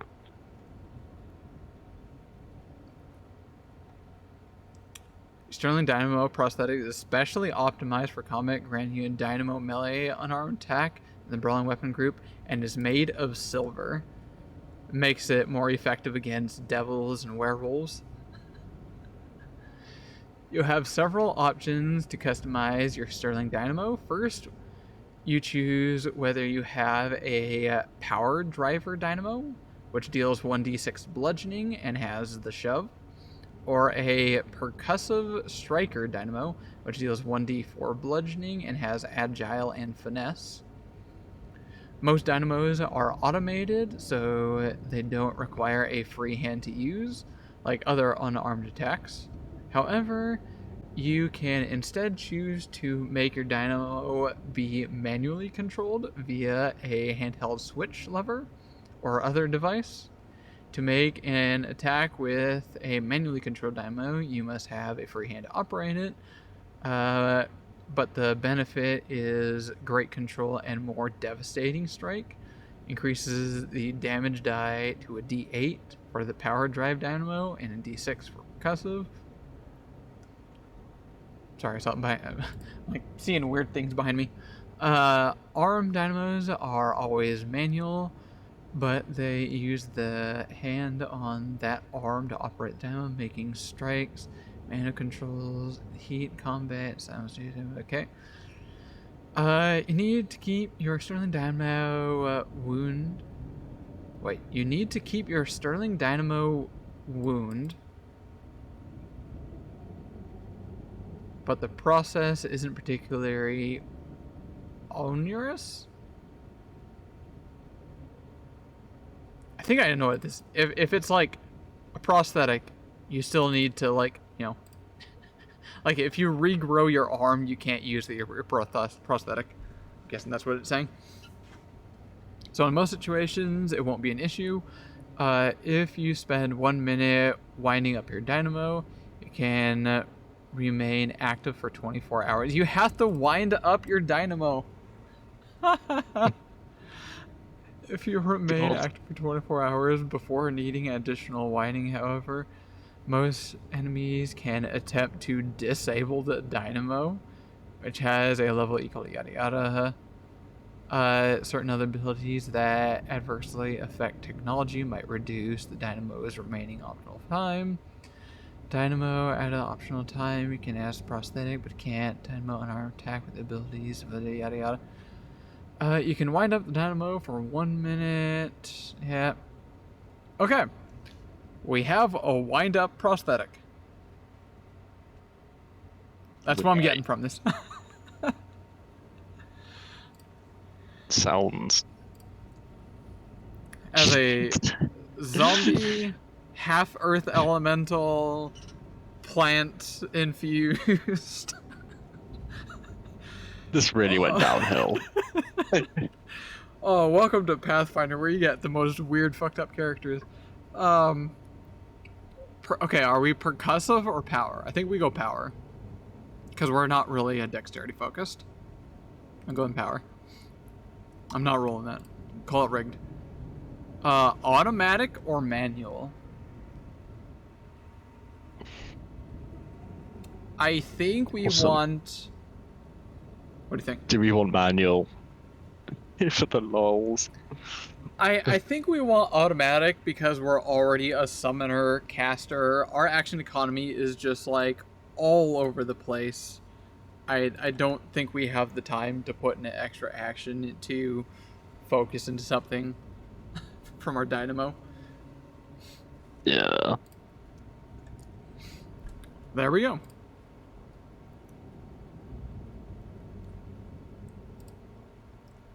So, I guess that begs one last final question. What's our prosthetic?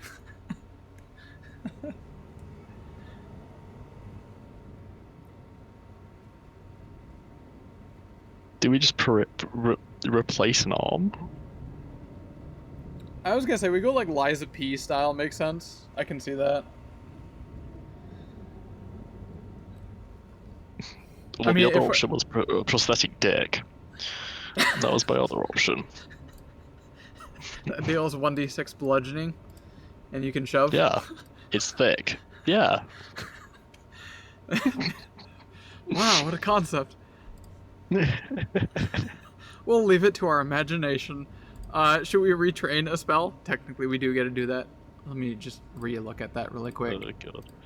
Roll up. Level 6. Yep. It's pretty much the same across the board every 2 level. Should we retrain something? What was Day's weight? Day's weight? On a fail, they become fatigued and enfeeble for 1 duration. Reduces their attack rolls, their armor class, their saving throws. It's like -1 to everything. Still fairly good. No. Ryan Slick? It's like Ryan Slick was good. I seem to remember. Oh yeah, it's like the cold version of Fireball.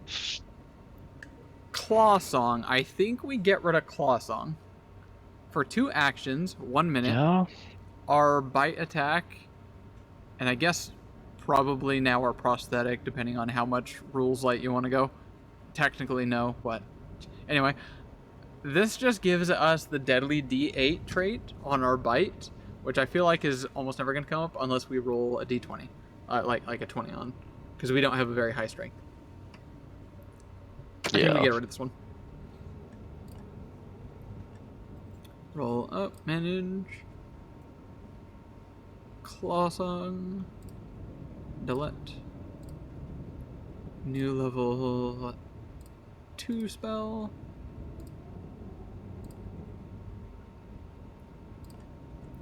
Eight. That's an 8. Reroll. That's a 7. D20. A 9. 1, 2, 3, 4, 5, 6, 7, 8. There's no 9. Reroll. Go on. That's an 8. 1, 2, 3, 4, 5, 6, 7, 8. Worms were passed. Hey, we know what that is.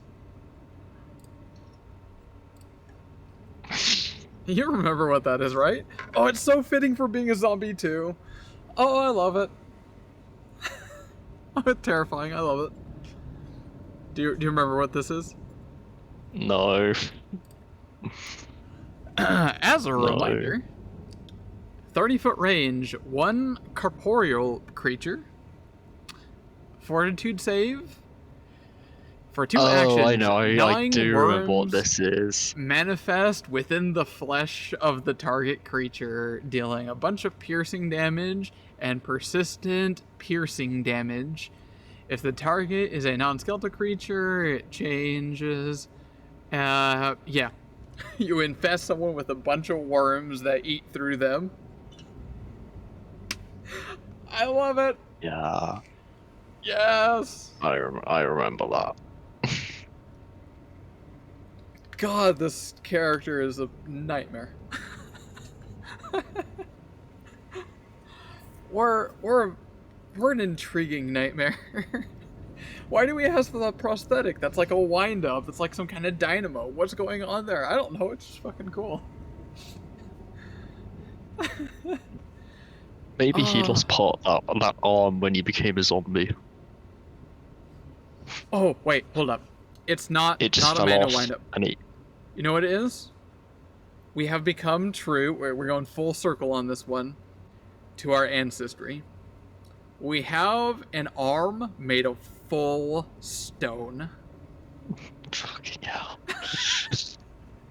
We have a rock for an arm. Yeah. Yes. I love it. Do you think Sora's possibly gonna understand this descriptor? No. Just not. Not at all. Not a chance. Not at all. Not a chance. If I tell it that our character is a Shisk, do you think it'll even understand that? Ignore that that right there. Don't worry about I'm not it. sure I can. Don't worry about it. Why does it look like a cross between you and Mel? Technically, it's do I have the image? I don't know if I have that image somewhere. Anyway, I don't think I can show on stream. No, so we tell. It's Christ, how do we begin this? Oh, I know. Zombie shish. I need a description of my character. This will be given to Sora for image generation. There we go. Dead image. There we go. Enter. Or how do we start? Character is a Shisk. Just fucking send it. Let's see what it does with that. Brackets. Pathfinder. Just give it a little extra guidance there.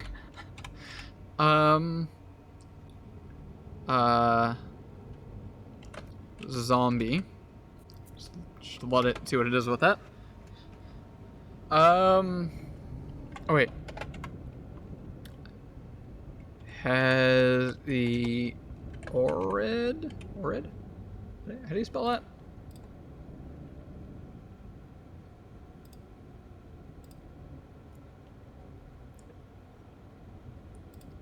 Level 1 heritage Orid. Orid. Oh. Ooh. What's up?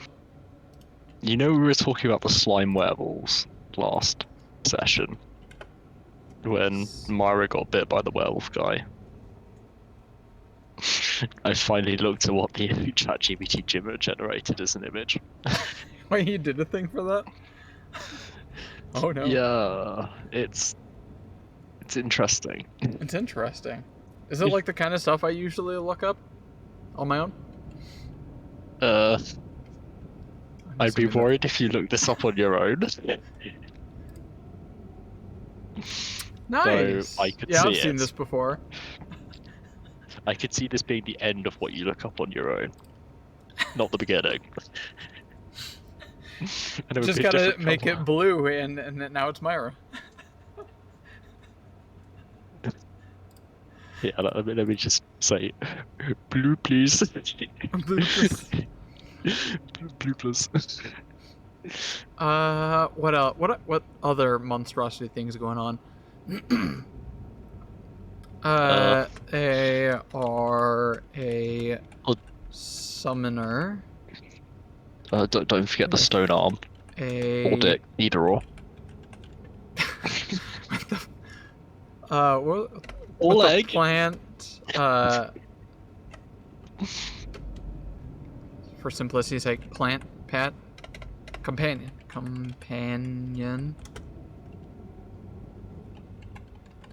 Parentheses, yellow musk creeper.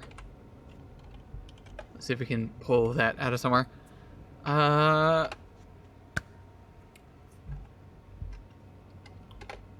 where did mouse go? Has a stone arm. Appendage. Appendage? That's better. Appendage. Wait, hold up. What? Why are we calling it appendage? Because then they can do arm, leg, anything. It'll just be purely random. Yeah. Let's look at the Specifically draw, we get at armor that leg, point. nothing else. Whoa. Nothing And else. what else are we missing?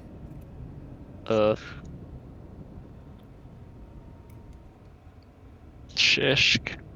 Zombie. Summoner plant. I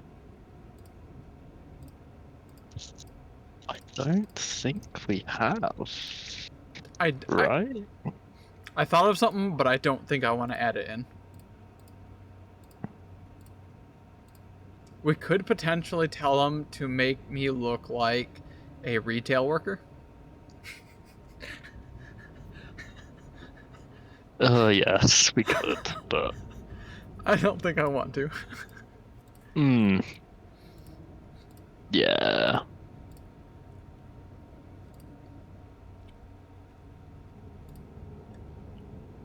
What does dynamo mean? We could add that to the stone appendage. Stone. It's like a motor, a dynamo.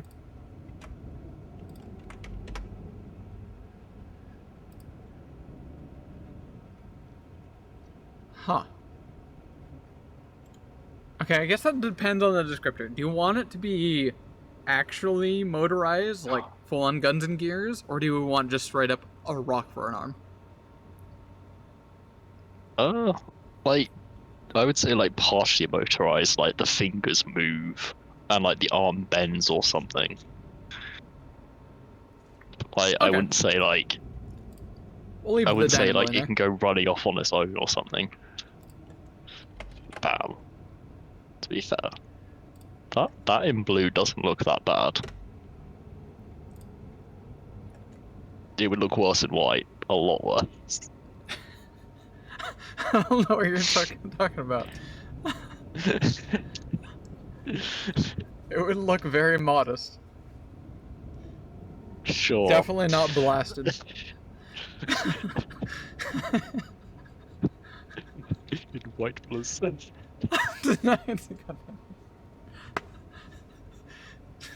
I love that no one's gonna have context for what this is and why it's rapidly changing colors.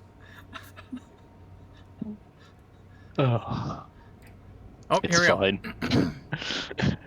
Oh my god, the descriptor is massive. Why are there... Well, yeah, just shove that. Just shovel Whoops. that in. Art Station quality 4K. The fuck? A tall, gaunt Shisk stands amid crumbling stone shelves, moonlit slant... Let's just copy this up and we can edit it later. Don't forget the bit down the bottom. Copy. Going here.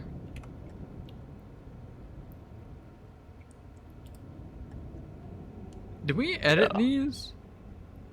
I don't know what's going on Just here. leave the bottom. They should be fine, right? Should be fine. I mean, we'll Yeah. just send it and see what it does with that colossal descriptor. What does it say? A tall, gaunt Shisk stands amid crumbling stone shelves, moonlit slanting through the ruined vault of an ancient library. Their Moonlight. skin is a cold gray of weathered granite, fissured with fine hair cracks that grow faintly amber. Hey, look, you're in there. Yeah, Where let's go. Earth essence still hums. Ragged lips and hollow cheeks betray their undead, quote, zombie state. Yet their flesh is kiln dry and stone hard. No gore, just an eerie, preserved stillness. It's just gonna look like a statue. A very old, crumbly statue. And then it just goes on. There's so much. From scalp, shoulders, and forearm jut sleek obsidian black quills. That's just trademarked ossified spines. Some snapped, others razor sharp. One milky white eye is clouded with death, and others... Wait, oh, there we go. Oh, look at our big, beautiful boy that's hidden behind the massive wall of text. I don't hate that. I kind of love it. Which one's the dub? The one on the left. One on the left? Yeah, I was thinking the same. Oh, I don't know. It's a bit too spiky. It's a Bit too spiky? Too I spiky. mean, if we just go back, let's learn about Shisk. Like I know it has spikes, but like, nope. It's a bit too spiky. Well, can you have too much of a beard as a dwarf? No, that's a dwarf. Like, that's not a lot of spikes. Yeah, fair. This gal's got much more to go on, though. Yeah, but that's more like a hair. That's more like hair. Jump back over here. Right, deleted you. I keep the one on the right as well. Oh. See, mind that we are just looks... half stone elemental, so they're not going to be like natural spikes. These are just going to be a bunch of tiny stalagmites pinning at me. That's true. I forgot the stone element of that. And then whatever the hell is wrong with our hand. No. No one's gonna guess that we're a zombie too.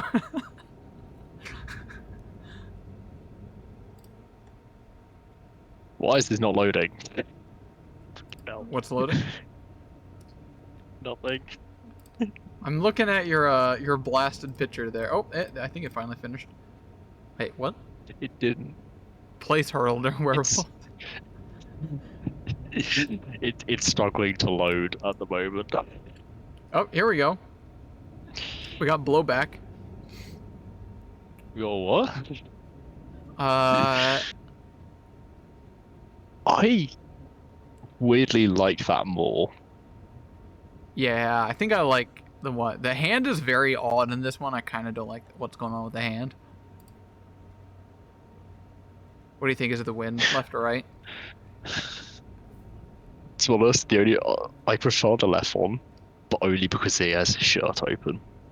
So it looks more like a zombie, like stone guy, rather than just like a random grey guy.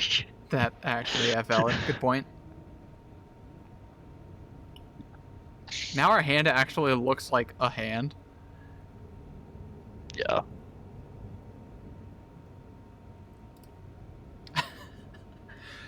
What a character. I love our character here. I think my chat GPT crashed. D? How'd you break it? My werewolf photos aren't loading. What a statement. My photos aren't loading. How often do you have difficulties with your werewolf photo, Squish? Wait, what? Do you have difficulties with your werewolf photos? They're not loading. You might want to scrub your hard drive, sir. These don't go on my hard drive, thankfully. Hey, also say hello, Squish. Hello, Squish. I might actually be able to put you on. Yeah, I honestly completely forgot she's been behind me. Phantom. Let's see if I can break audio. I'm pretty sure there's no feedback loop, but let's test. Alright, prepare for a loud explosion. The warm.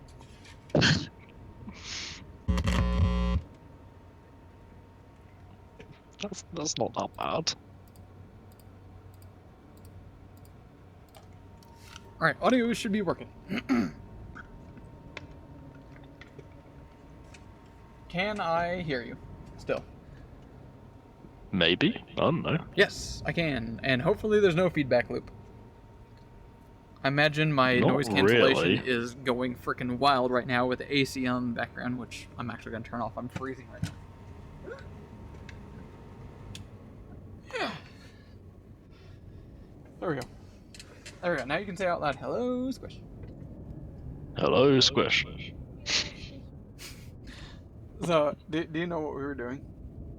Something about randomly building a thing because you saw one. Yeah, exactly. Made randomized character. He's a Shisk. They like live in mountains and they have like a bunch of like ossified spines that grow out of them. But he's got the heritage of a Orid, Earth Elemental, and he's a zombie that's controlled by a Yellow Musk Reaper that controls him. It's a symbiotic relationship. Not a person one. Yeah. And it also has a dynamo arm.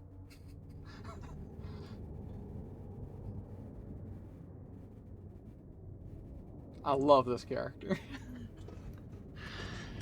That was a lot of fun. I kind of want to do that again. What do you think?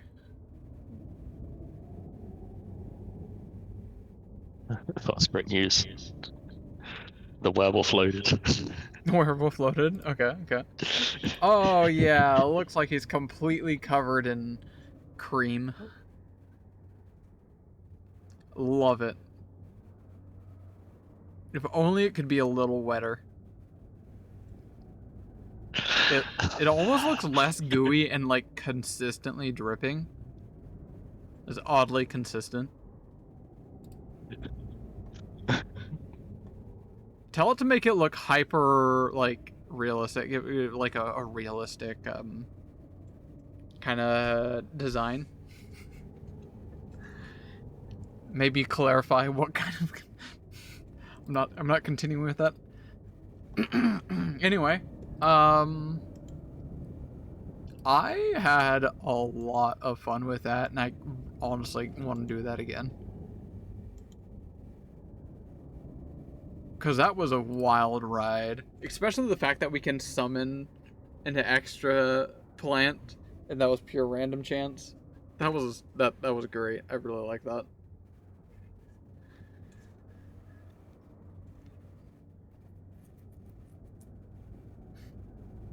Yeah, I'm doing it again. That was a lot of fun. Maybe we won't go all the way to level 6 if this one hard flops. Maybe we actually get a character that is a flop too. But that was a viable character. Went all the way up to level 6, and I think that's perfectly fine. Not super good at anything particular, but good in many things.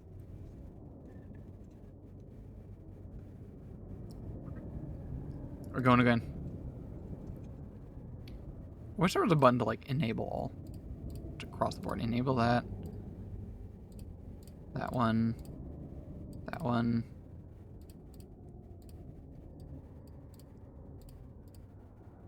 That one. Playtest. Should we add playtest in there? Just have more crap in there? Nah. We got plenty. Level 2. What's my name again? What's my name again? Free arc. Okay. You ready? I assume you're very focused on handling your werewolves. Yep. Got another one loading. Good to hear. Alright. Ancestry. What is our new beautiful boy? Let's roll a D3 on this one.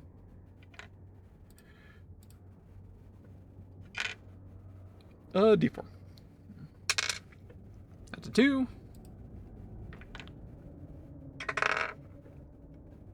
That's an 8. 1, 2, 3. That's legacy. 1, 2, 3, 4, 5, 6, 7, 8. We got a lizard folk. Dodo Handler. Nice. Hello, Dodo Handler.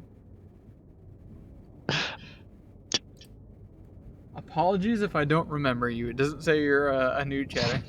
Hello and hi. How's the stuff? How's the things? We're making randomized character, and I loved the first character we just made. You want to explain who our first baby boy was? Oh, that looks so wet. I love it. It is very wet. In more ways than one. What do you mean wet? There's only one terminology for wetness, sir. Sure. Sorry, there's wet and then there's wet. That's not water. That's decently thick. Like, look how it touches the floor. Like it globs up. Like it's very springy as well. Anyway, here's our beautiful baby boar that we randomly generated first. You want to attempt to describe our homie? A zombie shish earth elemental summoner controls a yellow thingy vine. Can't remember what the middle was. Yellow musk creeper. Yeah, that one. And has a dynamo rock arm. Is there anything else? No, I think we pretty much got it. Other than his like distant backstory of being like a retail worker.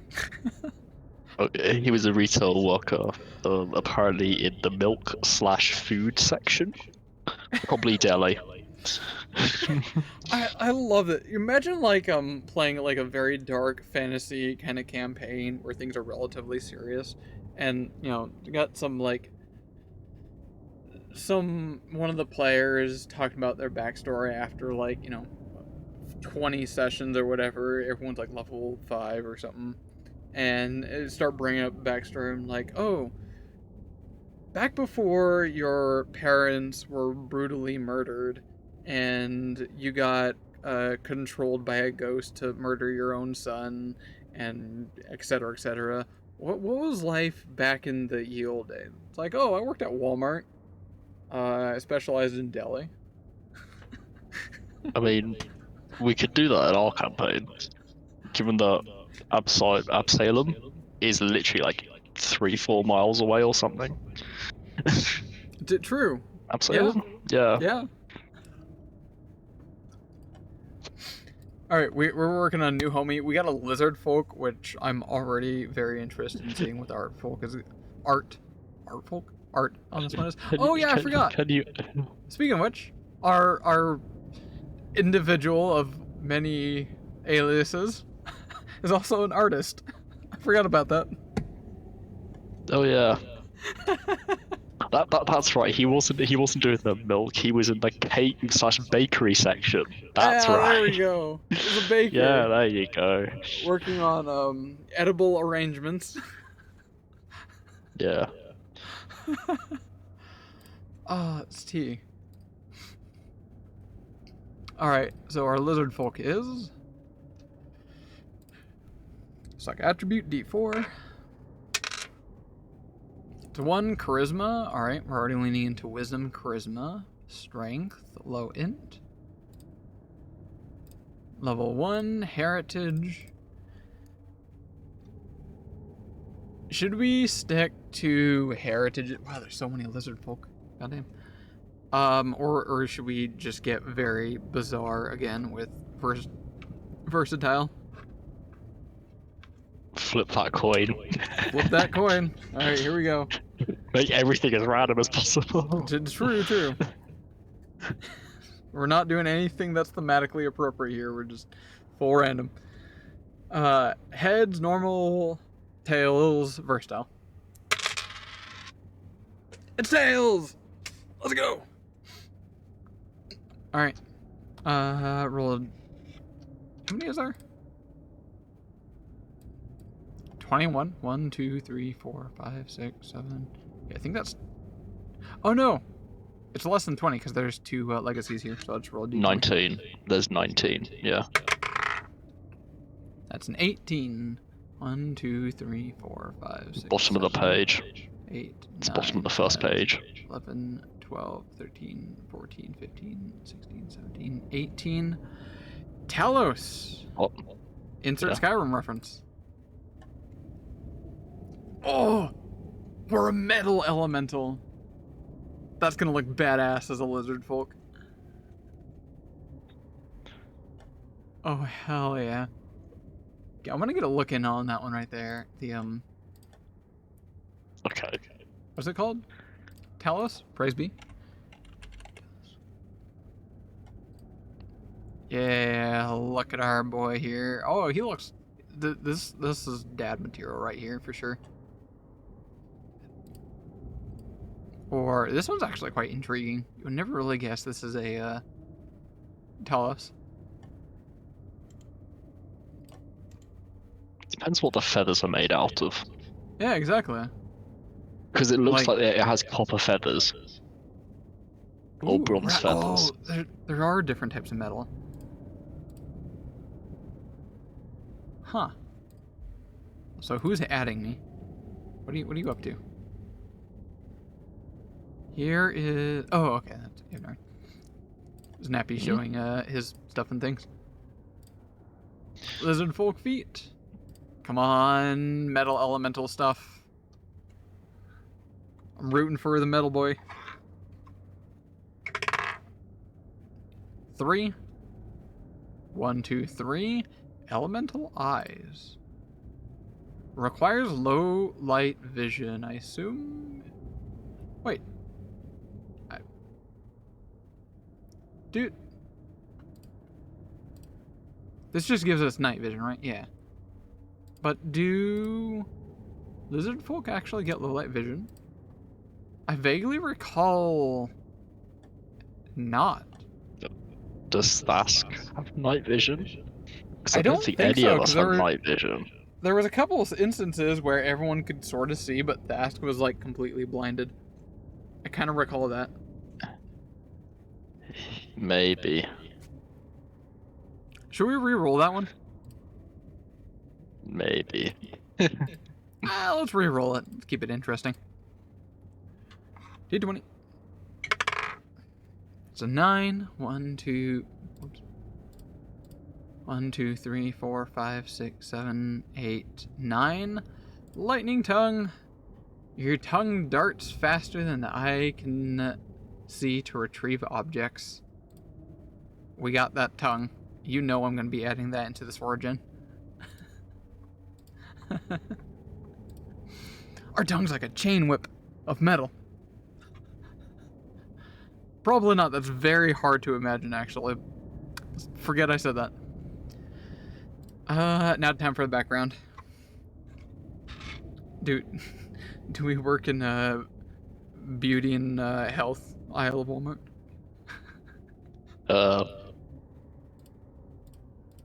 23. Sure. 23. Is that it?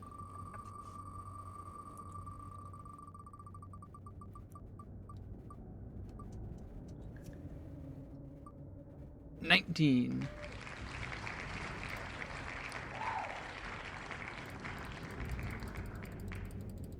Da, 19. Roll a d20. That is a 6. 1, 2, 3, 4, 5, 6. Song singer in training. Something tells me that's a rare. Can I read it, please? Background. You are a pupil of that person, the song singer. Oh, this might be campaign specific.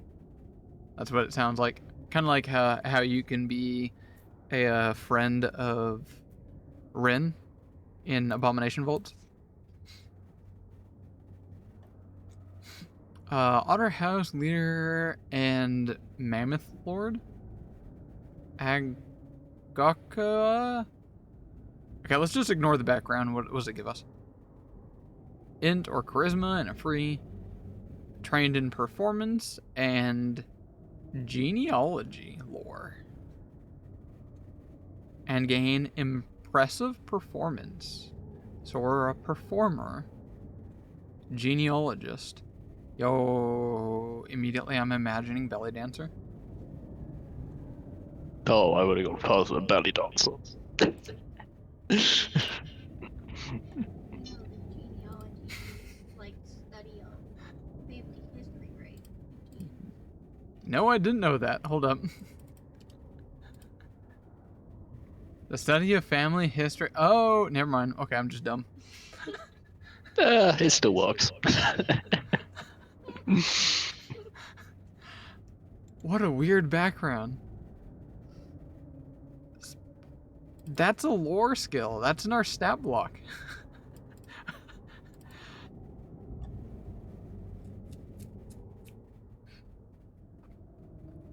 Imagining using your downtime to learn Belcora's history and family.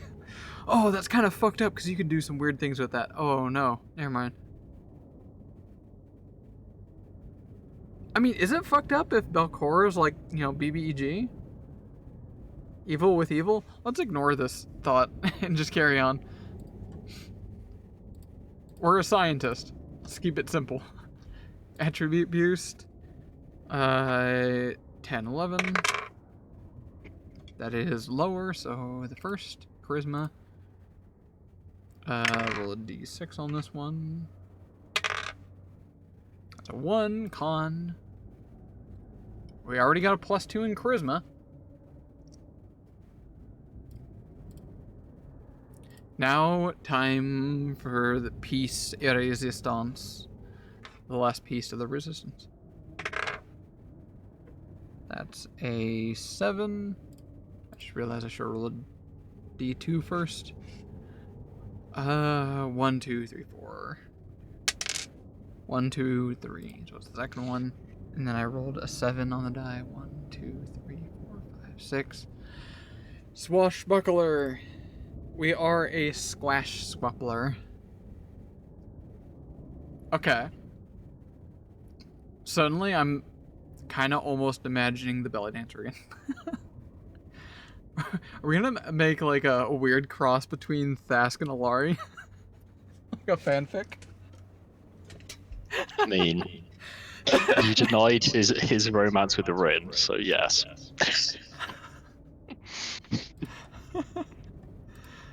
Oh no. Alright, D20. That's a 4. 1, 2, 3, 4.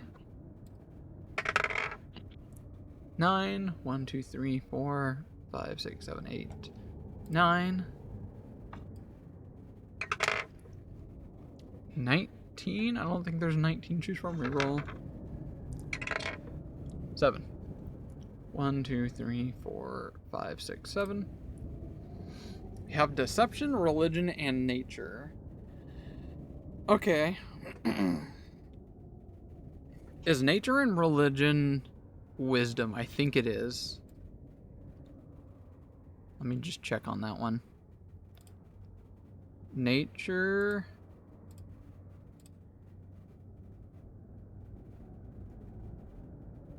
is wisdom. Okay, that's what I thought. What about religion? Something tells me it is. Something tells me it isn't really a knowledge, intellect-based thing. It is also wisdom. Okay, that's good. Because we have a -1 in int. Balcora mentioned? Oh yeah, I run abomination votes every Friday. That's why I was kind of using that as like a instead of creating these characters in a vacuum, I'm creating the viableness of the characters, how good, great, or not great, or whatever they might be, by comparing them if they were in the campaign I run. How viable would they be? And with that, again, I think our first character that we rolled would be absolutely viable in the... Oh yeah, 100%. in the... Why is that the only sneeze? So solid sneeze in the background. Thank you, Squish. We Did did they not get- get TPK to Mitfits. That did not happen. I'm pretty sure no one died specifically from the Mitfits. No. Holly got Someone- sucked off by dogs. Someone did die in the first floor. As Yeah, the that was players canonically say that the player got sucked off. DM has a He different did. story, but He did. He got sucked dry.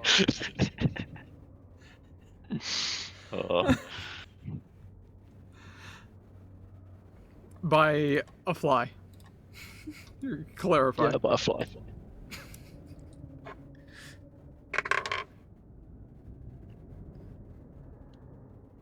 There are no dogs on the first floor.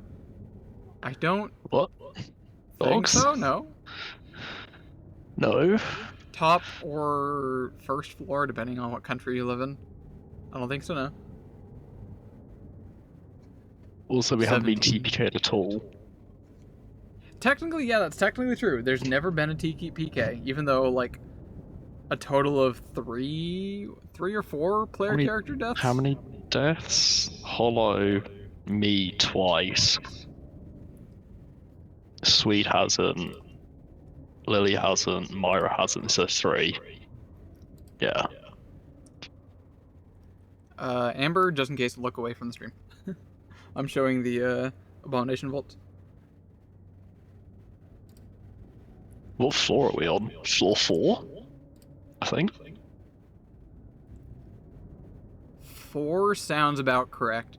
You all are actually kind of like stopped from continuing. Yeah, for Belcora's retreat. And there's like yeah, a 'cause we have- giant. What'd you write there? Shimmering wall of ectoplasm in air quotes. Thank you. Thank you for the quotes. Yeah. I mean, there was another way down, just as ghosts, and we don't deal well with ghosts. Did you Then get I beat by a tree? No, we haven't fought a trash. Wait. Uh, the only thing with a tree I can remember is climbing on to get into one of the manors. Define tree. I guess it's to each their own DMs. There was a wooden golem that they fought. When did we do that? I don't remember this. That was the wooden golem that only was enabled when you were in the room, so you just slowly peppered it from afar. I still don't remember this. How many sessions ago was this? Give or take a year. Where is Fucking it? great. This room right here. The wooden I elemental wasn't here for was. that. I wasn't here for that bit. Right, okay. Really? No, I joined late that session. Was that the same one as the Spider King? No. No. So in this room, C30, there is kind of like this table with like maps and whatnot on it, and in it was a wooden golem of Belcora, and I quote, only activates and pursues anyone within the room and does not leave the room or otherwise is inactive when anyone's outside the room. I took that very literal, and it made sense in my head. It was basically like a construct that performs certain actions within its vicinities, etc., etc. So technically, I don't see why it would pursue anything outside of its radii. It was purely a construct with no thoughts, no feelings, nothing. So it made perfect sense that you could just shoot it from afar. That's basically what Myra did. Just kept on throwing flasks at it. Yeah, I wasn't here for that then. I joined late. Yeah. I joined late for that. It could have actually fought back that way because it had a reaction where it could shoot splinters at anyone that shot it or hit it. But because Myra was using flasks that did like, I think acid damage or something like that, that specific damage type, or more specifically, it was not physical, not like slashing or piercing, it was not able to use its splinter reaction. So we just like fast forward, like roll. It took like several rounds, technically speaking. Yeah, so I think very dumb but very funny.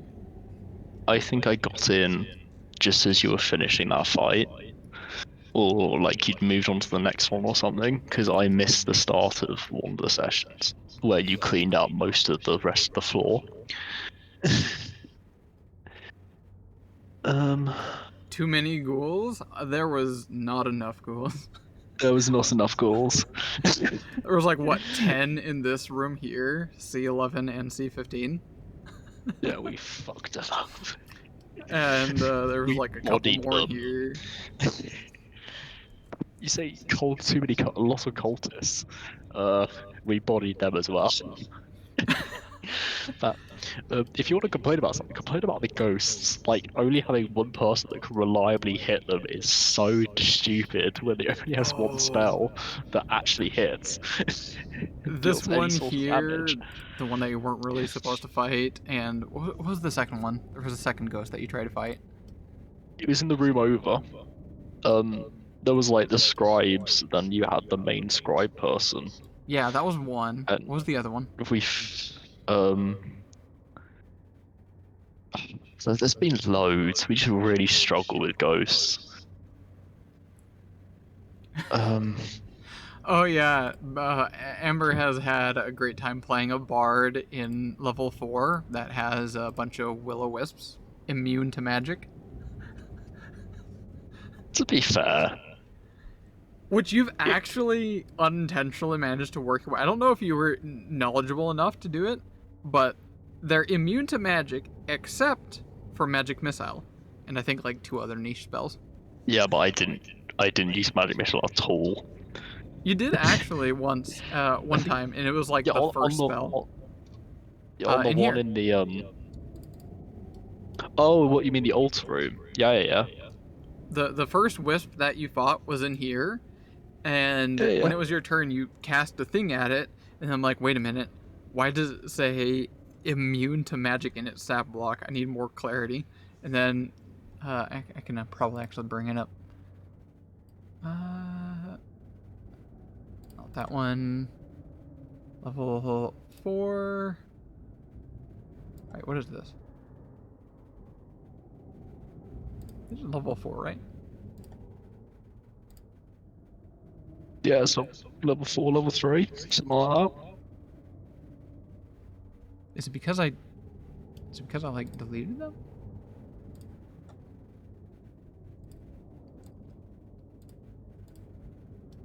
But that's the only reason I they're all would have down here. cast magic missile is because so in D&D, force goes through everything.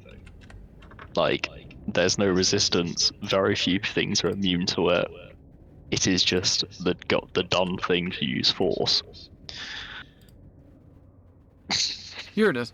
The first thing I noticed when I always tried to check resistances and immunities, that kind of stuff, I read immunities, magic. It is immune to magic. What? And then I'll be honest, it took way too long for my eyes to go up like 1 inch to see right here, magic immunity. And finally I saw this. Will-O-Wisp is immune to all spells except Fairy Fire, Glitter Dust, and Magic Missile. And Maze. Magic missile and maze, yeah. So you're like, okay, I'm gonna try casting a thing. I'm casting this. I was like, wait, it's immune to magic. Okay, this might be a thing. And like my brain twisted there, and then suddenly I realized, oh, this is what it's immune, but it's not immune to that. It was like this weird step of like one thing of like, that's good, that's bad, that's good. Yeah. The wisps aren't that annoying, because most of the time I don't actually have the actions to cast anything. Because like I'm casting like healing, then a random buff, and probably moving, and that's just all my actions, so I can't actually attack. Oh, your action economy is very tight. I've definitely noticed that. I know it is, but yeah, because most of my spells are 2 actions, apart from like my 2 buff spells, which are 1. It's like great. Yeah. It's pretty much like casters in a nutshell. There's ways kind of to get around with that, kind of. You know, with like a class feats and other kind of things. Like for example, my Sork, I have propelling sorcery. So whenever I cast my bloodline spell or my bloodline focus spell, basically 2 different spells, I get to proc my bloodline thing, which the original one, basically I can reduce someone's will save or increase my will save by like 1 or -1, whatever. But I don't really often use that. I now use propelling sorcery, which is a lot of fun. When I use those spells, I get to move myself or the target by 5 feet, so I can get a free 5-foot movement somewhere, or I can move my target of the spell by 5 feet, which is a lot of fun. I imagine there's ways, like, as a wizard, to use, like, meta magic to quicken spell, stuff like that. So weirdly enough, I don't think it would have been as bad if I was still Rastinius, because I think as a wizard I get more spell slots. You get more spell slots as a wizard? I mean, I guess that would make sense. I think so. You literally all spell. Yeah. Why am I... An error has occurred. You do not have permission. Why can I not go onto Nephis? What the fuck? Sorry, sir. What kind of werewolves have you been looking at? That's your very realistic one. Covered in white goo? Yes. It's had fun.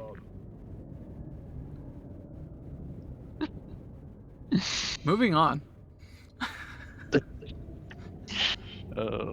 Let me find wizard. Get me a wizard. So I think they have less spell slots Oh, no. baseline.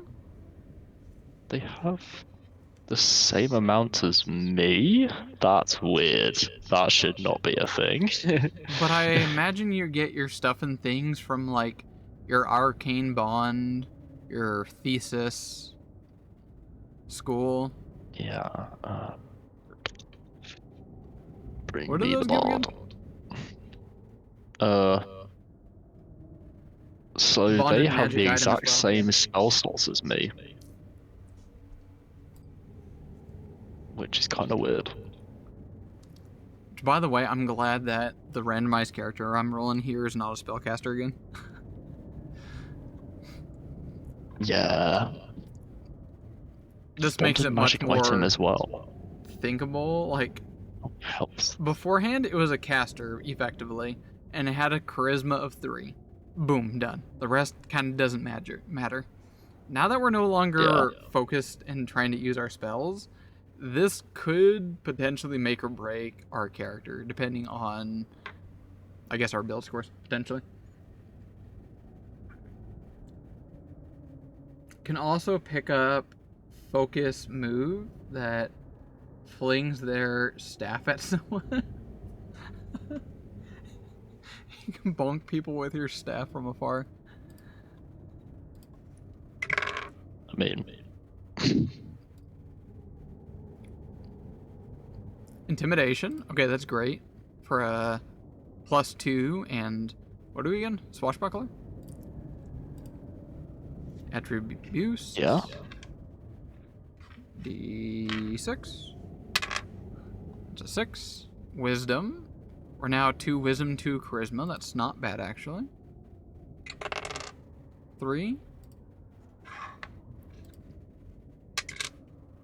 3 int. Also, I just realized Swashbuckler is very specific. Well, hold up.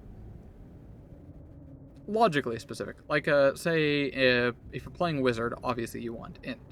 Playing a Sork, you want charisma. So I guess it's reason to believe that we definitely obviously want Dex as a Swashbuckler. We're not like multi-attribute dependent. I mean, isn't Lily a swashbuckler? Alari. Yep. Yeah. That's why I was making the joke Doesn't about, she like... use massive charisma? Doesn't she have loads of charisma? Or something? I think she yes, does. and so does Fast. Yeah, at one point, like, she had the same, like, persuasion and stuff like that as me, and it felt kind of weird.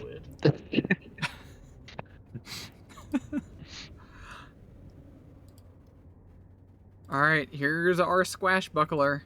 What do we do?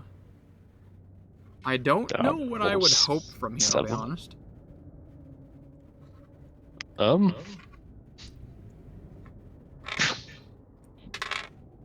2. Go out feats. Can I see the stats again? Like, what's the charisma score?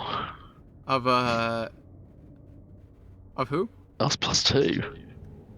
+2. Okay. That's.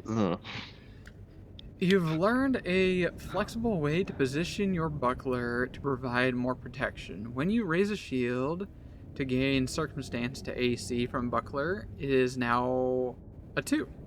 Okay, so we get to use a buckler, and it gives us +2 AC instead of +1. While you have a buckler raised, if a creature critically misses you with a strike, you gain panache. Nice. We get to use a buckler, and it gives standard armor class bonus. And if someone critically misses, we get panache. That's not bad. That's good. Yeah. Okay. Okay, what's our style? Oh god. to Braggart. Okay, is that strength? What's going on there? You boast, taunt, and psychologically needle your foes. Charisma strength, that's... Trained in intimidation. Oof. When you demoralize, it gets bravado. That's good, actually. Charisma. We are already Is spec'ing it? charisma. Yeah. You say spect in charisma. I mean, like, we at least have +2 in charisma as opposed to not at all. Or more specifically, we had something that was like more focused on strength. When I saw Braggart, that sounded almost strength focused for some reason. I don't know why. This is still really good because how they changed how this works. If we fail at demoralizing someone, we still get panache for the rest of the turn. It doesn't carry over to next turn, but we can still, demoralize, fail or succeed, get panache, use a finisher, third action for something else. Which actually is really nice because obviously if you ever want to try to demoralizing someone, you want to do it first because that gives them the fear and that's minus armor class. You would want to do that before you try attacking them. Perfect. Great. Wait, are we even... I assume we're trained in... Yeah, did it automatically give us... Yeah. Okay, it did give us intimidation. Good. Yeah. We just now need to... 1, 2, 3. We got crafting? Sure, why not? I'm liking this character so far. We are part lizard folk, part metal. And we just like intimidating people, being a braggart. I can dig this. I'm digging this. Although our archetype feat is just going to send this for a wild ride, just like the last character did. Maybe. D4. 2. That's a 16. 1, 2, 3, 4, 5, 6, 7, 8, 9, 10, 11, 12, 13, 14, 15, 16. Quick squeeze. Kind of thematically appropriate for a swashbuckler. You can squeeze 5 feet per round, or on a critical success 10, and then stuff at legendary. So this allows us to basically move into an area that we normally wouldn't be capable of moving through in during initiative, which is actually not bad. That's actually kind of really good. It would need to come up, or if you have a very crafty kind of situation, you can like have a wizard or a druid create certain niche areas that you can barely move through, and then you try funneling enemies through this. You quickly squeeze through this like tiny little area that people normally wouldn't be able to. Quick squeeze is secretly kind of really good. What is this one? Swashbuckler? Come on, give me ranged. Second verse, same as first. I'm only going to roll the level 2 ones. We're only going to do the highest of our level. What is that? 1, 2, 3, 4, 5, 6, 7, 8, 9. Where's my 10? 1. After you. Great. When you kill someone, you get to... Oh wait, no, I'm thinking of something different. What is this one? You allow your foe... Okay. You're about to roll initiative. You allow your foes to make the first move in a show of incredible confidence. You don't roll initiative. Instead, you voluntarily go last. You get panache. If you... More than one character uses this ability... Yada yada. Okay, plain simple. You go last in initiative, you get panache. I'll be honest, I don't think that's that great, but it kind of depends. Here's the thoughts on this one. 1, it doesn't matter when you go in initiative, you're always still going to end up going. Everyone gets a turn, everyone gets the equal amount of actions, kind of doesn't matter. Comma, the earlier your party as a whole goes means more pressure onto the opposition. So let's say, theoretically, if all your party goes first before the enemy gets to goes, you could potentially kill off weaker minions before the opposition gets to go. Or vice versa. Let's say it's the party versus one big bad evil guy. Big bad evil guy is really high level, gets a very high initiative roll. They go first, they walk in, demolish the wizard in like one hit, or maybe their full hack around or whatnot. Now that wizard basically loses a turn. With that being said, you're practically always going to get panache when your turn starts.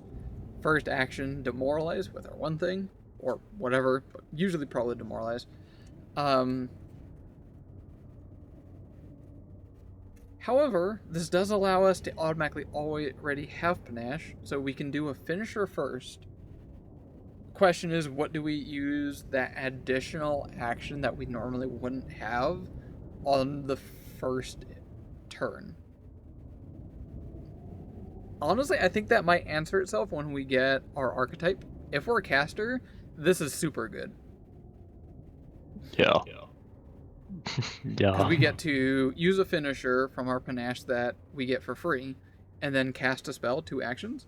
Whereas normally, if we didn't have this, we would, demoralize to get panache, second action, use a finisher, and we would have 1 action. Can't really do that with most, if not all, spells. Most. There are technically quite a few level 1 spells. Anyway, time for the archetype. This is going to make or break it. Rolls freaking ghost. Here goes nothing. D8. It's a 7. Whoops.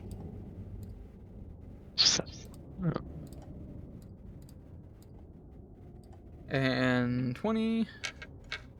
Here goes nothing. Quick drink.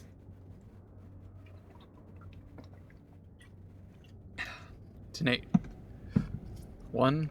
Right. 2, 3, 4, 5, 6, 7, 8. Unexperienced sharpshooter.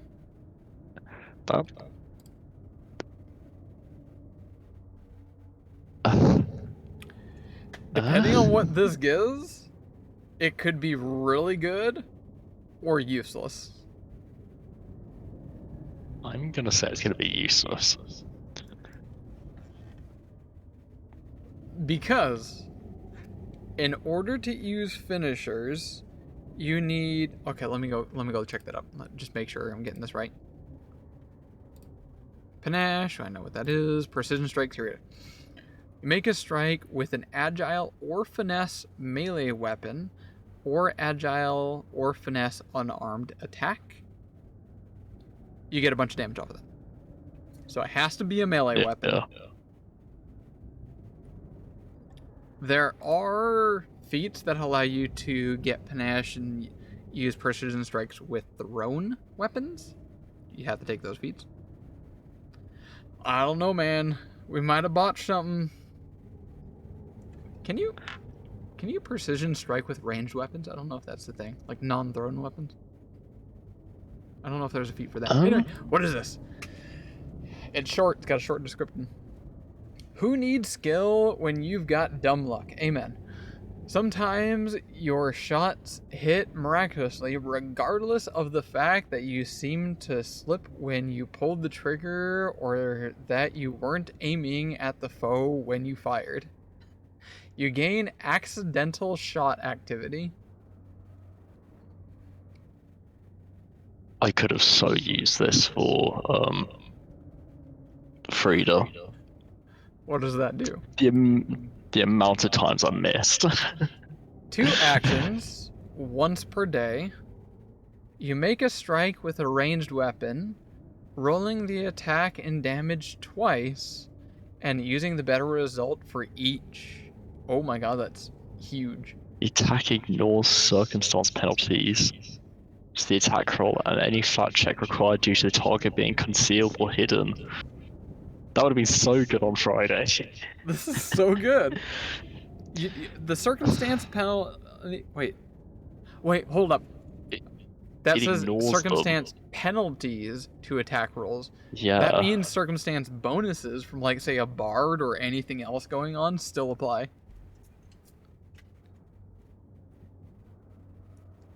And it just ignores concealed or hidden. That's really That's good. Stupidly good. It's But not once for per this day, character. though, which I think is perfectly fine, because normally, like, well, it depends. If you're about to go fight the BBEG, 9 times out of 10, the Dungeon Master is going to set that up. It's, big room up ahead, big door. The things are gonna, start setting up.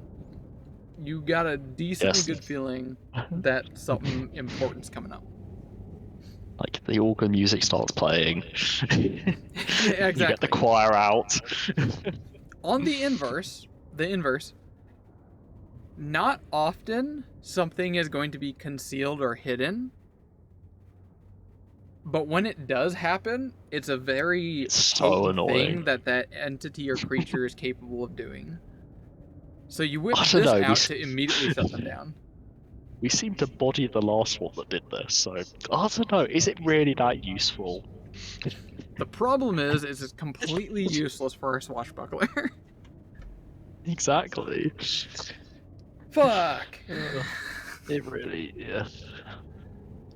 Okay. It would have been great. It would have been great for Frida, who couldn't hit for shit. That's gunslingers in a nutshell. You either do some damage if you hit, or you just kill them instantly with that fatal D12. Clarify, fatal D12 means that the weapon damage die turns to D12, and you add 1 additional D12 onto the crit multiplier. But you gotta fish for those crits. Otherwise, it's like, what, a D6? If that. And you don't add your dex. Oh no. I Don't know remember. if, let's see if there's something out there that I'm not aware of. Pathfinder. Can I use, what is it called? Precision strikes? Precision strike. Precision strikes. Strike.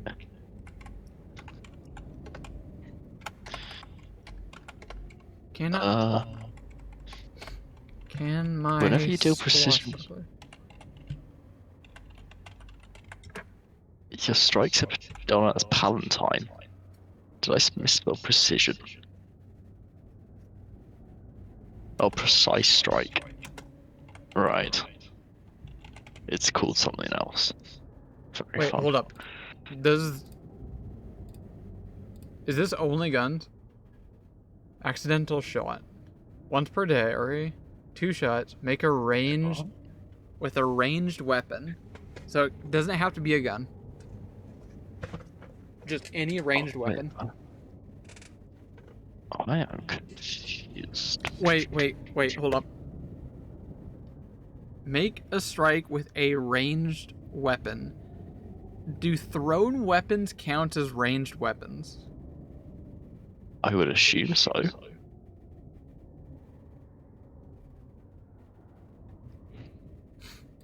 Wait. I don't know.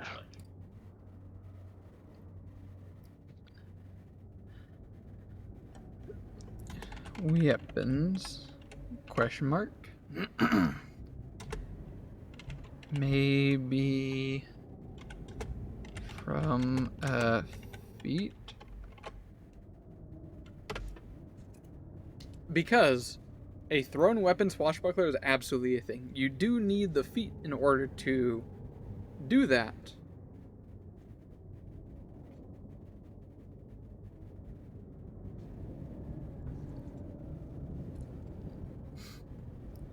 I'm having this go.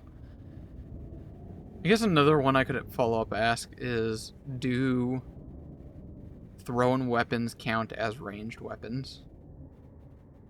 If I was Dungeon Master, I would allow this. Like, no problem. That sounds badass. I like the idea of, like, a swashbuckler just nonchalantly throwing something in a direction, and it just happens to stab him right through the chest.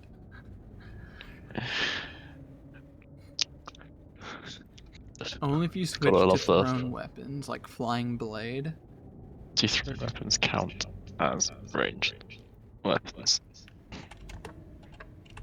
PF. To eat. Thrown weapons can be considered ranged weapons, but are not exclusively.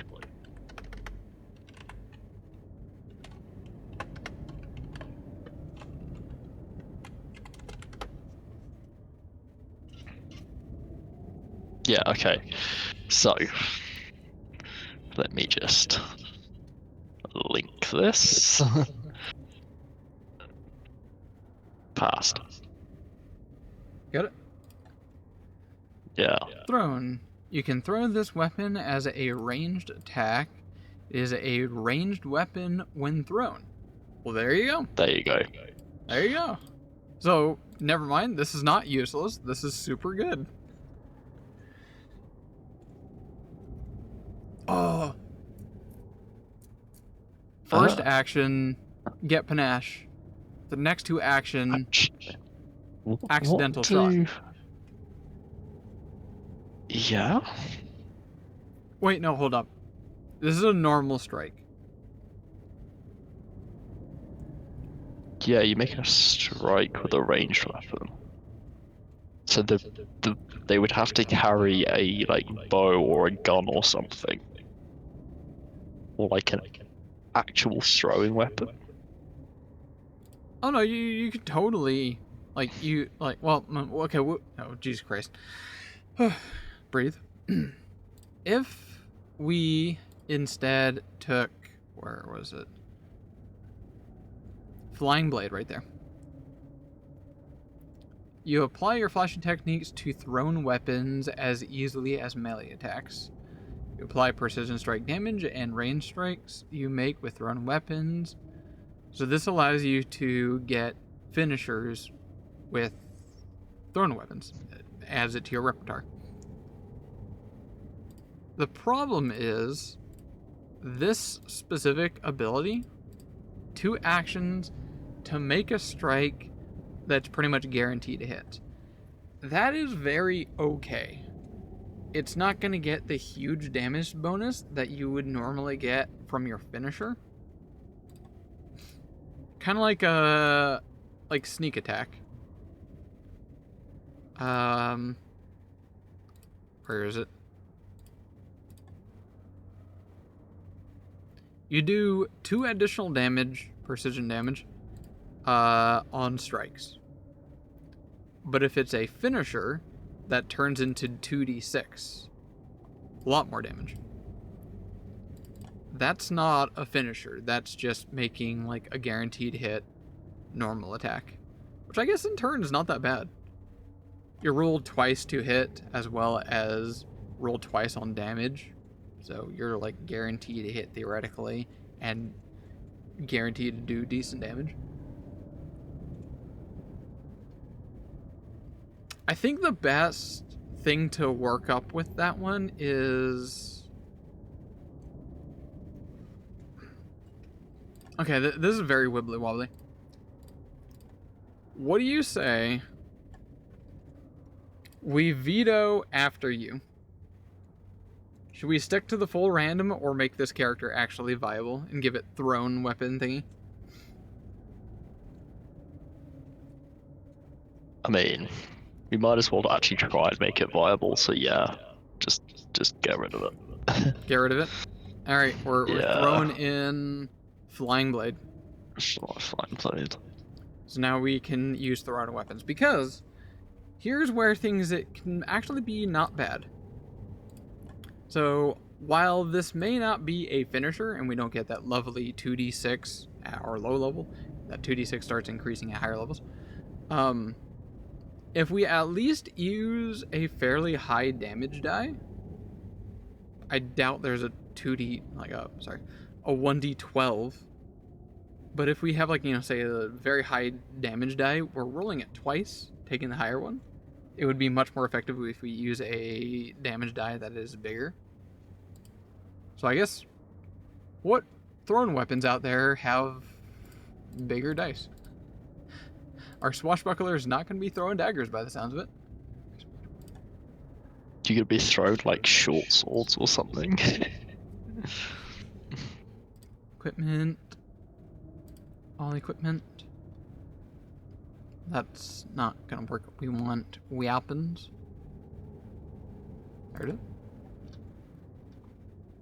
Filter, traits, thrown.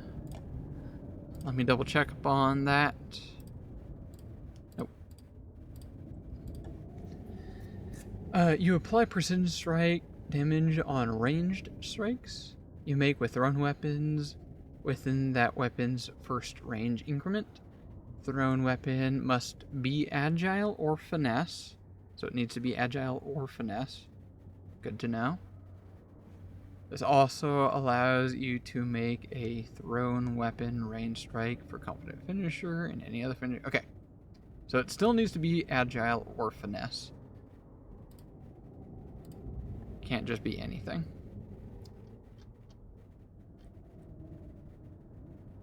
How do we... I'm not sure how to add agile or finesse rather than and. Just add another trait. Because agile is the first one. And then finesse isn't in... Oh no, finesse is in there. But if I do this, it's gonna show everything that has agile. And if I toggle on finesse, light it's only gonna show... Light hammer is only agile. Juggling club. Let me turn on finesse. Where's that?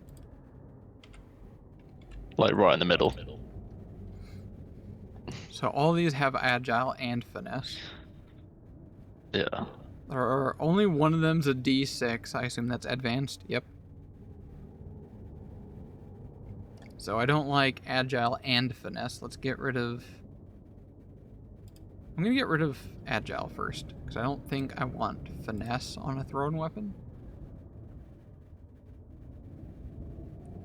Only one of them. A combat grapnel? What is that? It's the thing used for climbing. Oh, wait. It's like, there's another so you know the D6. thing on the end of the string? The thing you chuck. It's a thing you... What? So a grapnel is Oh. like, you know, Grappling when hook. in movies they a grappling hook. Okay. It's just called a Fascinating. grapnel. Yeah. It's also tethered. So we can, I believe that's like, you use an action to pull it back, if I remember correctly. After you throw it. Yeah, you can interact action to pull the weapon back to you. So, okay, what's this one? A lure. That is... There's a lot going on there. What is that? That There's a reason why looks they like say something kiss else. in warfare. Keep it simple, stupid. I feel like there's a lot of problems that can potentially go wrong here. No, I don't want worms. Sad. I do worms.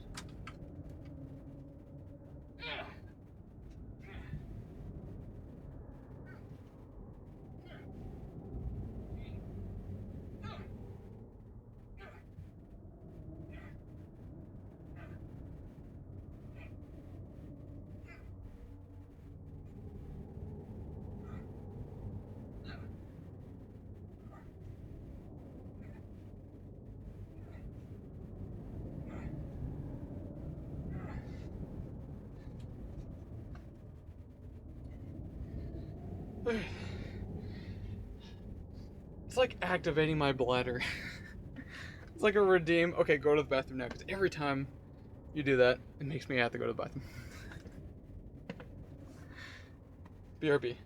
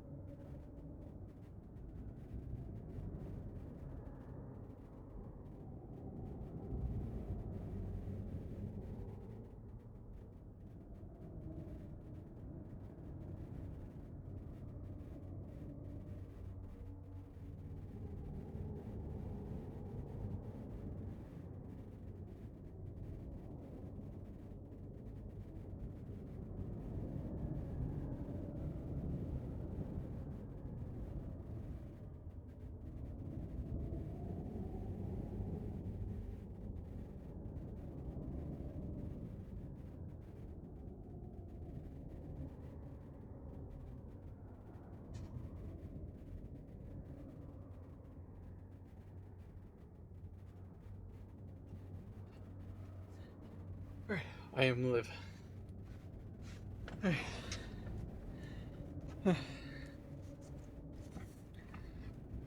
Did you figure out what this thing is yet? Well, the thing that looks very sus. So they both have the same throw. Both have tether. Both finesse. This one has grapple. This one has training?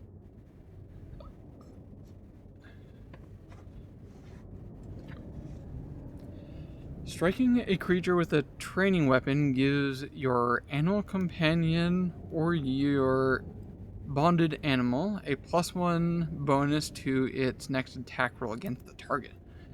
That's interesting.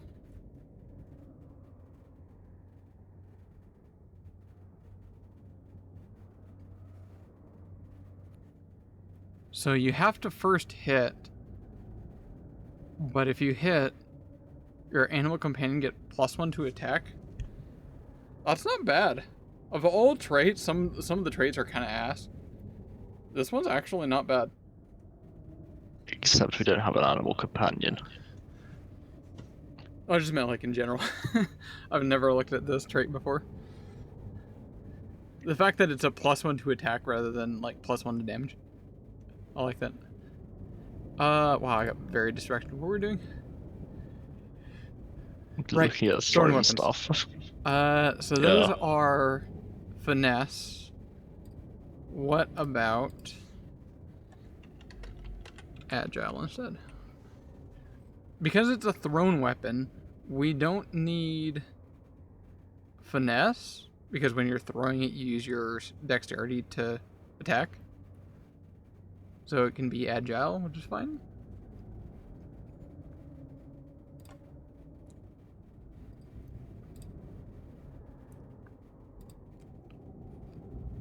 Alright, we got light hammer, a hatchet. In advanced, we have Temchal Chakram, so let's not go with that. These ones are much more simpler. Wait, what? Oh, I clicked on the wrong one. Oops. Hatchet and light hammer. Two very simple things. A thrown hatchet and a thrown hammer. Thrown is 10, our hatchet is 10, hammer is 20. This has sweep.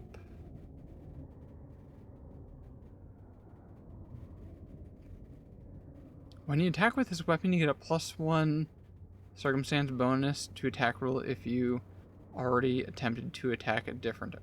It's weird on a thrown weapon, I'll be perfectly honest. Then again, it isn't melee app, huh? I think light hammer is the dub here. If we're gonna focus on dealing thrown type stuff,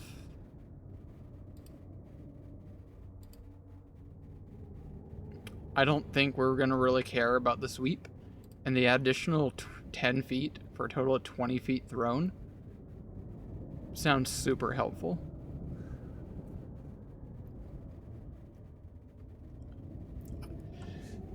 Honestly, throwing hammers as like a metal dude, kind of metal.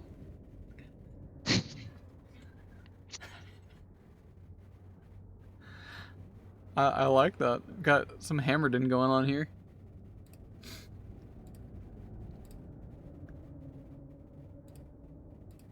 Okay. We did have to re-roll things, so I guess.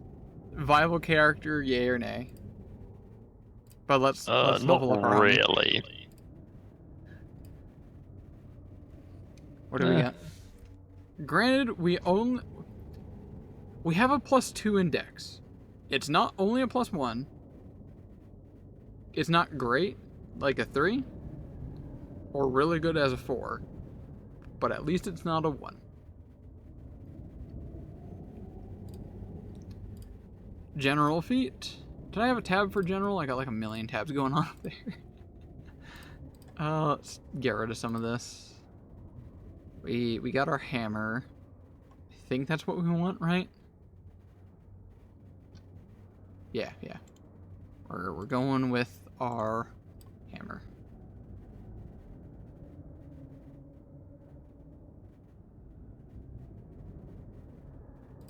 Wait, what's the difference of these?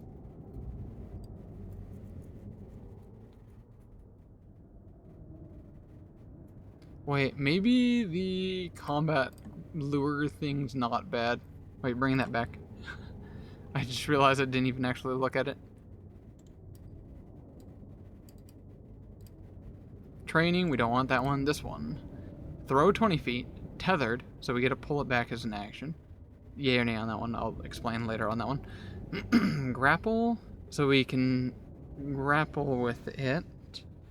I guess we can still grapple at range maybe with it? Interesting. And finesse. So if we use it in melee, we can still use our dexterity to hit, rather than always relying on throwing it.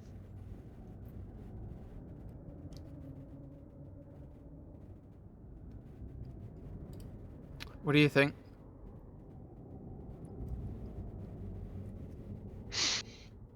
I don't think agile is all that great, personally, on a squashbuckler, because usually, from my perspective, you just want to fish for precision strikes or finishers. So you do something to get panache, go for a finisher, and then something else. So you're not really going to be attacking multiple times.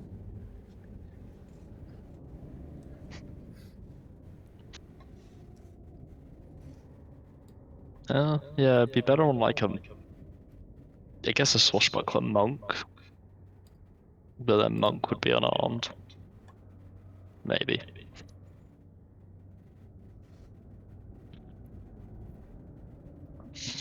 I'm kind of feeling the combat grapnel now, after looking at that.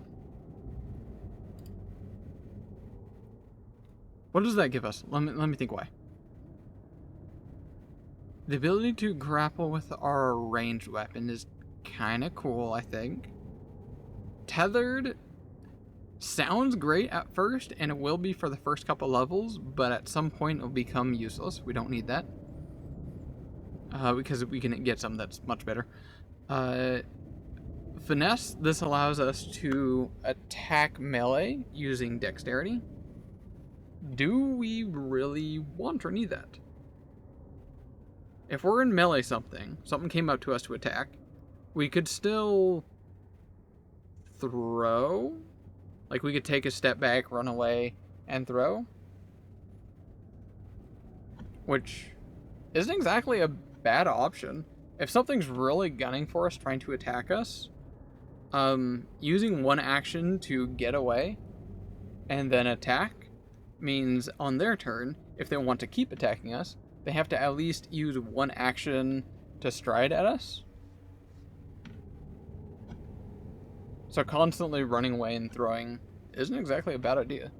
So needing to attack in melee with finesse, I don't think we exactly need.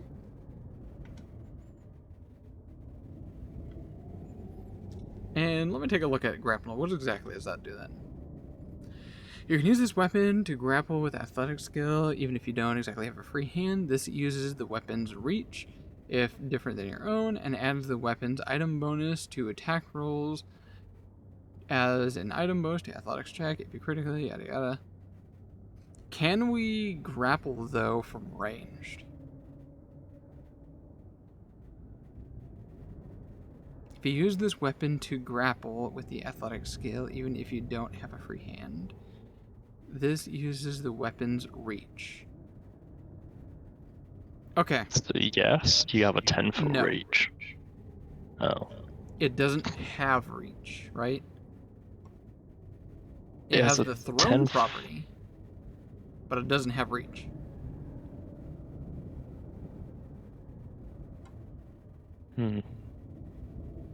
So if we want to try using the weapon to grapple someone, that would be in melee.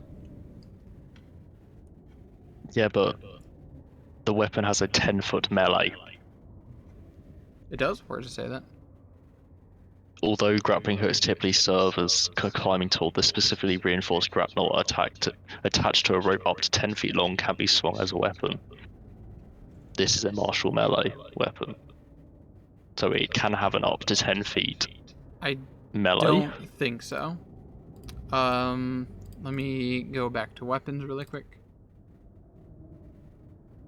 Weapons base, here we go. So that would be under reach. Right there, reach. Hello? Why is everything gone? Oh, right. Throne. Get rid of throne. Really? There's no agile reach? That's kind of a surprise. Okay. So these are all the things that can hit at 10 feet away. Reach says, this weapon can be used to attack enemies up to 10 feet away instead of only adjacent enemies. For creatures with reach, the weapon increases reach by 5 feet. So no, it cannot. It can only be used in your standard melee increment.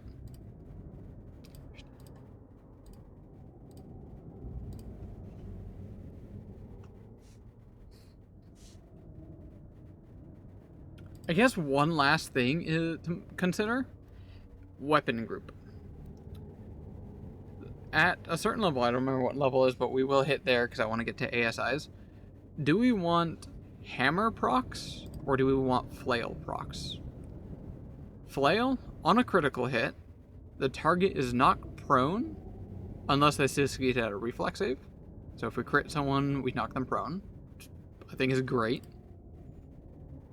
Or hammer, the same thing.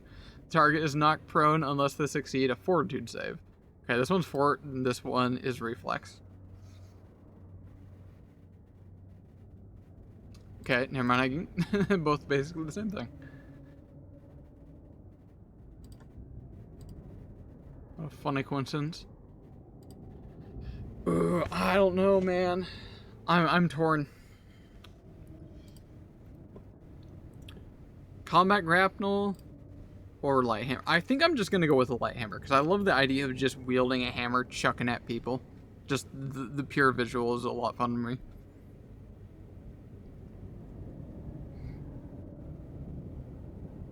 Mm-hmm. Yeah, let's go light hammer. Just chuck hammers at Yeah. people. I like that.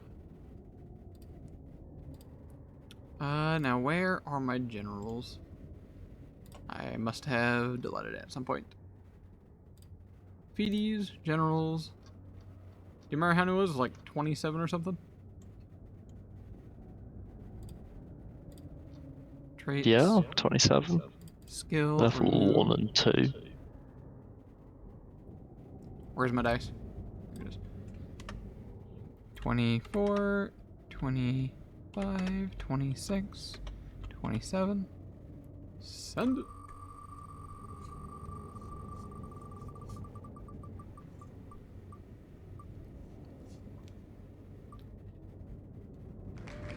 Number 13.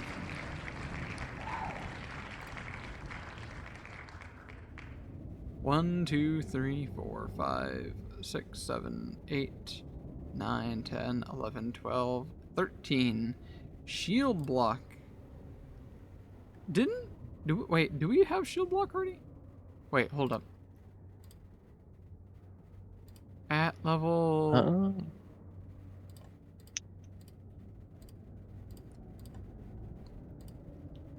Where was it? There! Enlightened Buckle.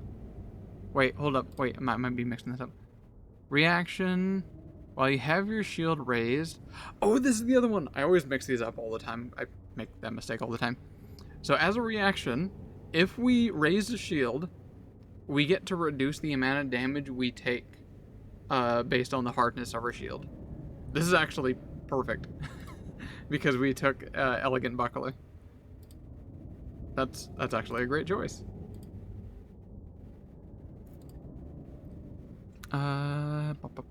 Shield block select. Opportune riposte. That gives a thing cool. Skill increase. What do we get? Come on, expert intimidation. That's a 19. Is there a 19? 1, 2, 3, 4, 5, 6, 7, 8. Oh my god, please don't give me expert in lore. That would be so dumb. 1, 2, 3, 4, 5, 6, 7, 8, 9, 10, 11, 12, 13, 14, 15, 16, 17, 18. Oh, there's only 18, thank god. 19 doesn't count. Reroll. 11. 1, 2, 3, 4, 5, 6, 7, 8, 9, 10, 11. Occultism. We're now trained in occultism. Sure, why not? Stylist tricks. Gain additional skill. Increase. Apply to only acrobatics or the skill from swashbuckling. To acrobatics or skill from your style. Okay, this is only supposed to show acrobatics or intimidation. They didn't fully flesh this one out, looks like. Let's go. I guess I have to roll for it. 10 below it's acro, 11 up it's intimidation.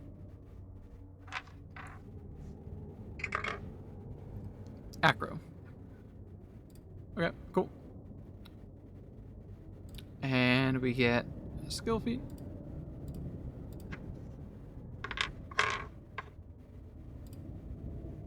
Oh, wait, D4 first.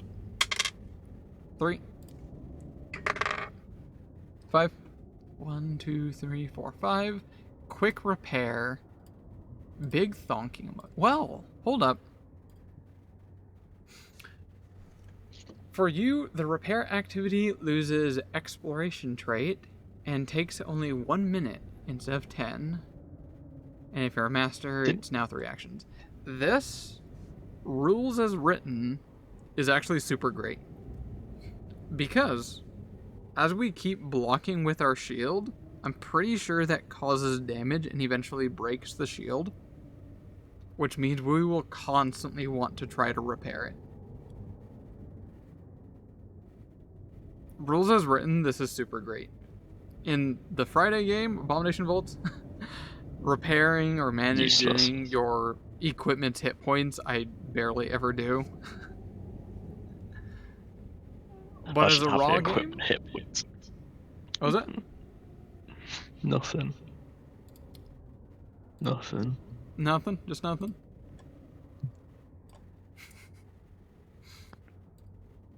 So, a raw game, that one's not bad.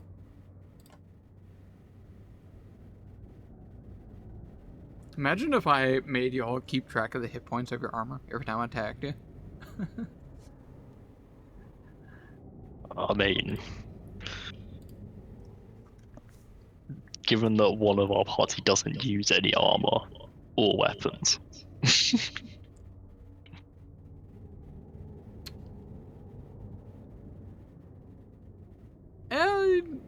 Okay, we'll continue on that one. That's a weird thought.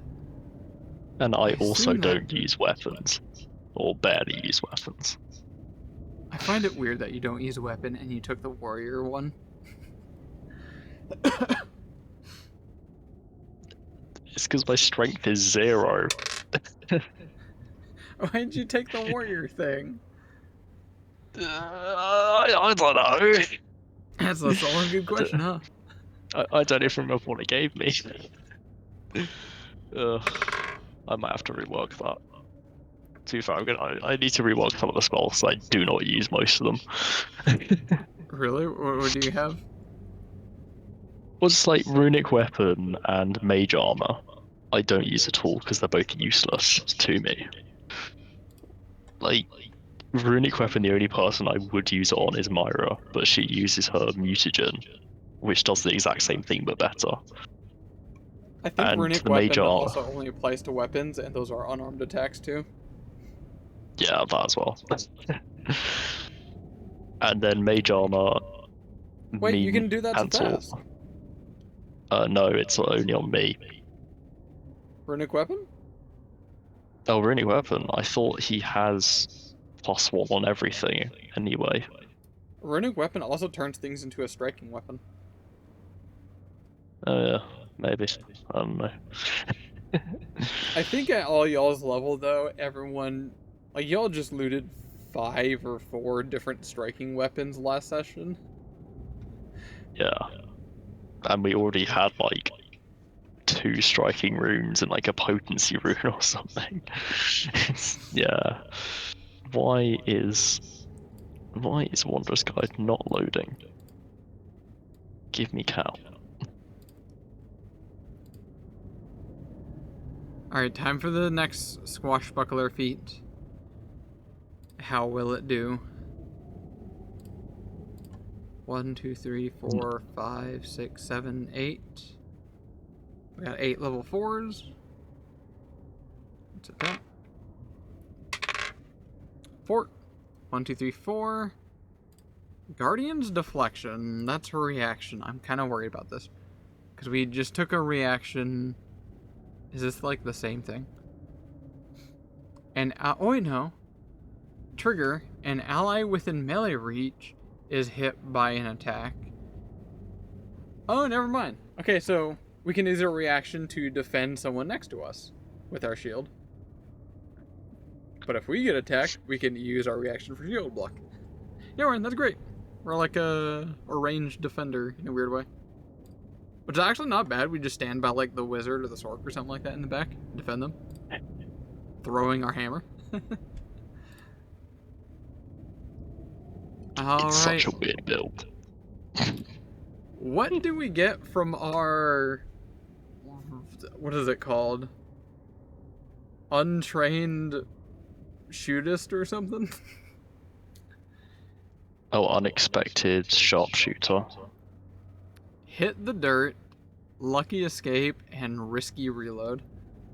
Please don't roll risky reload. We don't have a gun. We have hammers. Alright, rolling a d4 on this risky... one. Could... 2. It's a 2. Lucky escape. So the problem with this is you had 2 reactions. Just an action. That's totally fine. We Like, don't if need more someone reactions. starts attacking us, it's not like they're gonna attack the person next to us and then me. And if they do try attacking the person next to us and then me, one of those attacks is gonna be at a -5 or a -4. We don't need to defend both me and the ally. We can just use a reaction whenever it's suitably viable. But surely this is just better than the shield. Like the shield, yeah, shield. Which one? Because the lucky escape. Oh, I didn't even read it. Effectively gives them it gives it disadvantage. Once per day. Reaction. Oh yeah, once. A creature targets you with an attack even you aren't aware of. Your enemy lies in the perfect shot and pulls the trigger. Then at just the right moment, you duck down to notice something scrawled on the cobblestone and chalk. A shiny coin or some other coincidental distraction. Thank you, Paizo. Creating an opportunity for the attack to miss. The attacker must roll the attack twice and use the worst result. That's great. It is a once per time thing, so this is like a resource that you would save during like very bad situations. It's good. For an archetype feat, not bad. It adds a little, like a consumable with a good effect. Alright. Level 5. Time to see if our ASIs will give us the stuff and things. Come on, Dex. We got 4 tries on this to give us Dex. That's kind of all I care about. Charisma for bonus, so we can succeed more often on our intimidation panaches. Here we go. 2 con. We are very tanky now. 2 dex. Hey, there we go. Added bonus, please give me that strength. 5. Nope. 5. Nope. 5. No, goddamn, come on. 4. There we go. Whiz. And 5. Nope. 3. Strength. Woo! We throw it well, and it hits pretty hard. Bonk. Did I not even take? Oh no, I did. It is. My muse is basically just useless. It's kind of funny. Speaking of useless, I just rolled Arcana for skill increase. Sag. It's for martial performance. What are the different muses bards can take?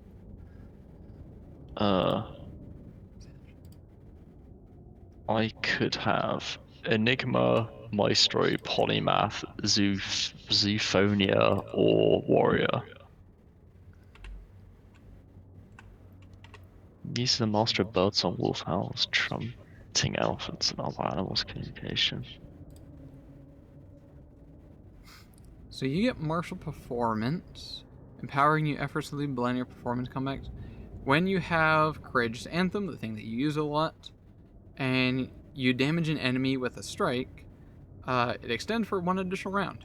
So Courageous Anthem hits someone. If it hits, you don't have to use Courageous Anthem next turn. But the problem, I can't hit. I can't hit. Does this thing give you Courageous Anthem? No. No. Oh, okay, so it's completely useless then. It's apart from the Song of Strength, which was useful last time, because it gave +1 to athletics checks and like athletic ACs. So, or DC, whatever, whichever. Nothing's is having a load.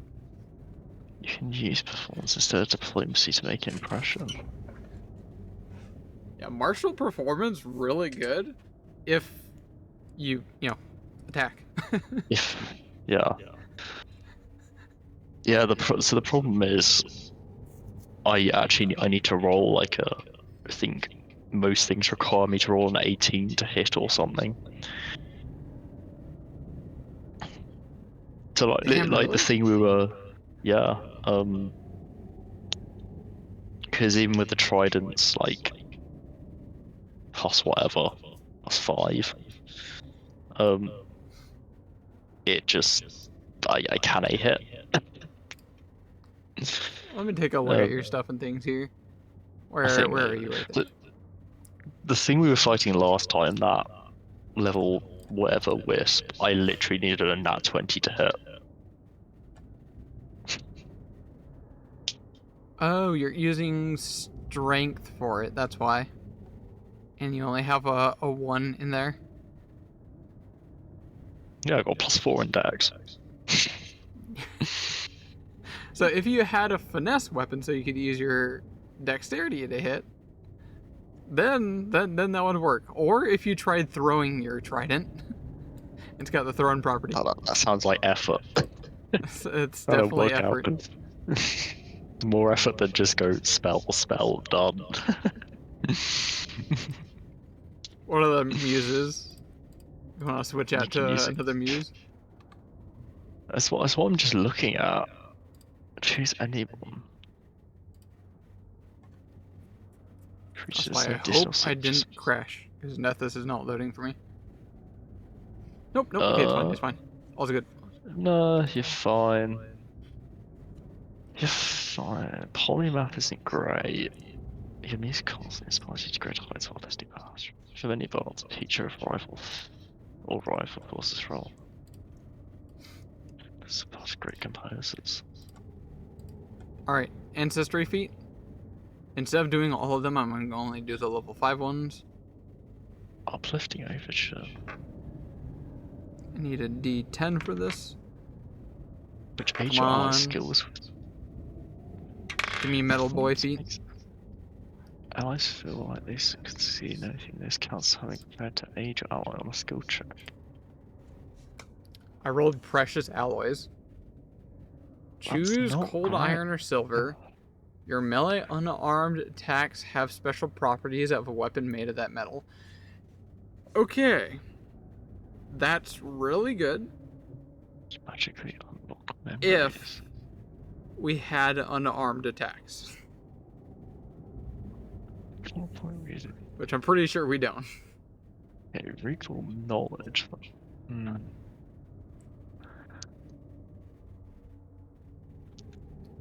None of them are all that great, to be honest.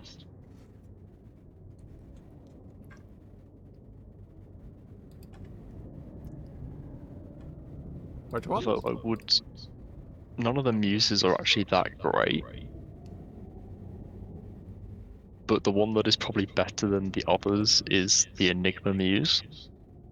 Because it actually does something. The others don't? The others would be good if I was spec'd differently.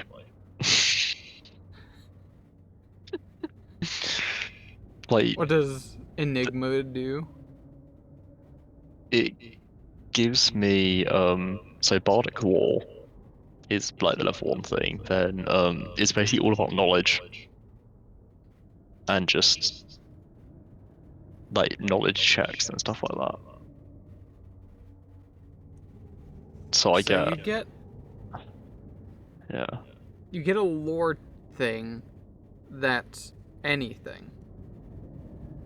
Well, Bardic. It has specifically Bardic Law. Your studies make you informed on every subject. You are trained in Bardic Law, a special law skill that can only be used to recall knowledge. But on any top... Oh, yeah, but on any... Okay. That is... So That's you good. can recall knowledge on any creature you come across and have pretty good roll in it. Yeah. And... Okay, hear me out on this one. You have to name something y'all thought. Brain fried. Fuck it, the Will-O-Wisp. Will-O-Wisp there. So, knowledge check on Will-O-Wisp is a DC 22 occultism. This is generally based on its creature level. But if you use a unspecified lore, such as I have knowledge lore of aberrations, or would that be specific? I don't know. I guess it's up to the DM. That decreases the DC. So if you use bardic lore, and you're not trained in occultism, you can use that, but it also decreases the DC because you're using a lore skill. You can roll knowledge check on anything, and it reduces the DC by 2. These music can be people you cannot fully grasp. Text-led deeply symbolism. Okay. What do the other ones do? Mestra.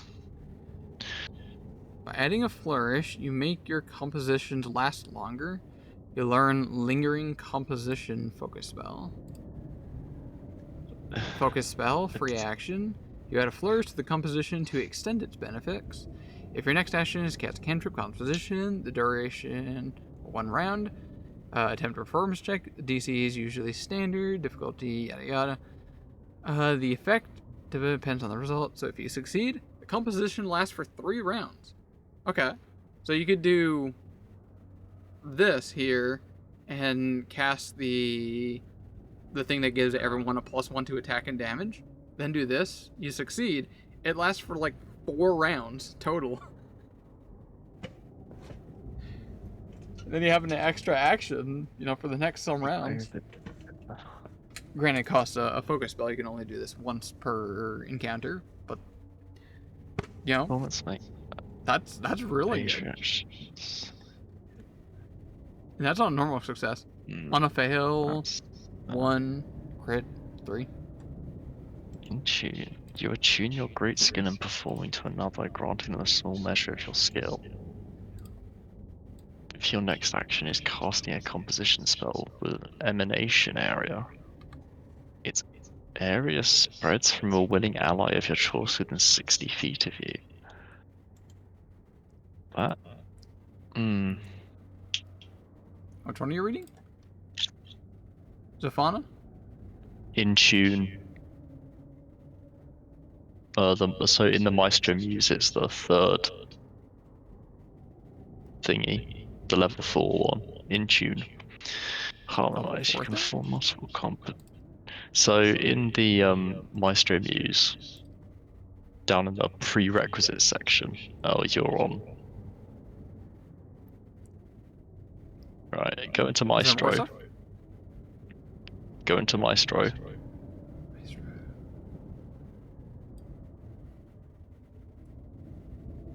Yeah. Oh, you don't get them listed on here.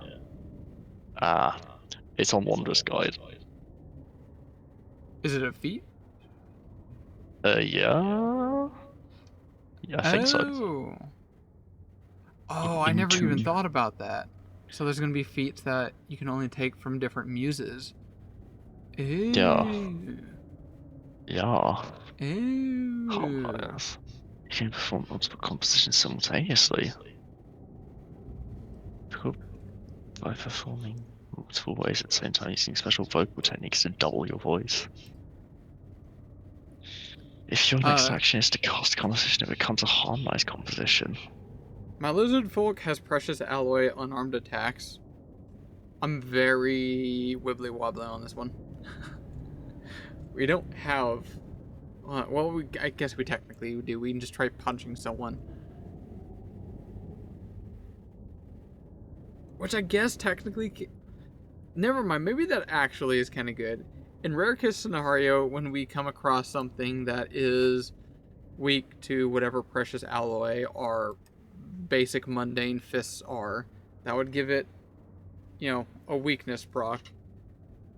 And because it's light, or what is it, finesse or whatever, we still also can do finishers with our just bare hands. This is situationally good. That's not bad. Oh, and we can now bonk people extra hard. Yay. Alright, level 6, and now I'm finishing up our, what is it? Lizard Folk Metal Boy? Who is this? Bard Feet? Oh no, that's right, I took a different one. That's right. 2.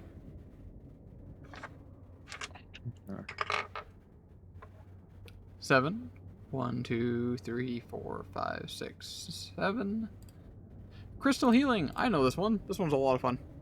Mel took this one, if you didn't see. Mel's level 6. No, level 2. Oh. It allows you to use rocks instead of a healer's kit for medicine stuff. Right. Okay. Which is so flavorful and a lot of fun. It's basically purely roleplay, but man, is it so thick and juicy with roleplay. Yeah. It's so funny. I love it. I really like it. Now, Squashbuckler. Only a couple level 6 things. 1, 2, 3. Only 4. D4. 1. Combination. Finisher. You combine a series of attacks with a powerful finishing blow. Your finisher's strikes have a lower multi-attack penalty if it's the second attack on your turn. Or minus 8. -5.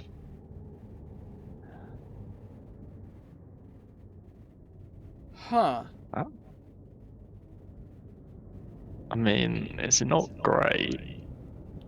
Wait, let me think on this one. Because we are using an agile weapon, the light hammer. That light hammer's agile, right? Maybe. It is. So that brings it down to a -3 or a -6 on subsequent attacks, rather than a freaking 10. But you're not likely to make 3 attacks. You're only really likely to make 1. Maybe 2. So Maybe. the devil's in the details, as they say. Your finisher's strikes have a lower multi-attack penalty. So this will only come up if you do a normal attack first, then a finisher. Because you can't do multiple finishers in a round. So let's say you start your turn. Let's say you got panache from last time. So it's beginning of your turn. You already have panache. Use your first action to do a finisher. The term for finishers, I can click on it right here.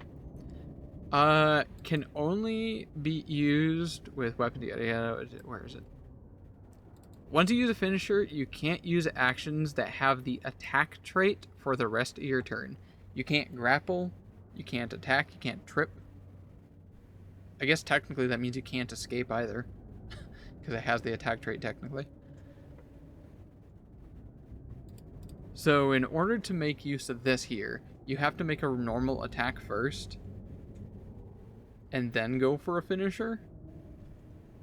So that means your finisher is less likely to hit at a -3.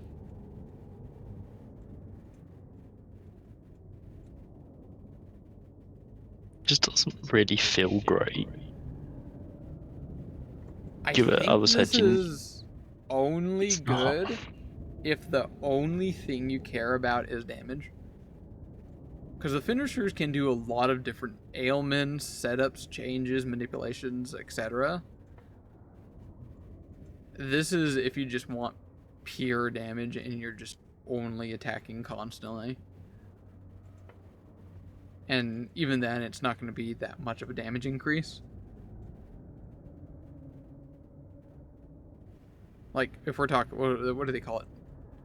DPR, damage per round. This is okay. It's usable for our character. Alright, time for the archetype feat. Do we, fuck it. Let's add another archetype in there. Why not? Add another dedication, because that's what we did with the previous homie. I'm not even gonna roll on it. It's rigged. It's rigged. D10.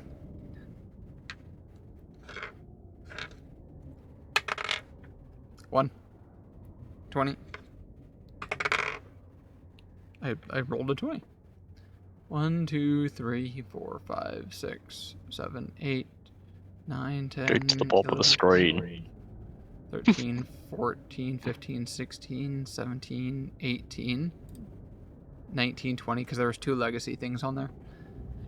Animist dedication. Oh, I've always wanted to learn about the Animist. This is like one of those classes that I keep forgetting, I'll be honest. The Animist is bizarre as hell. Please ask the question. What is the Animist? Thanks for asking. Yeah. Here's a lot going on. This is from War of Immortals. You are the interlocutor between the seen and the unseen, the voice that connects the mortal and the spiritual. You bond with spirits, platonically, manifesting their distinct magic and allowing their knowledge to flow through you. You may favor apparitions that grant you healing magic, others that grant you spells of destructive power, or pick and choose between different apparitions as your environment and circumstances demand. You may consider your powers part of a sacred trust, or see your unique abilities as a sign that you've been chosen as a champion of two worlds. Whether you advocate for mortals in the planes beyond, or whether you represent the spirit's interests, you provide the bridge between realms. Did you get all that? Sure. You're about them spirits. Wisdom. The only thing I really know about this class is the fact that it has prepared casting, spontaneous casting, focus spells, and I think attacks. It's got it all. That's what I've heard. That's like potential. Oh my god, look at its look at its spell thing. Cantrips 2+2, and then at higher levels it's 2+3, 2+4. At level it's 1+1. What are they doing pluses? Just write them out normally. Well, it's to avoid confusion, so you understand. But it's more confusing. Well, if it said 4, it might be more confusing. There's clearly a reason why it's a number plus a number. Oh, hell, I'm not going to read through this. That's a thing in all of itself. This is like why I was telling Mel, there's a ton of stuff in Pathfinder. 95% of it you do not need to know. You just need to know what your character has. Because no one's going to want to read up and understand what the animist is. Oh, sorry, what was that? What your character has and what the rest of your party has. What the rest of your party has is very important. It's very helpful and very important to know. Technically, you don't have to know. I feel like I have to know. That way I can dish out the loot properly. Okay, yeah, that one's fair. But rather than going for like 4 weeks, who does divine? Who does divine? Like nobody. I mean, the concentrate, like what's it called? Off guard is a very common what is it called? I want to say disability, that's wrong. Ailment? Ailment, there we go. Off guard is a very common ailment, and a lot of spells and abilities tend to cause or proc that, or come off of that and whatnot, especially at lower levels. It's definitely quite possible to have like a full party of like everyone constantly trying to cause off guard, which becomes kind of useless. Everyone trying to cause off guard on like the same target. It's already off guard. So in that turn, it can be very helpful or beneficial to know your party. But my case in point is, if someone's playing an animist in your party, you don't need to know what the animist does, has, and how everything works. You just need to know, oh, you have fire. Cool. Oh, you have the ability to make someone prone consistently from whatever it is you do. Sure, that works. Okay, good to know. But you don't need to know exactly this whole fucking table of like why whatever's going on here. and exactly how your spells work, because they work differently than all other spellcasters, if I remember correctly. Yeah, Apparition Attunement. Animists have a gift for divine magic that allows them to serve as conduits or bridges from otherworldly spiritual entities known as collectively as apparitions. Though through them, these entities can commune and interact with the physical world in a process called attunement. Imagine like this entire first paragraph is like fluff and flavor. Which I'm all here for. I love the Galorian universe and learning why things are and what things are. 9 times out of 10, players of a DM probably not going to care. Each day during your daily preparations, choose 2 apparitions to attune to. Of these, choose 1 to be your primary apparition. Your attuned apparitions each grant you knowledge in the form of lore and a repertoire of additional spells you can cast using apparition spellcasting. See below. We'll get to that later. And your primary apparition grants you even further power in a form unique vessel focused spell, and when you're higher level, a unique avatar form. When you refocus, you can change which of your currently attuned apparitions is your primary apparition, selecting. I guess the best TLDR is the animist. If you're compared to like a sorcerer, can basically change its bloodline every day. It's like, today I'm gonna be divine. Okay, following day, I think let's go primal. I'm gonna do occult stuff today now. That's oversimplifying it, but that's basically what's going on here. They can change out their whole spell list, what unique abilities, focus spells, lore, etc. They can change it like every day and have like a new apparition following them. That is probably what's going on here. The first number, like the 2s, is probably base, whereas the +1 and later on +2 is probably the apparition that like changes out daily. That's my guess what's going on there. Yeah, it is. Now time to learn about animus and apparition spellcasting.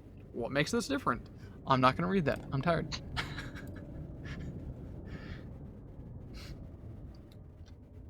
D20.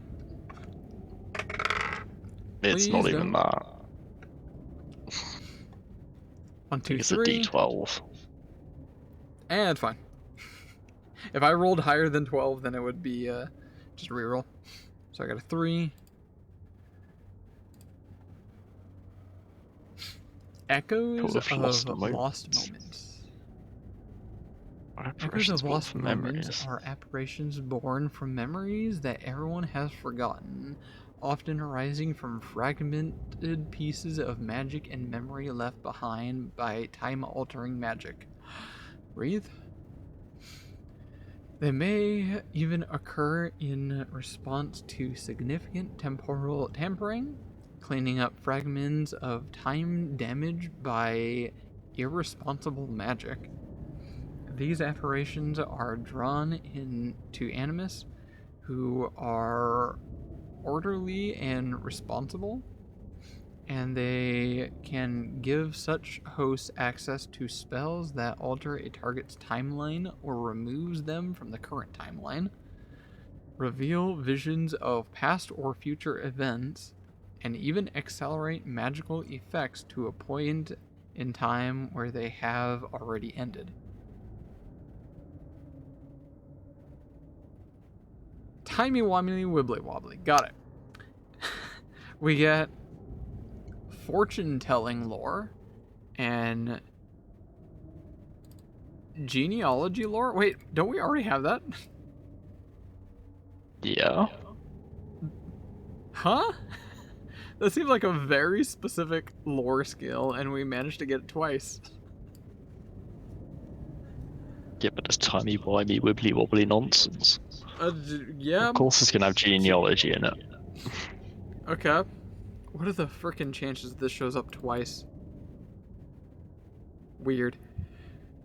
We get Figment. That's a cantrip, apparently. And Deja Vu, I'm guessing. And whatever the hell a vessel spell is. Store Time. Oh, it's a focus spell. 1 action, sustained for a minute.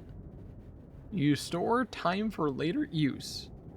When you cast this, and the first time you sustain it each round, you gain a bonus reaction that you can use for any animist or apparition reaction you have. As normal, this reaction is lost when you use it. So for 1 action, and every subsequent action you use an additional action, you get 2 reactions that can be used only for animist stuff. Very timey-wimey wibbly-wobbly.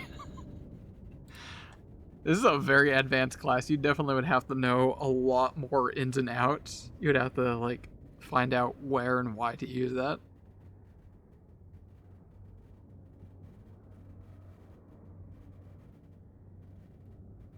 Avatar. Devourer of Lost Time. Speed 30 feet, fly feet. Devour potential for 1 action. 15-foot void. Massive damage. Range. Scream of Loss. 120-foot void. This is spoopy. Very Eldritch going on here.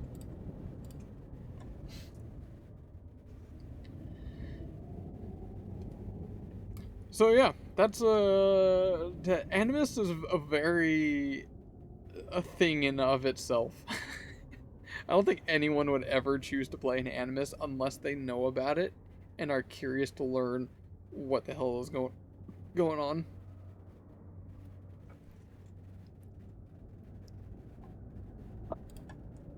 Bizarre. Sure. Okay, I'm done rolling random characters. It got just very bizarre there in the end. Very wibbly wobbly. Amp. Talk to me. Are you changing your muse? Yeah. Did you find out something? So I'm gonna change it to the just waiting for Wanderer's Guide to reload. Loading, please wait. Yeah. I was going to change it to Muse. The Enigma. Because it seems more useful than, well, the current one. Zoophonia is just kind of We don't really. Yeah, it's just a bit Polymath just seems fairly bad for me, given I have fairly high diplomacy, performance, and intimidation, and it just doesn't really do that much that I don't already do. For which one? Polymath. Can rely on the grandeur of your performance rather than the ordinary skills. You can use performance instead of diplomacy to make an impression, and instead of intimidation to... Wait, hold up, I missed it. Performance instead of diplomacy for that, and instead of intimidation, so you can use performance to demoralize someone. You can also use an acting performance instead of deception to impersonate.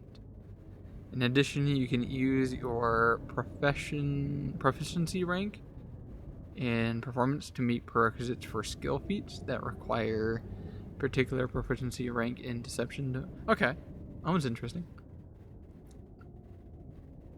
You can just be like an expert in performance and ignore or otherwise dump everything else, and then be meet the prerequisites. Yeah, it's okay. It's not great for me. What are you thinking? What's vibing with you? So I want. So Enigma seems to be the most useful. They're all about like recalling knowledge and stuff like that.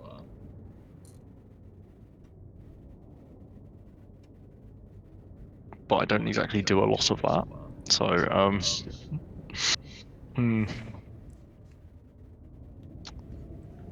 lingering composition.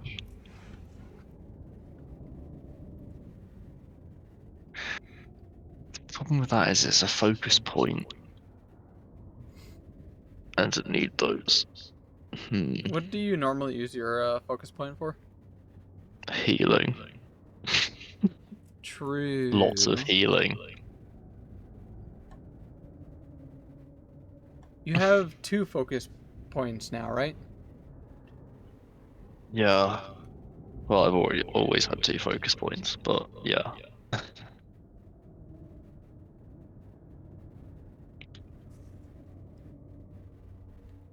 It's just. How often do you use the healing thing twice in combat? Fairly. Really? Yeah. Fairly I thought often. not that often, because it can be like sustained. But yeah, it can be sustained, but quite often I don't go first in combat. Either Mochi or Alari do. That I'm usually like middle order sort of thing. So they've already been attacked by the time I go. So I'm generally using like first turn anyway. And then I just re-up it on somebody else later. So I will quite often use both focus points worth.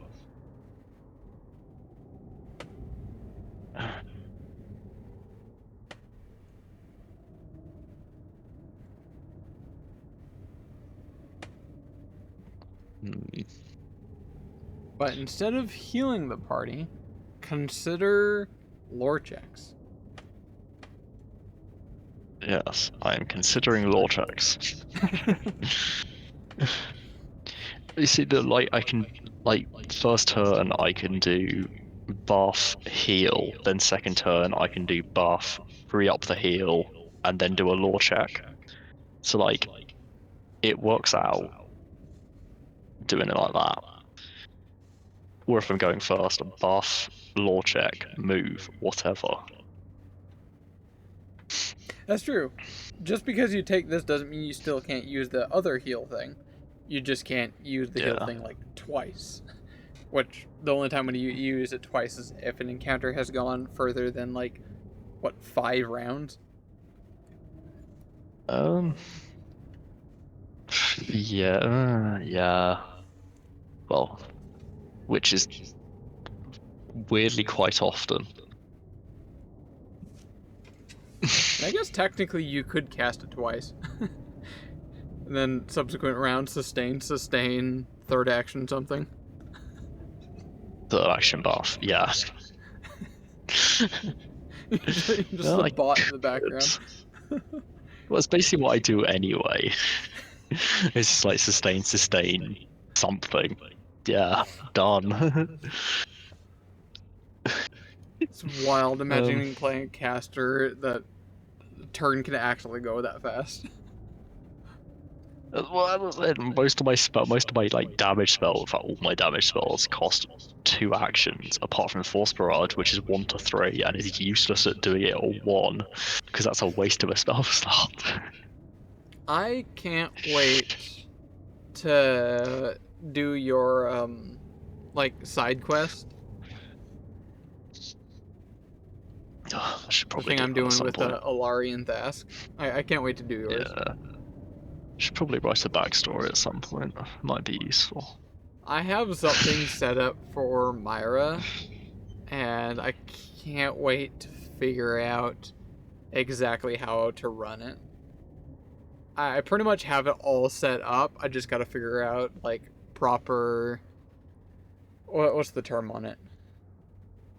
Timing? Like, how the beginning, middle, and end a session of that would go. But, like, I have a lot of plans for Myra. Thask, I'm already in the middle of. That one's easy. I didn't see that wasn't there before. Thonking? I just noticed I can add 2 more cantrips to my spell repertoire on a specific feat which I didn't see was there. Cantrip expansion? Yeah. I didn't see that was there. But I probably will still take Lawmaster's Etude. Take what? Hey, share your screen. I'm curious what you're looking at. What's ticking? Right. Didn't. Just gotta put this guy in. All right. It's a beautiful setup there, sir. It's 'cause I'm on my phone. For some reason, my headphones don't work on my laptop. So it's either I take Lawmaster's Etude, which is the one that gives me the... Wait, no, it's not. Oh no, this gives me advantage on recall knowledge skill checks. And use the higher result for a focus point. Maybe I won't use that one.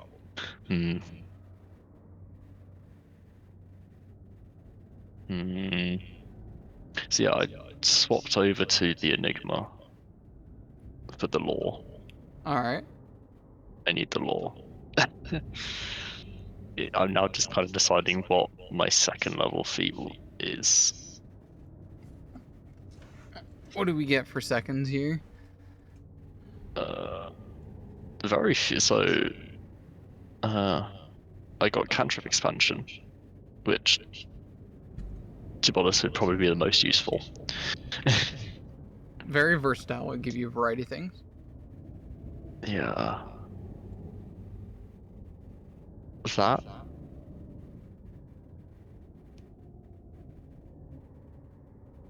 Uh.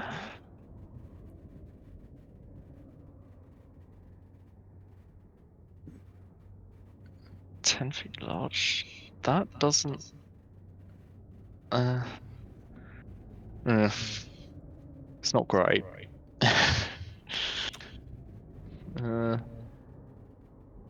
Emotional push. For your current ones, I don't know. Yeah, I was looking at that one. That's like, doesn't it quite fit with what you have at the moment? It would work better if it wasn't all like small, extremely small spaces. I'm wondering if there's like compositions that are actual like attack ones or have like very small areas. Oh, there might be. I don't know. It's my next attack. I don't make attacks. That's a problem. Well, I do, but don't get any other effects from enemies you chose. Oh great. Wait, what? Reliable squire access knights of...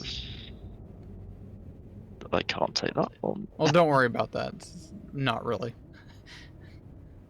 Well, I'm not going to have you hunt down the Knights of Louisville. I don't really do that. Reach. Extend the spell's range if the next action uses to cast a spell. That's clogging up an already clogged action economy. Fair. You're resilient to performative influences that aren't your own. Gain +1. If you weren't using your buffing spells constantly. That could be good. What is this one? Auditory. I gain +1 circumstance bonuses to saving throws against auditory, illusion, linguistic, sonic, or visual effects traits.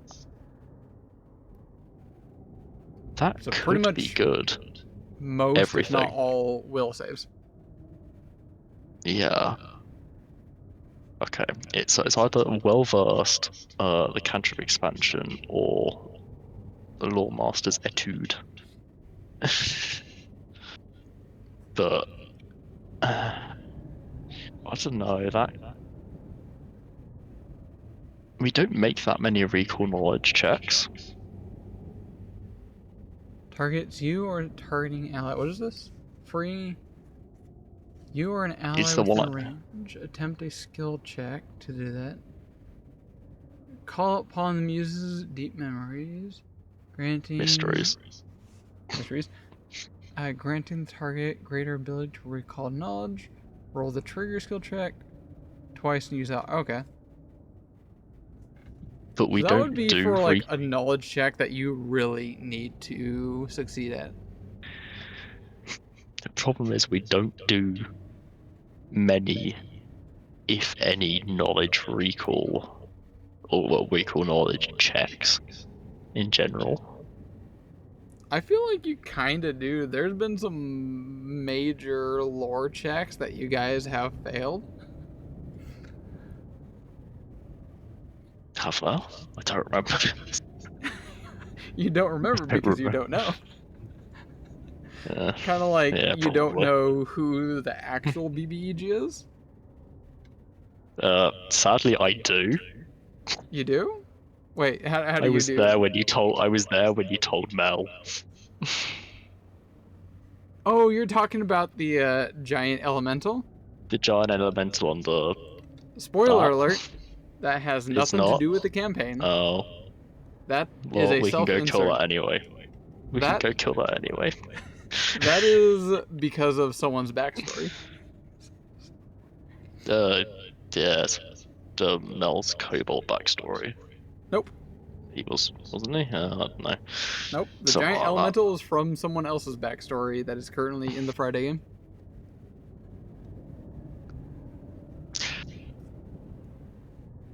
Belcora may or fast, may not isn't it? be the BBG. Fair enough, okay.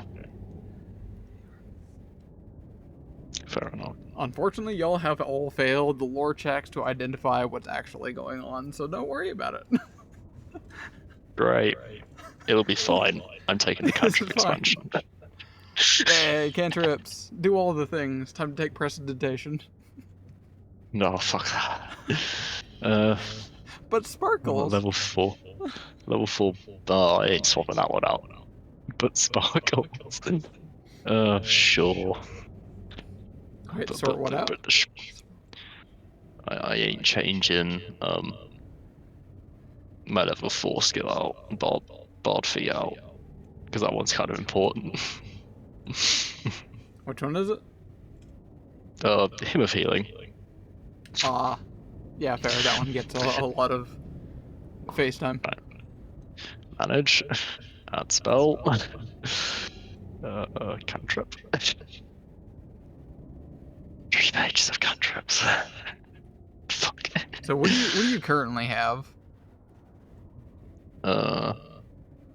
Dancing Light, Haunting Hymn, Musical Accompaniment, Void Warp, and Shield. Shield is kind of useless. 2 combat ones, 2 different types of damage. One is one is will save, decent versatility. You have one for fun roleplay RNG. You have shield, decently versatile. It's got 1 action. You have dancing Not that light. I ever use it. Good. It's okay. Utility. Yeah. So For additional cantrips, I would say either roleplay or utility. That's how I would view that. Something that's for a specific instance that rarely comes up, but it would be very helpful, or just something for the funny.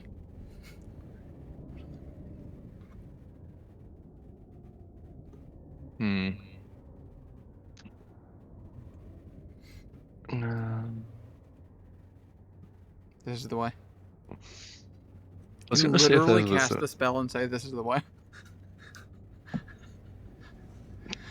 Yeah, it's kind of pointless. Not It's gonna very lie, pointless.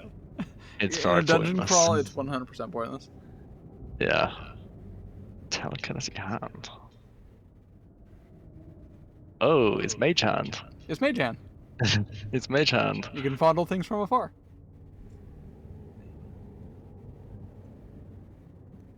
Why is Throw a that rock. just better? That's just better. Oh, actually, no, it's not. You heard a loose unattended object. Oh.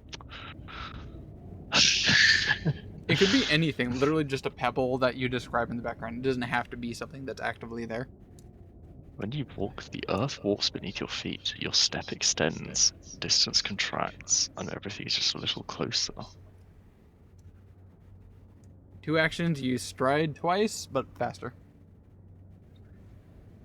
I gain a +5 foot speed until the end. So your movement's what, 25? 25, so it'd be 30, 60. That? If you really need to go fast. But if I really needed to go fast, why would I just not use all 3 actions to do that? Well, you do this, and then your third action would be Oh yeah, stride. would be move. I'll be honest, I don't see this one coming up unless it's a very large battle map and you really need some distance to outrun Which again, someone. we don't really do. Yeah, it's very tight down in the dungeon, so probably not. Yeah. And not to mention the classic one, how do you run away from a bear? You run faster than your friend. If you're running really fast away from an enemy, they're probably not going to chase after you. They're going to attack another ally nearby.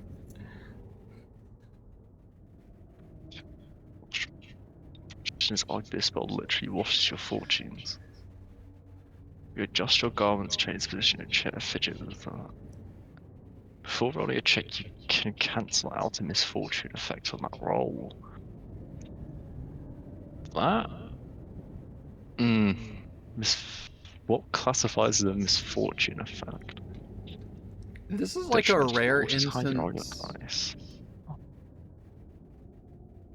This cantrip is like either useless or could potentially save someone's life. I don't know when a misfortune effect will ever come up. Flat out. Fair enough. Harmlessly place you in a unique magical sigil. I'm taking that one. Throw rock! I must throw rock. I must return to caveman.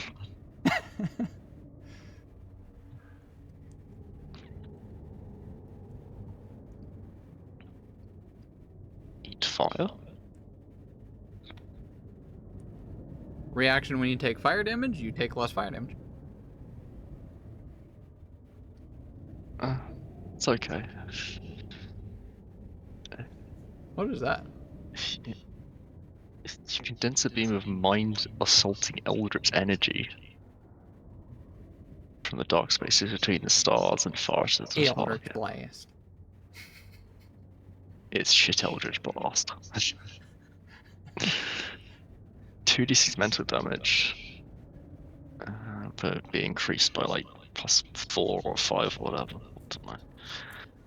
That's okay. I was kind of looking for some shit healing. Just so I don't have to use focus points or something. Problem is, I'm like cult, I don't think not there divine. is a healing cantrip, but at the same time, I think there actually is. So I Yay, think there Briscoe. is, but I think it's divine. Touch a weapon with no remaining ammunition. Okay, none of us use ammunition. Hey. I mean, Well, that's technically, not true. Thask does. Technically. Yeah, but he's never here.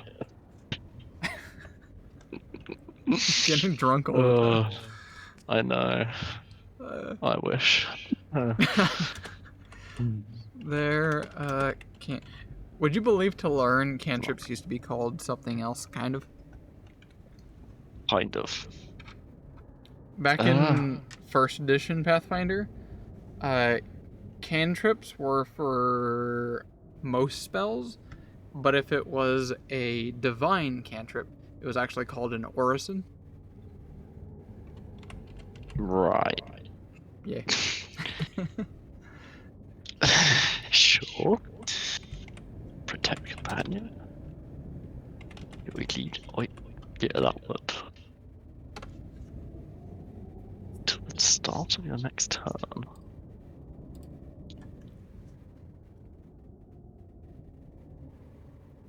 You string attack by 10 damage, but you lose 5 hit points. Even if this reduces the damage to 0. That's. That weirdly isn't terrible. What does this do? 1 action, 30-foot range on your Eidolon until the start of your next turn, so it's like a shield block kind of thing. Protects your Eidolon, gains +1 AC. You gain life block reaction. After using the reaction, the spell ends. Okay. So for 1 action, give +1 AC, and the reaction 2, reduce the triggering damage by 10.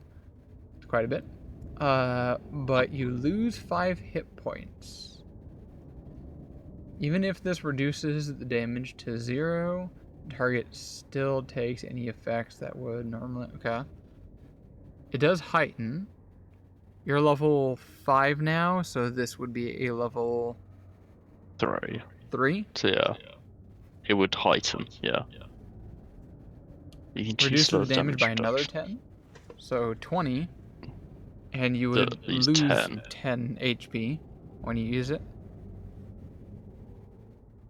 I mean, it's okay. You would It's not have great. to really lean into SPS. Which is... Platonically. He's really shit. He is so shit.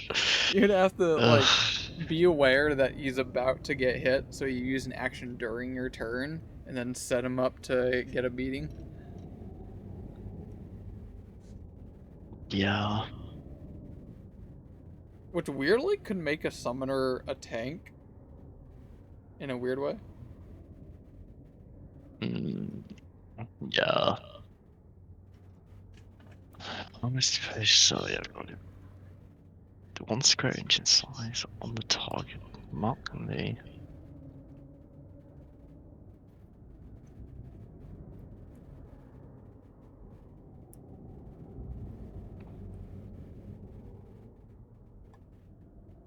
Oh. So as far as ChatGPT can find, they're the only cantrips out there for healing, air quotes. Stabilize, I wouldn't really count. Focus cantrips, so focus spells. Hymn of Healing, composition cantrip. Wait, that's what you have. Yeah. And life boost. From Wait, Witch. Hymn of Healing isn't a cantrip. It's a 1st level spell. That list is wrong. So focus cantrips, it's very wibbly wobbly. Especially when OpenAI is not quite entirely sure to understand things.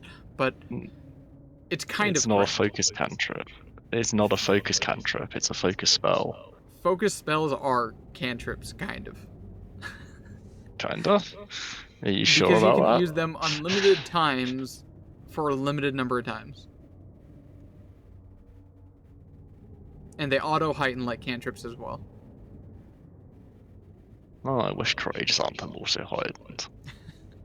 So Sadly, it's it kind doesn't of like heighten yes at all. and no. And then last but not least, other low resources like Lay on Hands from Champion or Cleric, Medicine, Treat Wounds, Heal a first rank spell.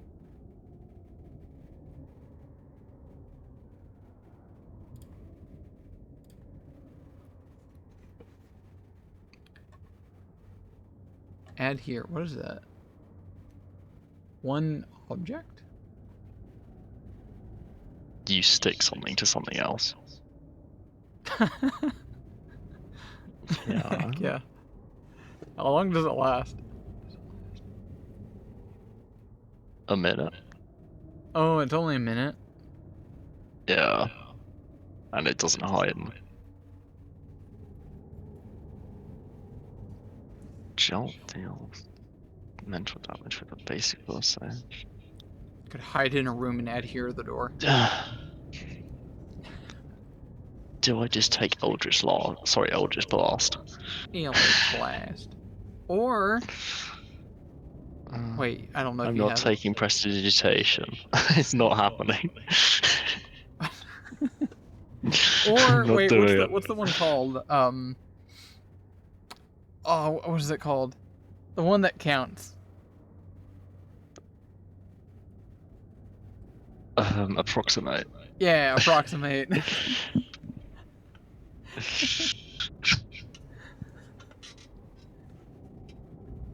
How much counting do you want?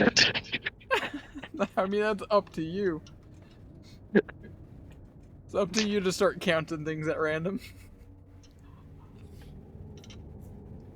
Approximately count things.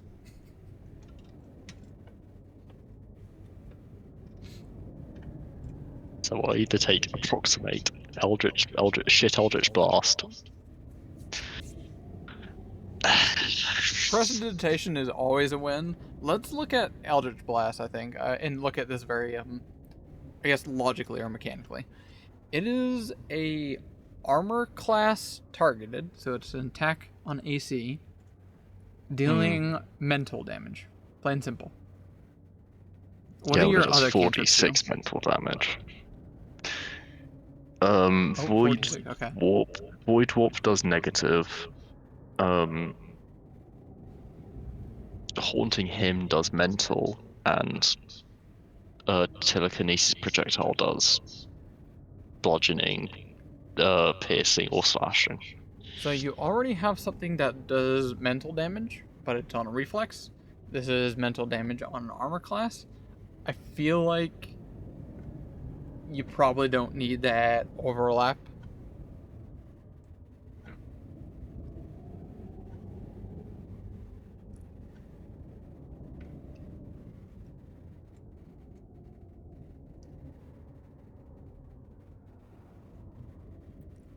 Why is that good? +1 status bonus to armor class. Saving throws against the target enemy's attacks, spells, and other effects. It is sustained, though. Ooh,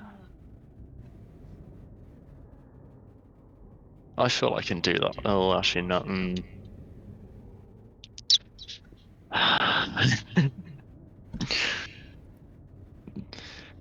Else for guidance of supernatural entities granting the attack status bonus. Attack roll. Yeah,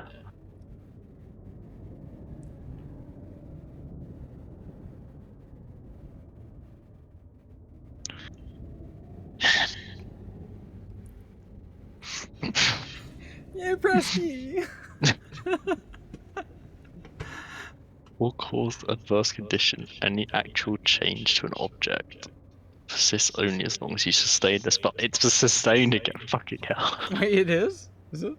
It's sustained, yeah. I mean, honestly, it's not like you're ever going to use an action to sustain prestidigitation. I would love for you to come up with an instance right now when you would ever use this during initiative.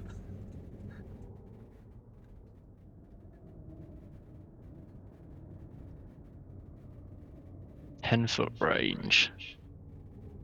I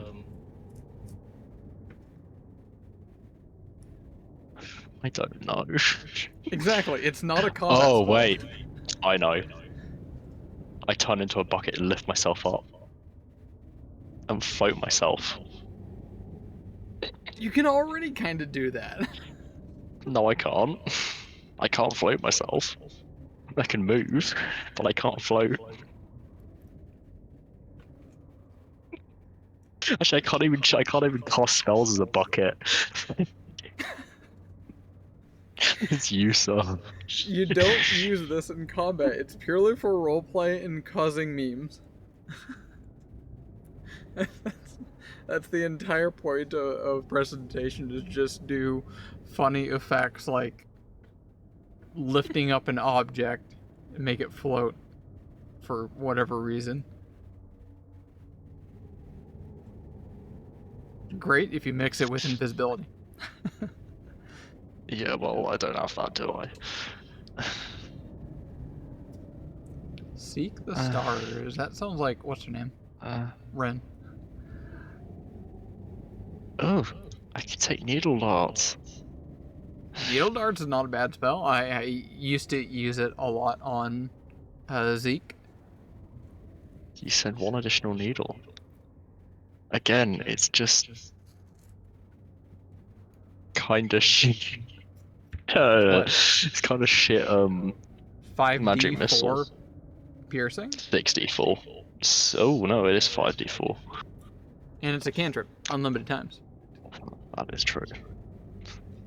But again, the action economy of. Well, you're not going to use all of these. This is just like a horizontal power, allowing you to be applicable when certain things are. Like, say something's resistant to piercing, you don't use one. Or maybe it's weak to oh my a God. specific thing, you use that. I finally have an attack, which is more than 30 feet of range. Oh my God. Wait, is everything you've had is Like, 30? telekinetic projectile 30 feet range, void warp 30 feet, him of healing 15-foot cone. Well, there when you did go. I take Sure? When did I take Sure Strike is this? from your muse, I believe. Right. Sure. Can I drop Mystic Armor? Because it doesn't do anything for me. Really? It makes my armor class worse. How? So, actually no, it makes my armor class the same. Item bonus of +1, I already have that. Max dex modifier of +5, I have +4. Okay, which my armor already does anyway. Yeah, swap that up. Yeah, it's not great. Where's manage? Give me manage. What did I say? Mr. Karma. Delete.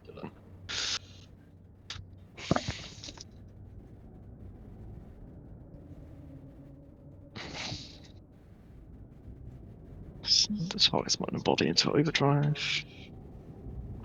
2d8 mental damage. It's not great. That requires a computer. Next. There's probably going to be a couple Starfinder things in here. Oh, by the way, Starfinder officially comes out of playtest relatively soon. Sometime within like next month or two, I can't remember. It's been in playtest for like over a year now.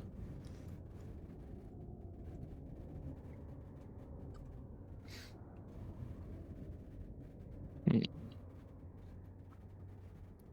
do you normally use your first level spell slots for? I don't. You don't really? Yeah. Because they've been fairly useless. That's kind of a surprise. We got like 6 pages of something in here that'll help. But yeah, the ones I chose are fairly useless. This one, again, it's a 30 feet. You evoke a massive water into the air around you. For the remainder of your turn, you can blast targets within 30 feet. Wait, this hits everything within 30 feet? One action until the end of your turn. For the remainder of your turn, you can blast targets within 30 feet with this water by spending a single action. Okay, so one action, you summon it, and then One either action for your attack. second or third, so you can either attack once or twice with it. When you do so, Blast attempt 30 a ranged spell targets. attack. If you hit, you inflict 48 bludgeoning damage. On a critical hit, the blast knocks the target prone. That's It is pretty good. rare, though. It is rare.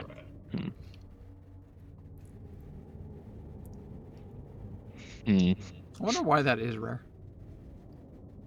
Probably because it hits everything within the 30 feet. I don't Or think it does. every enemy.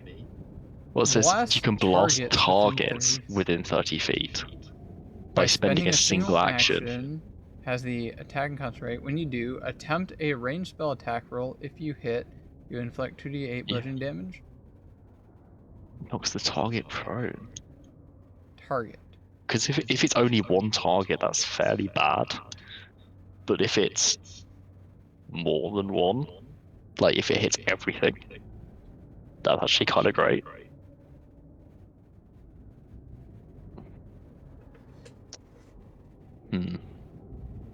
Put that on the back burner.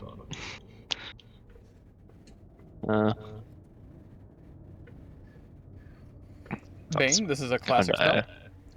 You create a very small area that when people enter the area, they get a -1 like on everything. You don't have to sustain it, but if you spend one action during your turns, it increases the radius by 5 feet every time you increase the radius. Radius by 10 feet. Yep. Yep. Force enemies in the area that weren't yet affected. So seeds of confusion in your mind. Clumsy, stupid. You can find magic with your voice causing. You can attack with your words once when you...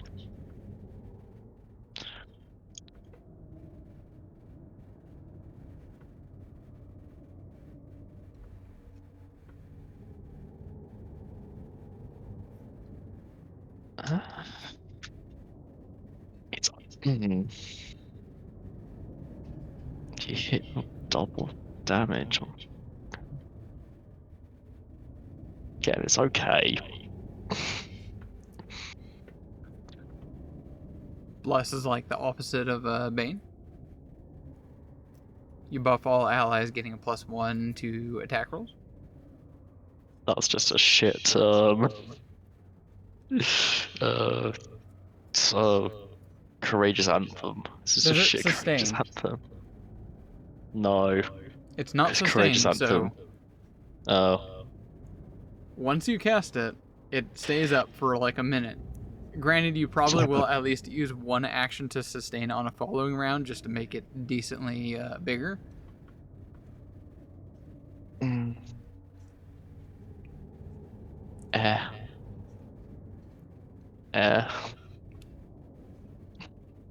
it wouldn't stack. I assume they're both the status.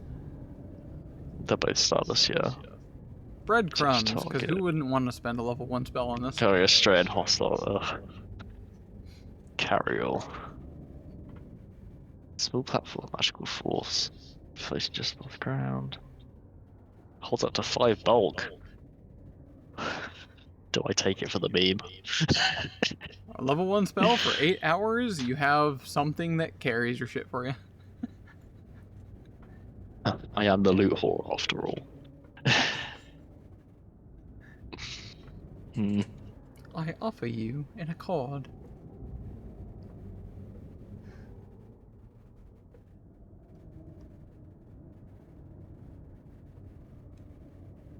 Hack rolls against the other target.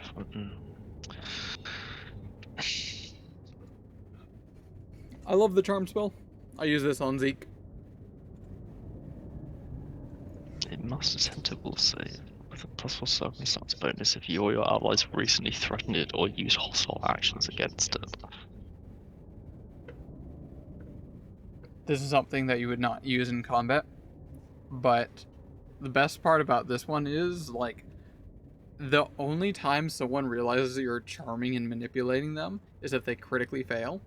Otherwise, you basically get to force people to do what you want.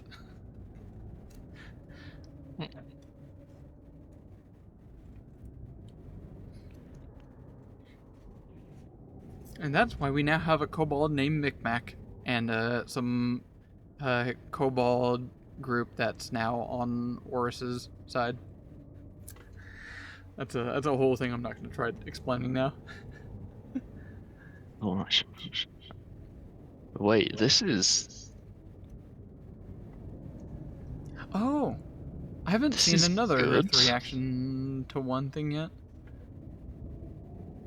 This So is 1 actually to really 3. good. On a fort save, Like, so- 30 foot. I do a minimum of 3d4 on a fort save, or a maximum of 64 in a 30-foot emanation to all creatures in that emanation. So 1 action, a small sonic blast to a single enemy.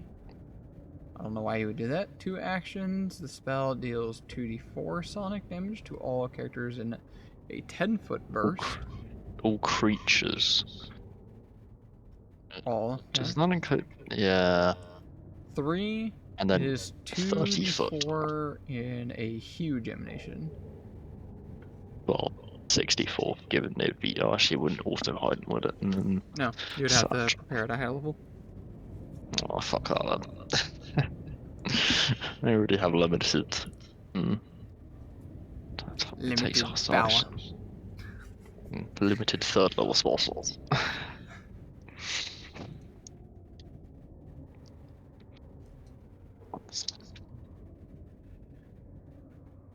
Lethal mental damage. Each time the target takes off some.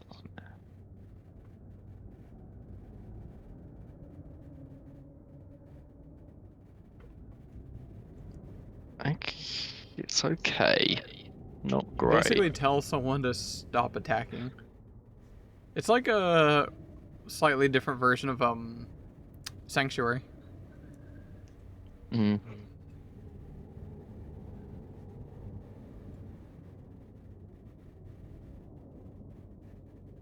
You go into the enemy takes 1d. You entreat a spirit or spiritual energies in your location to surround and protect an ally from a certain foe. Each time the enemy attacks and damages the ally, the enemy takes 1d6 spirit damage.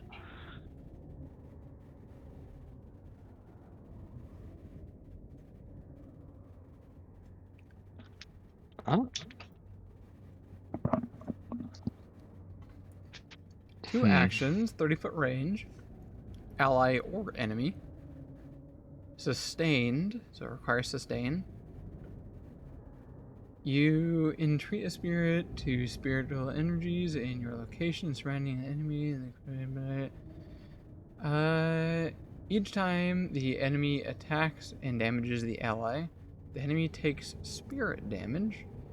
The enemy is aware of the spirit and has a general sense that attacking the ally will draw a spirit sign. Once again, it's kind of like the like Sanctuary, where you're like trying to disincentivize, don't attack this person.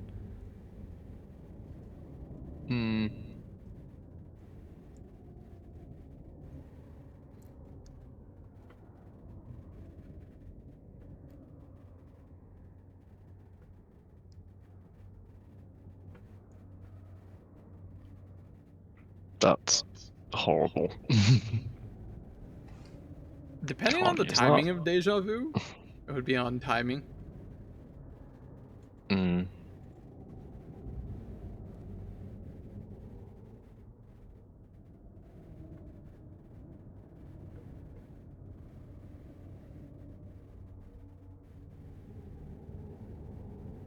Color spray.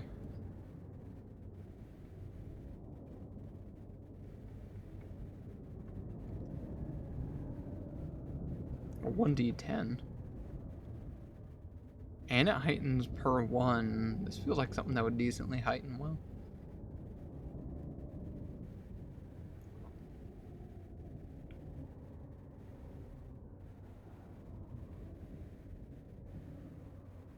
That one's not bad. Dream of home, what is that? Draw on a creature's thoughts of home and target must succeed a will save or become fascinated. This is great for shutting down spellcasters. Fascinated really screws with casters.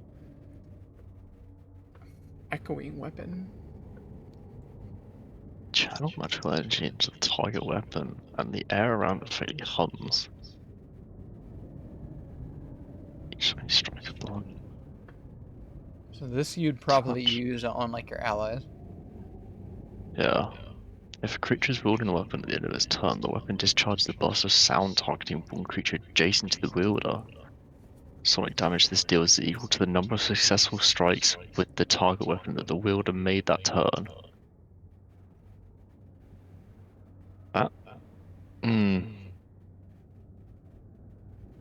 That's not great.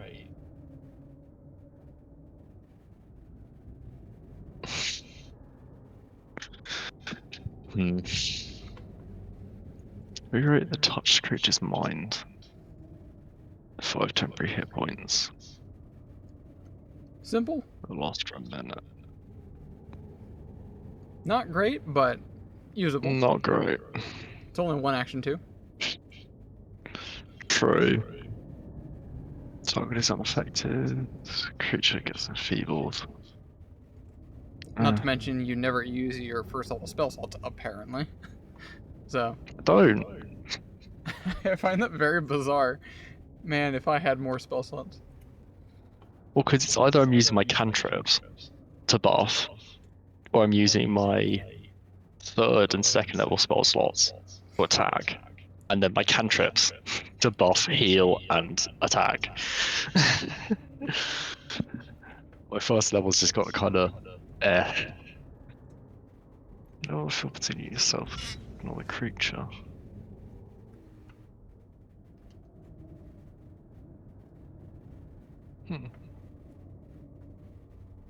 Oh, and did you choose a signature spell? I'm pretty sure you get signature spells, right? I do, yes. No, I haven't yet. Which means one of your first level ones can be, like, prepared as a 2nd level as well.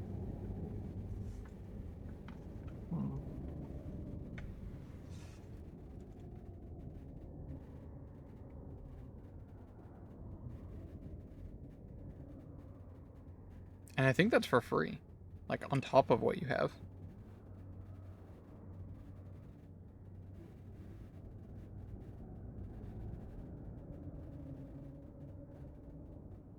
Oh.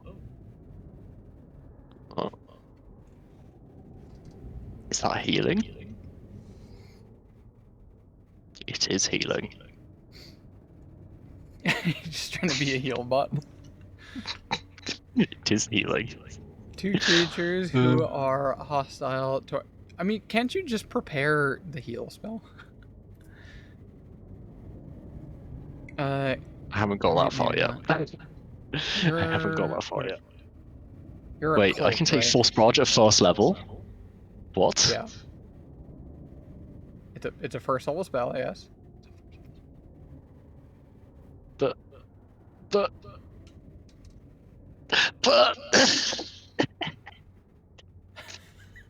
Wait, you prepared it as a 2nd level spell? Yeah! Because I didn't see it with the 1st level. Honestly, I think prepare Force Barrage as a 1st level spell, and then choose it as a signature. Force Barrage. 1st level. Sure, does that mean I get to add a 2nd level? Yeah, if you make Force Barrage level 1 your signature spell, that means you can cast it at any level. Basically, you can now cast it at 2nd or 3rd if you want.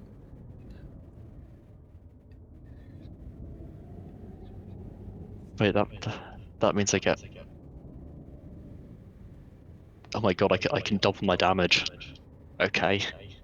3rd level spell slots just got better. That does say heightened plus Plus 2. 2, yeah. So it only Which is changes 3rd effect if you level. can as a 3rd level. Yeah, which is perfectly fine. That is perfectly fine. Right. Okay. I forgot I took haste. That's fine. Wait, hold up. Did you want to make Force Barrage your what is it called? Yes. Your My specialized whatever. combo? Yeah. That means you don't Yeah. have to prepare it.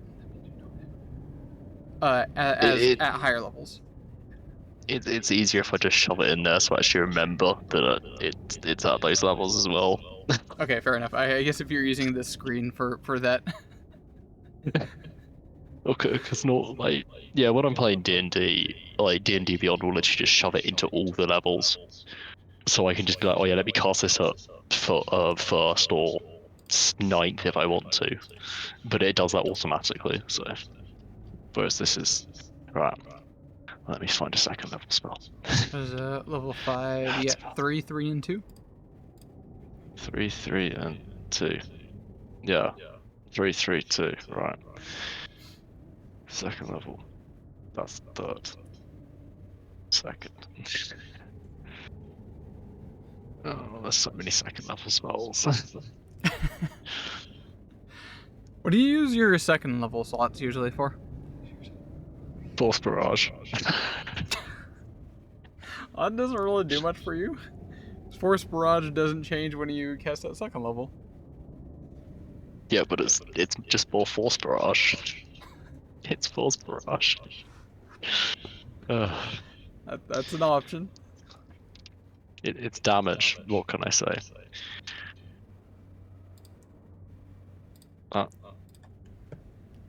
That's kind of shit. Vanishing Touch. It deals dodging damage and launches the target. If I When I touch read them. Banish, I think Warlock from WoW, but that's a strong pull. No one's gonna remember. Oh, well, when I think Banish, I think of the D&D one, where it literally just banishes you to another dimension. For Kind of, actually, yeah. however many turns, yeah.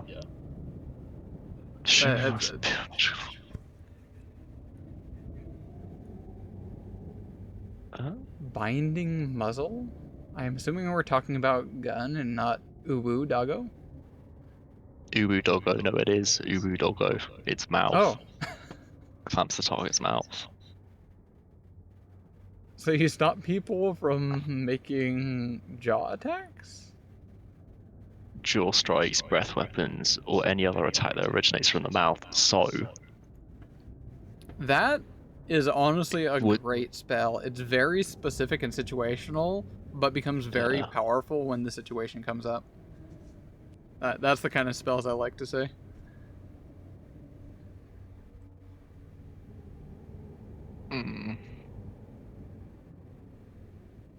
Blur is great. Basically makes people have to roll, a flat check to see if they can hit you. Right? Transform any target. Again, it's touch though. It's touch. Yeah, you either touch yourself or touching people.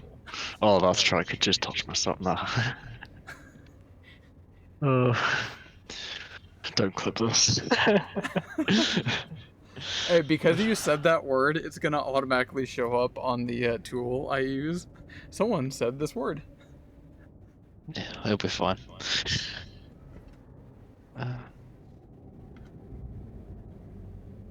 What's Blur would?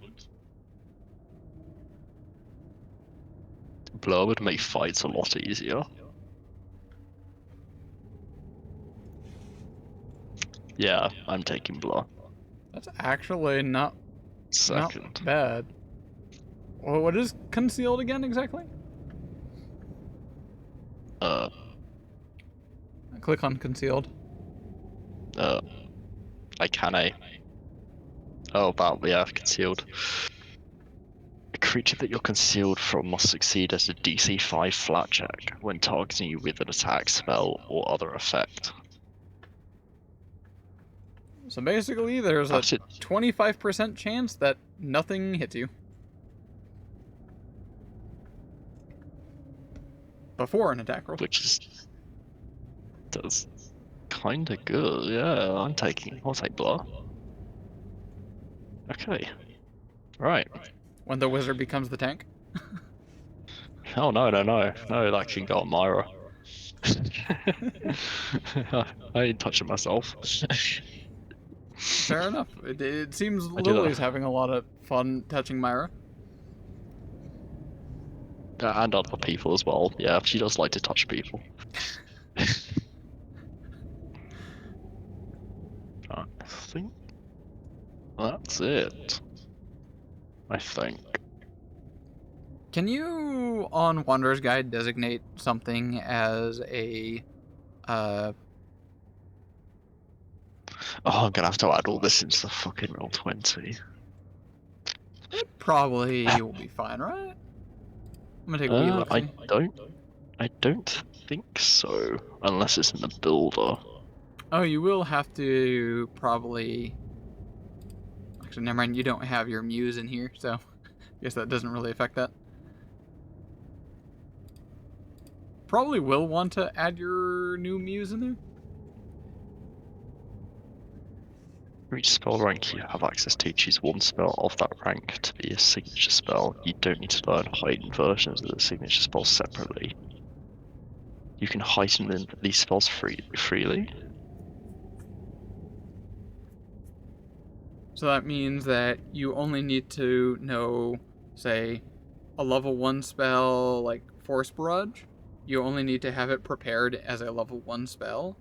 And if you want to cast it at 2nd level or 3rd level, you don't need to have it prepared at those levels. It just automatically heightens using that spell slot. So it'll still, require a 3rd level spell slot, but it doesn't take, preparing it there as well. I can choose one spell of each rank. Okay. That's true. So you can also have a signature level 2 spell.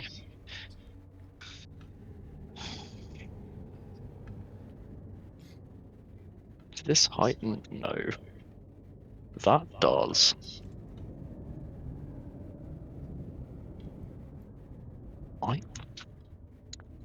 Phantom Pain also does.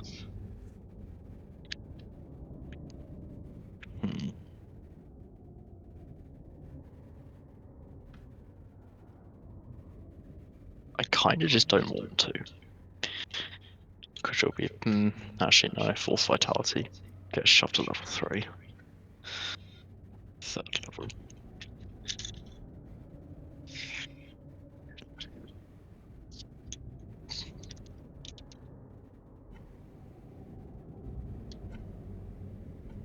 Okay. Right.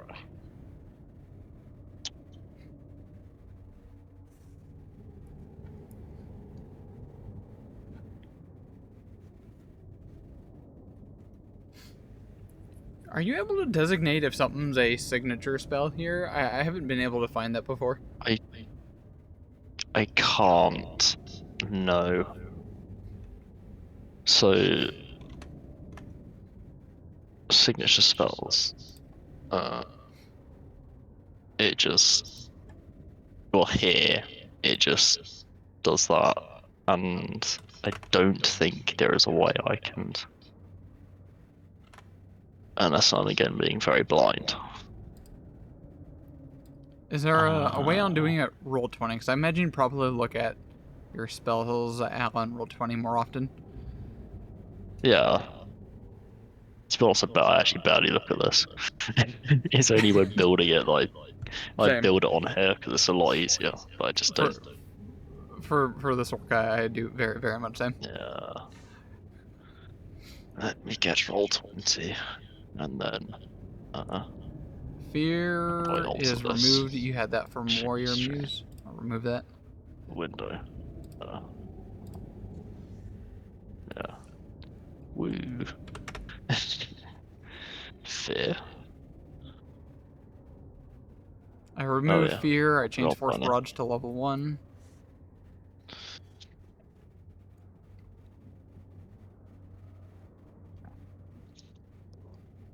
I don't see a way here to automatically turn it into... Let me double check on that.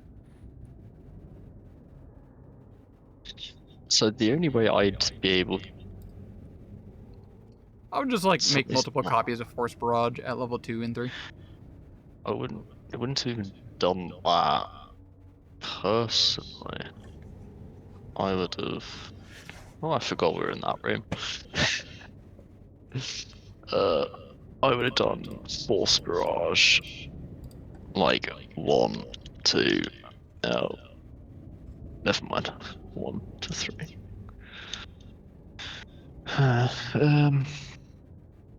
And it's kind of annoying. Base level. Oh So wait, the I base can just level would be change it 1. like that. I can't. Additional damage. Saving throw.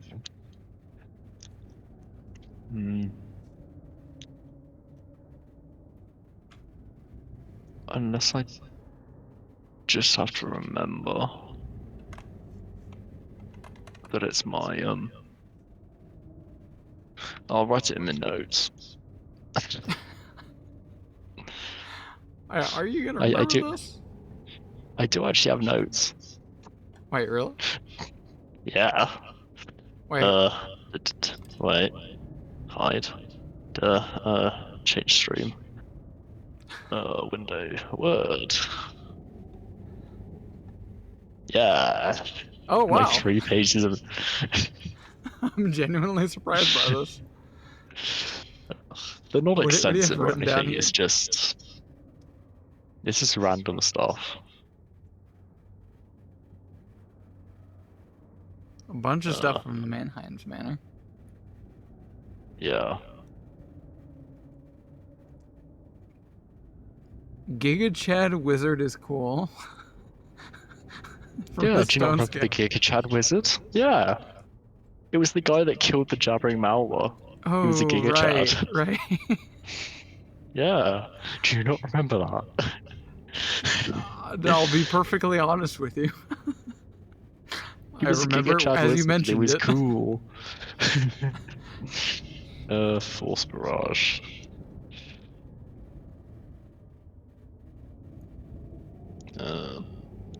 I like how you have loot written in here. 19 gold worth of jewelry. That doesn't make things confusing. Yeah. I need to write what loot I get. Because otherwise I will just forget about it and where we got it from. And I'm not trawling through those logs again. What was it called? Not speciality spell.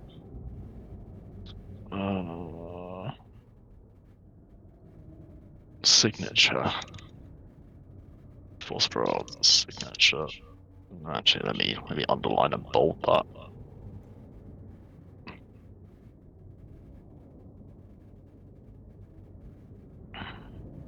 And what was the other one I made? Bold highlight like a group category. Missed some stuff. Missed some stuff. There in yeah. the center. Wait spot. Yeah. So that was the that was the tree guy. What do you mean Because tree I guy? walked in. Here, like the tree golem, wood golem, whatever it was. What does that have to do with That spiders? I missed that bit, and I walked in then burning the Spider King guy. Oh, okay. So I missed the tree golem, but I walked in on that. I gotta remember this guy's name as well. Irregular? Yeah. I'm definitely not mispronouncing that. Hawkreal. Force Vitality. Force.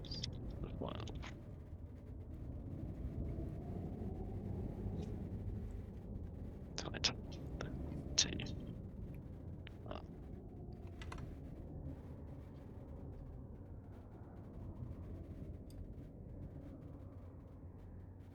Right. Okay.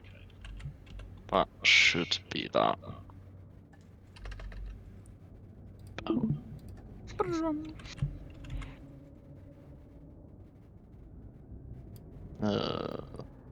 Window.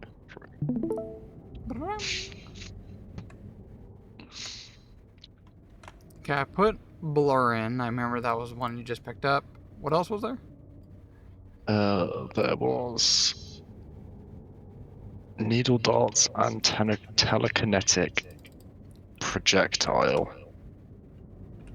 Ooh, and sure strike at level 1. Okay. Sure strike.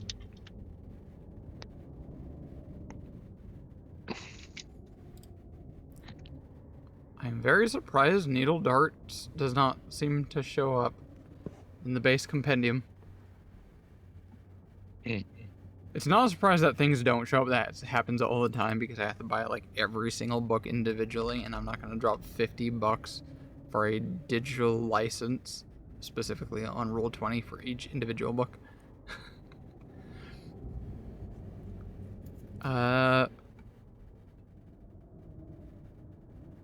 Wait, why do you already have... Oh, right, Song Courage of Anthem, okay. You have so many cantrips already. Yep. It's also because Courageous Anthem is... Oh wait, I need to remove Song of Strength. Because I no longer have that. Courageous Anthem is a focus cantrip. I think. Maybe. I don't know. Something like that. Also, counter performance is so bad. Maybe. I mean, it's like a class ability, so you just kind of get there on top. Right. Why can I not make click the unlock button. And then the 3 bars on the side. Ah. Okay. Sure, that can go to there. Because of impact. What was the other one I said? A sure strike. Sure strike is it a level 1 spell? Oh, it is a level 1 spell. Yeah, it's a level 1 spell. Blur, Force Vitality I've got. Because of impact I've got. Right, Needle Dark's telekinetic projectile. 46. Okay. Telekinetic might be in here. What was the other one? I need to remove It Mystic is. Armor. I'll just drop that right in there. Done. 2 actions. 4, 3. Although telekinetic projectile might need to be modified because it heightens 1 per. So it's 1d6. It's change that 4d6. Yeah. Yeah, 4d6. 4d6.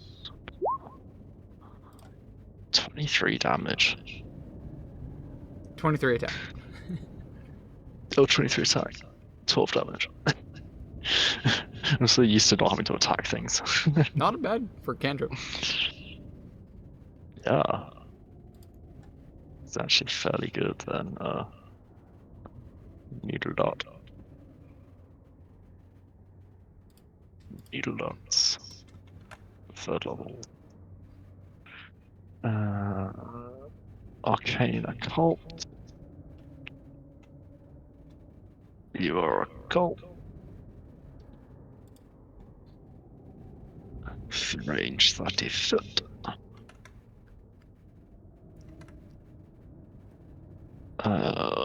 Needle darts is 60. Needle dot. I'm reading the wrong one. Yep. It's the One one crit. thing that you can do at 60. Yeah. 60. Still one creature. One creature. Capitalize that. 3 needles. 5d4 damage. 5d4. Target AC, so include that. Spell attack. Yeah. Turn on the damage. Does 3 die Yes. 4 base, increasing by 1d4 each time. That would be 5 So die 4. 5d4. Yeah. Unless I put 6 in. No, I put 5 in. Target AC. And persistent increases by 1. So that would be 3 persistent damage on a crit. 3 persistent on a crit. How do I add that in? Wait, did I Underneath have there, to critical strike success. critical? Am I? Yeah. Where? Critical strike? Am On I a critical blind? success. Critical success? Yep. Let me just copy that over.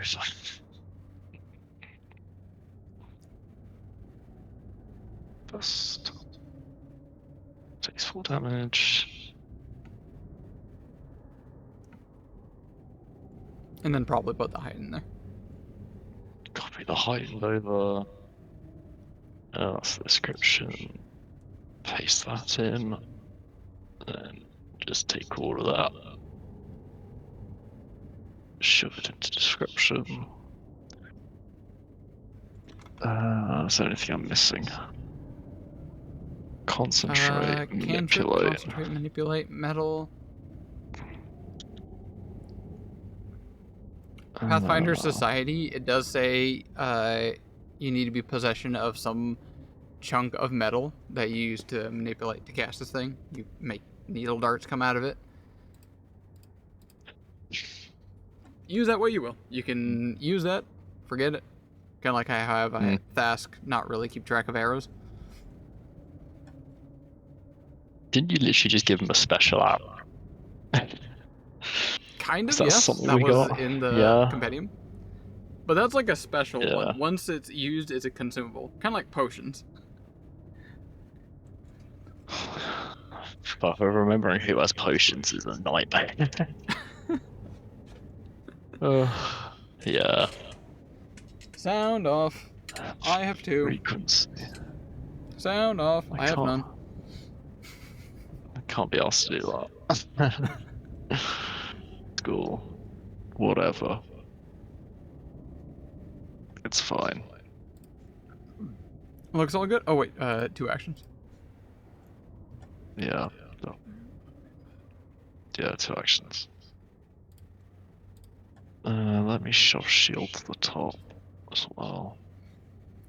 Oh, And I shit. think that's it for your spell I stuff. think that's it. Yeah, I think that's it. Your feats, you did switch out a bit. I didn't add any feats. Feats features, yeah, class feats. Bardic Law. Wait, is Bardic Lore the thing? Bardic Law was the one that I just added, yeah. Okay, how does this work? Specific lore skill, recall knowledge. Oh. But on any topic. Can't increase proficiency rank in Bardic Lore by any means. Wait, how do you increase it? If you have legendary proficiency in occultism, you gain expert proficiency in this. Interesting. If you specialize in occult, this increases. Do I add this as a feat, or do I add it as a I mean, you could add it lore? as a feat, as like a partial reminder, but I would add it down here as well, a lore I'm thing. gonna add it. Bardic.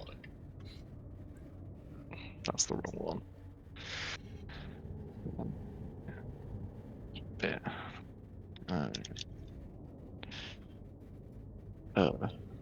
Trained? Trained.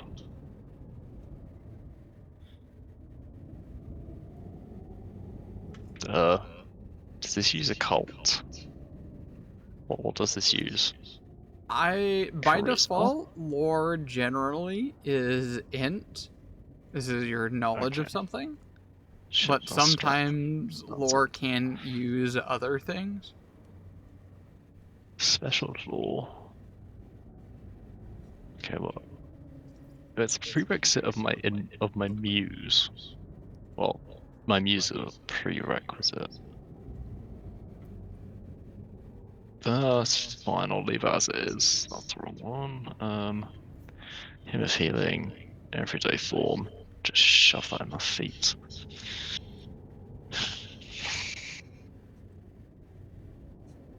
I'm waiting for you to use your the turn object but bigger. I mean, my statue form. Exactly. Yeah. I might do eventually. See, the thing I like about it is that it's not only a statue. It could be anything of relative size. Yeah. Everyday. What makes me ponder, I'm like, Yes. what exactly? I feel like I would have to have a text document somewhere of like solid ideas of what to potentially turn into. And just keep that on the side of like, these would be great opportunities to turn into something. Actually, hold up. That's why we have Dad here.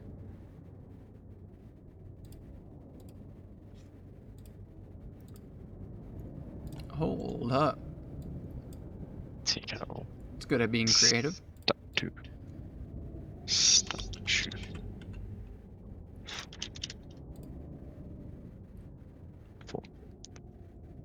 Where is it? Form right there. I have a feat called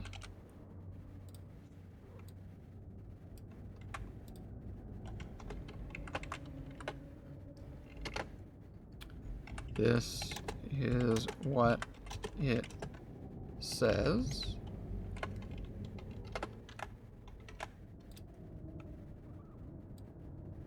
La copy? La posti? Bam, bam, bam. Besides a statue,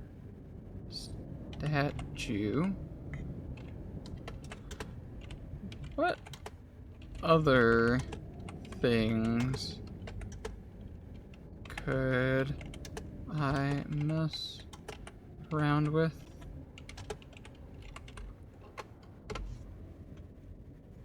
Yeah, let me add Force Barrage.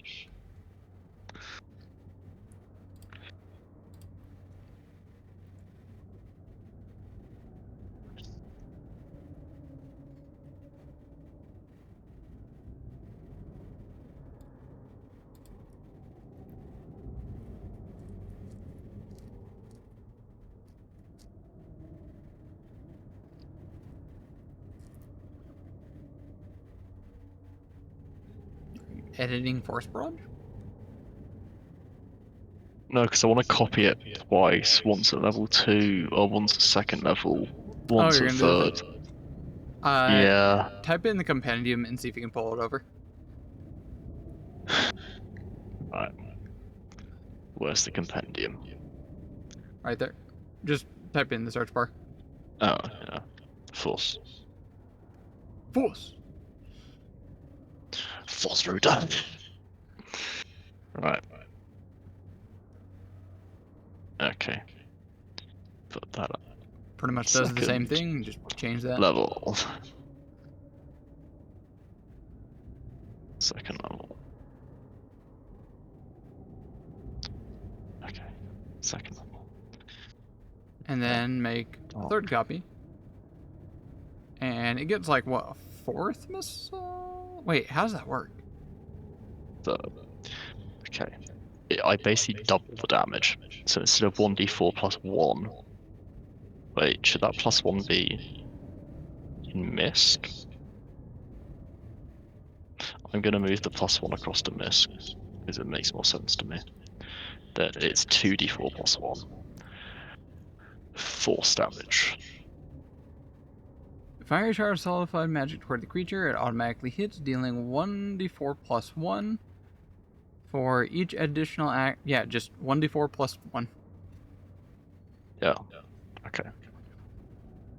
Then, when it's heightened, I fire an additional shard for each action. So I double the damage. So it literally is double. Yeah. I was It is thinking double the originally it was like damage. one additional one for a total of like 4. No. But I'm like, wait, no, that's not how that works. It's literally just literally double the damage.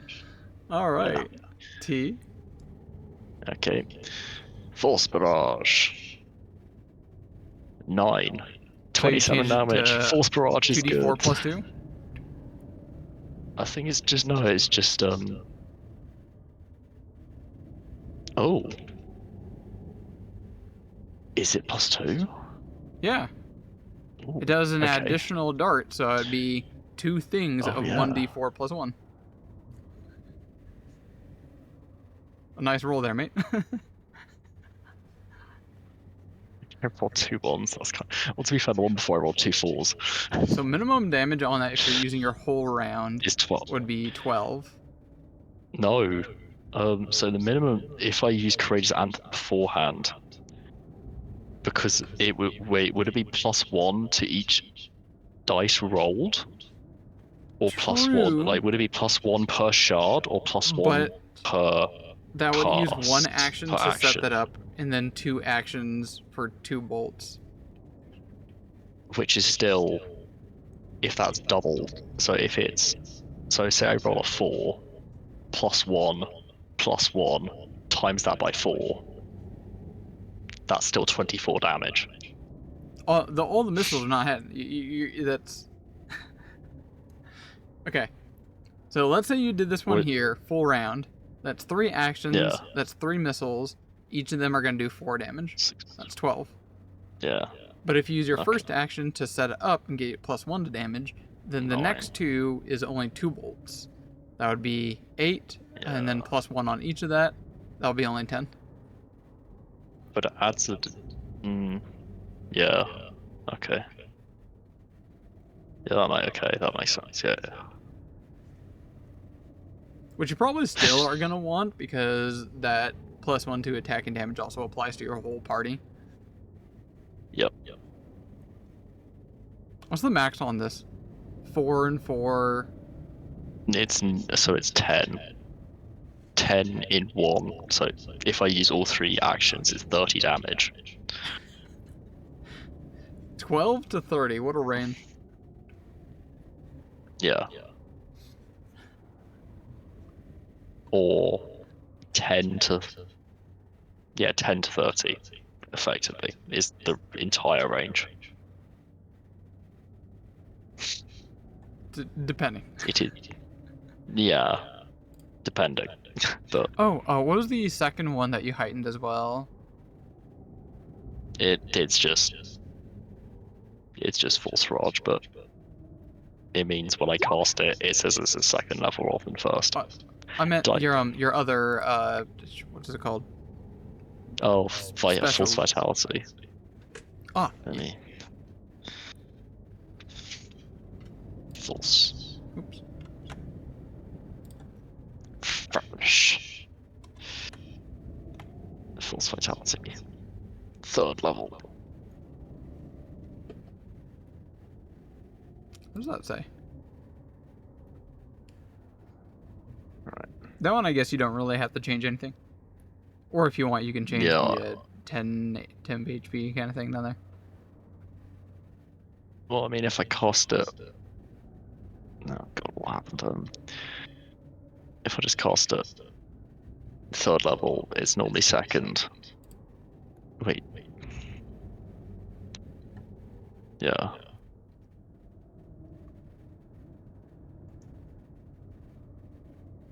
You could change that info down there or not. I guess that would probably get confusing, actually. If you change the descriptor to say, hey, 13 temporary hit points, and then you would look at here, that heightens up to... I'll leave it that up to you. It's fine. Whatever makes sense. Yeah, I think that's everything. Pop back over to Wanderer's Guide. You got the Bardic lore, right? That you can use on all the stuff in the things. All the stuff in the things. What else did you get? I think I remember you changing out a feat, right? Yeah. I changed out Song of Strength for Cantrip Expansion. Okay.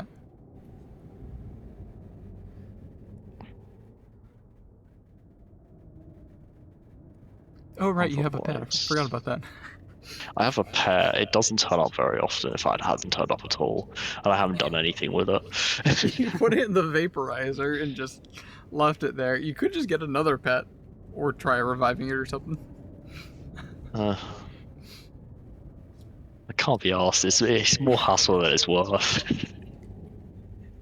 I'm trying to remember where it and SPS is. Yeah, fuck it. If you don't want to bother managing your pet. That's actually pretty fair. Having both an Eidolon and a pet might be a bit much. No, let's just need to find it. There we go. Oh. With your select, with your 3 instinct, study your magic. Fire. Get another ancestor feat.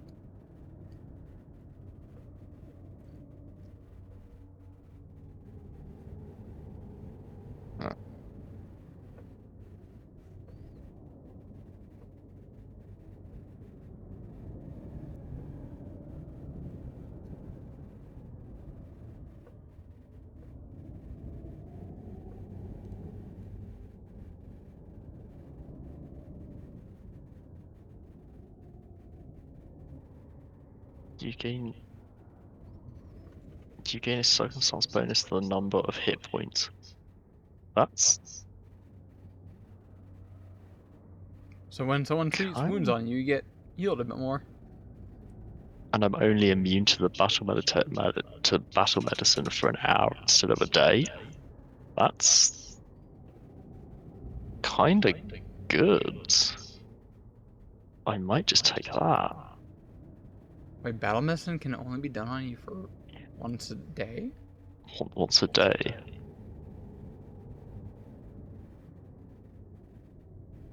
I guess that's kind of fair, actually. Try to make it like a spell slot. Right. I'm taking robust health. We're just going with that one? Yeah. Let me just go. Ooh. Copy that over. Well, there's a general. Genre. Wait, that was a general feat? Yep. Dude, general feats can actually get super good. Well, like literally just more HP or more movement speed. I'm getting healed more because that's the thing I actually need. Feat. Yeah, as I said, it's a general feat. Oh. Yeah. I need to sit and think on that. Once per day for battle medicine. Once per hour. And how much does it increase it? By my level. So 5 hit points extra on top. Okay, yeah, I guess that's not bad. From a successful attempt to treat wounds or use battle medicine. So it's treat wounds as well, which is fairly good. Gimme.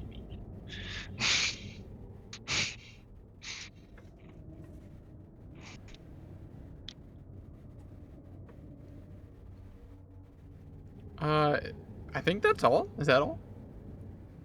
I think Wait, so. do you Yeah. have new image? Yup.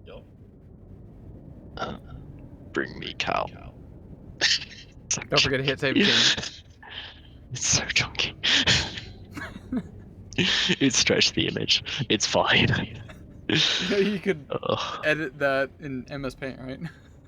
I can't be asked. That sounds like effort. No, I tried to draw it earlier and got stuck on the feet. Hey, you know, a proper good Tanuki should be a little wide. That is true. But I am a younger Tanuki. I haven't hit those sorts of widths yet. Hey, there's chunky babies. That's my campaign goal, to hit maximum girth. There we go. You know that text file I have for like deep backgrounds? Down at the very bottom. What's Yeah. your long-term goal? Gain weight. Oh. Yes, just yes.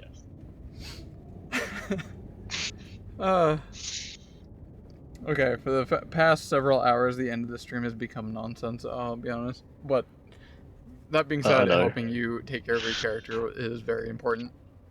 I definitely didn't need to stream all this. Well, I mean, it's quarter Imagine. to 2.